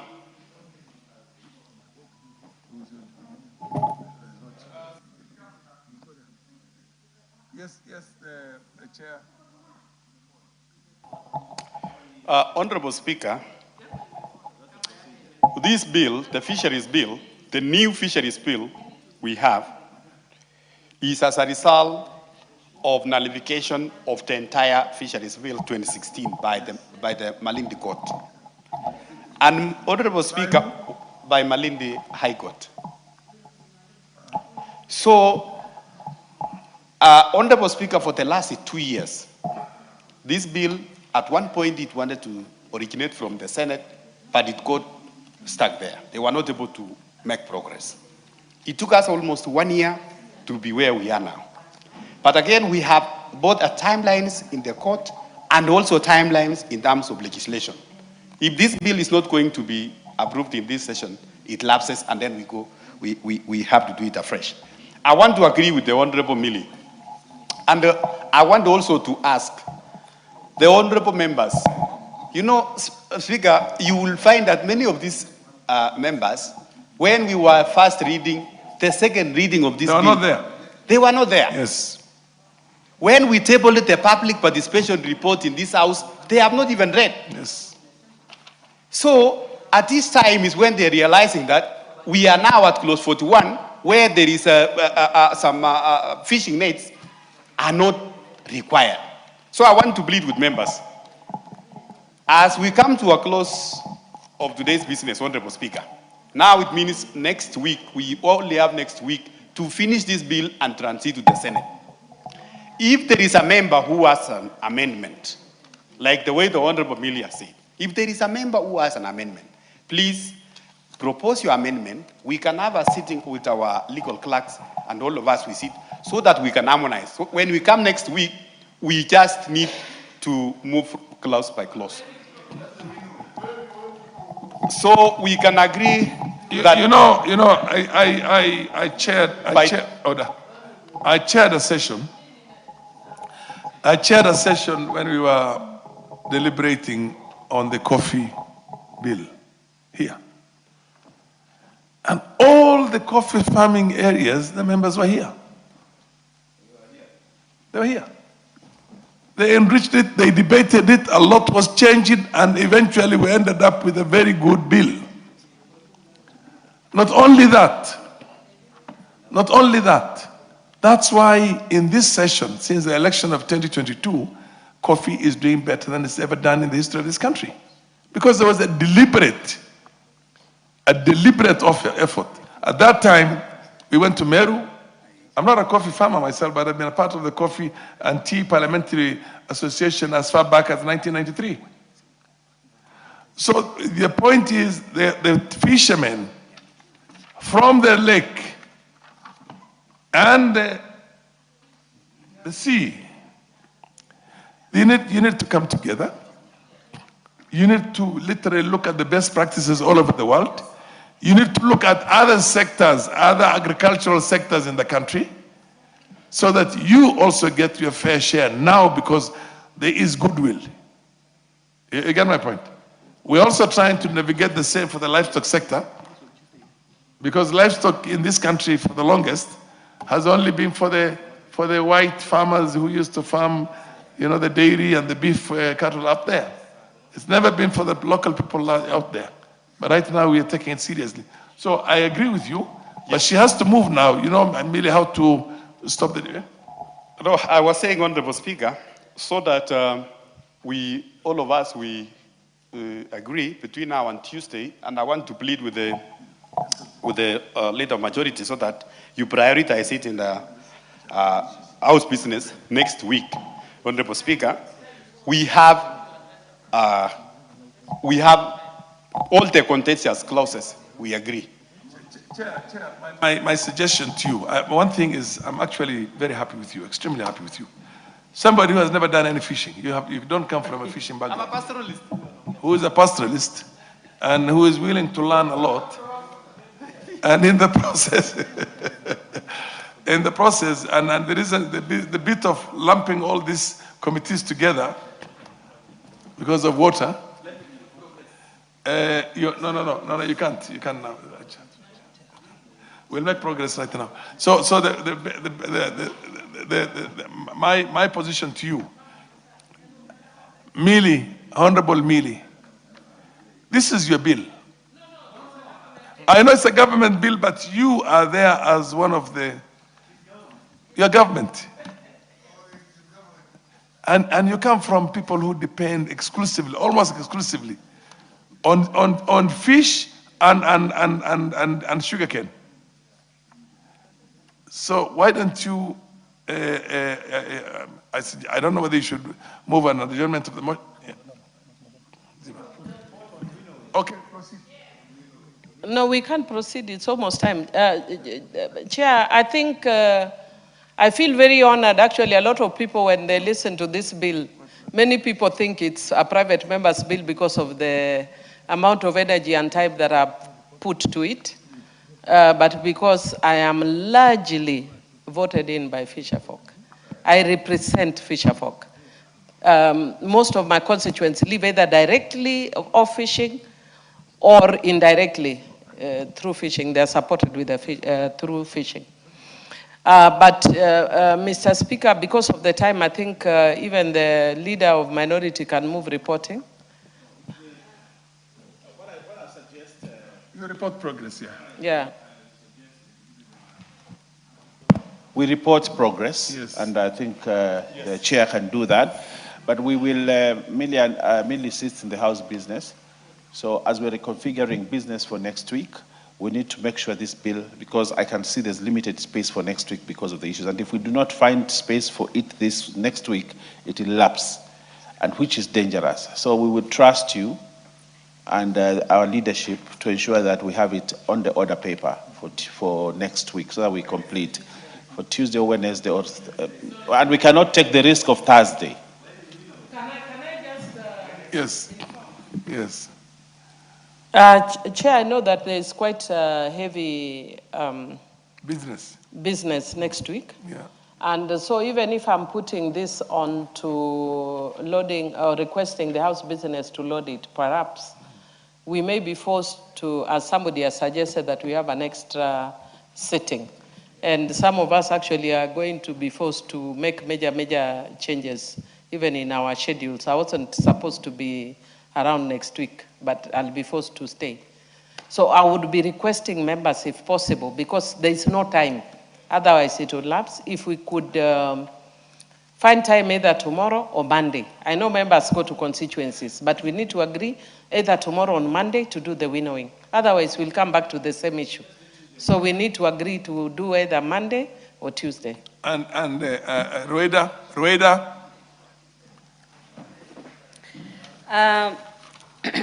Mwenyekiti, mimi wasiwasi wangu ni hiyo 210, hiyo transition period. Ndio wasiwasi wangu. Hiyo nikisikia lapse nini, naomba tu tafadhali tungangane kivyo vyote, kwa sababu haya ni maisha ya watu wangu. Mimi nilikuwa nimejitayarisha na marekebisho ili kusema kama hii juya inaharibu mazingira upande ya mto, basi iruhusiwe tu kutumika upande wa bahari. Kwa sababu najua nasema nini. Chairman mwenyewe alikuja, akaona watu wangu, wakamweleza, paka wakamuonesha. Na labda niwaeleze tu kidogo tu munielewe, mimi nimekubali transition period ya miaka 2, lakini tuhakikishe hiyo inaweza sababisha mimi nisirudi hapa bungeni. Haya ni maisha ya watu wangu. Bwana Spika, mwenyekiti, nimwambie tu hata hiyo recommittal au kama ni kukaa pamoja kuelewana, mimi niko tayari. Siku ngapi hapa? Siku 3 mimi nakaa hapa mpaka saa 3 za usiku, siondoki. Leo mpaka nataka kupigwa makofi hapa, ananiambia atanipiga makofi kwa sababu kosa nililolifanya mimi ni kutetea watu wangu. Mimi kuja kutunga sheria ananiambia atanipiga, lakini angejaribu. Si yule mbunge hapa amesema atanipiga, ukoona hiyo vituko. Endelea. Sasa acha nikwambie. Mimi nimekuja hapa kwa sababu ya kutunga sheria na mambo mengine mawili. Sasa niwaambie hivi, wanielewe, nataka wanielewe. Watu wangu wa Lamu Mashariki sahihi wanatumia hizi nyavu. Nyavu aina 2. Hapa zile ambao zimepingwa ni aina nyingi. Troller. Say again. Roida, mimi nitafanya popote. Order, Roida, listen. This thing has a very powerful potential to turn your people into an economically empowered people. You are just looking at a small part of it. You are looking at the monofilament and the other thing. The bill has a provision. The bill has a provision for 1 transitional period, which can be increased, in my opinion. 2, you need to debate and sit down with the chairman and the fishing community in this parliament so that you get serious subsidies. A levy has been put together. That serious subsidy is going to assist your farmers transit from being very, very basic in terms of the manner in which they're able to catch to get into big timers. You get my point. Your people are not supposed to be always just getting subsistence only from there. They need to go commercial, and that's what he's going to help you with. Huh? Proceed, report, Chairman, report. Mover, report. I stay here. Mimi nataka hiyo monofilament saini. Hizo zingine idea. Okay, proceed. Give him the mic. Give the chair the mic. Order, honorable members. Behind you. No, give him the front one.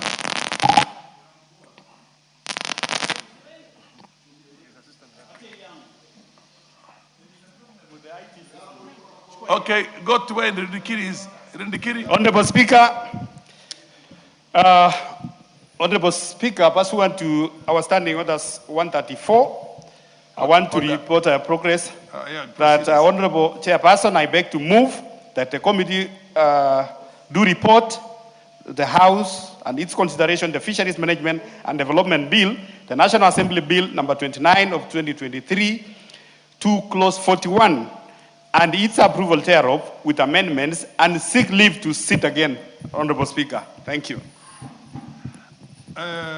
Honorable members, I put the question, which is that the committee do report to the House its considerations of the Fisheries Management and Development Bill, National Assembly Bill number 29 of 2023, up to clause 41 and its approval thereof with amendments, and seek leave to sit again. Will as many opinion say aye? Will as many opinion say nay? The ayes have it.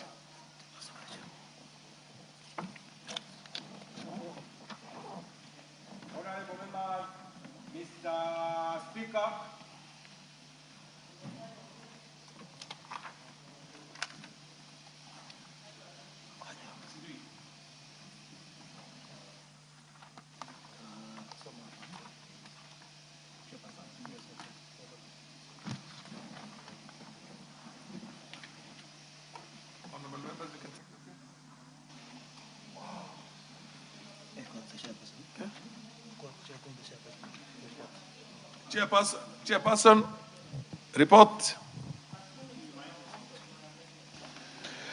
Honorable Speaker, I beg to report that the Committee of the whole House has considered the Fisheries Management and Development Bill, National Assembly Bill number 29 of 2023, up to the provisions relating to clause 41, and approved the same with amendments and seek leave to sit again. Continue up to the end. Mover of the bill. Mover.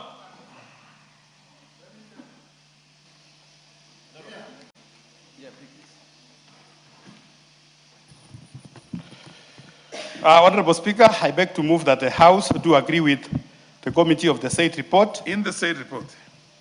In the said report, and also requested the Honorable Indikiri to second. To second the motion for agreement. Mr. Speaker, I second the motion on agreement. For agreement with the committees of the whole House. Okay.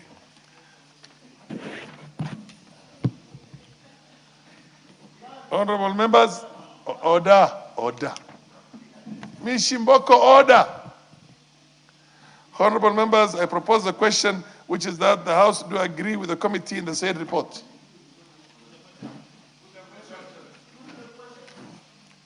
Honorable members, I now put the question which is that the House do agree with the committee in the said report. Will as many of opinion say aye? As many of contrary opinion say nay? The ayes have it.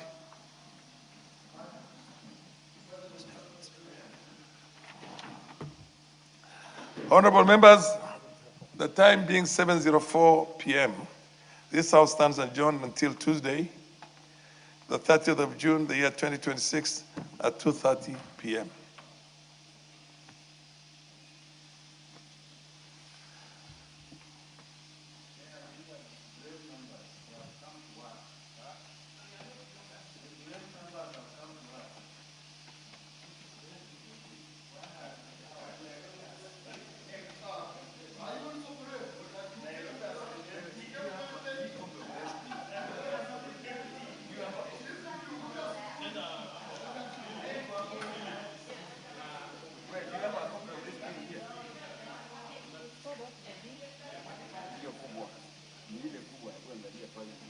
Kile kikubwa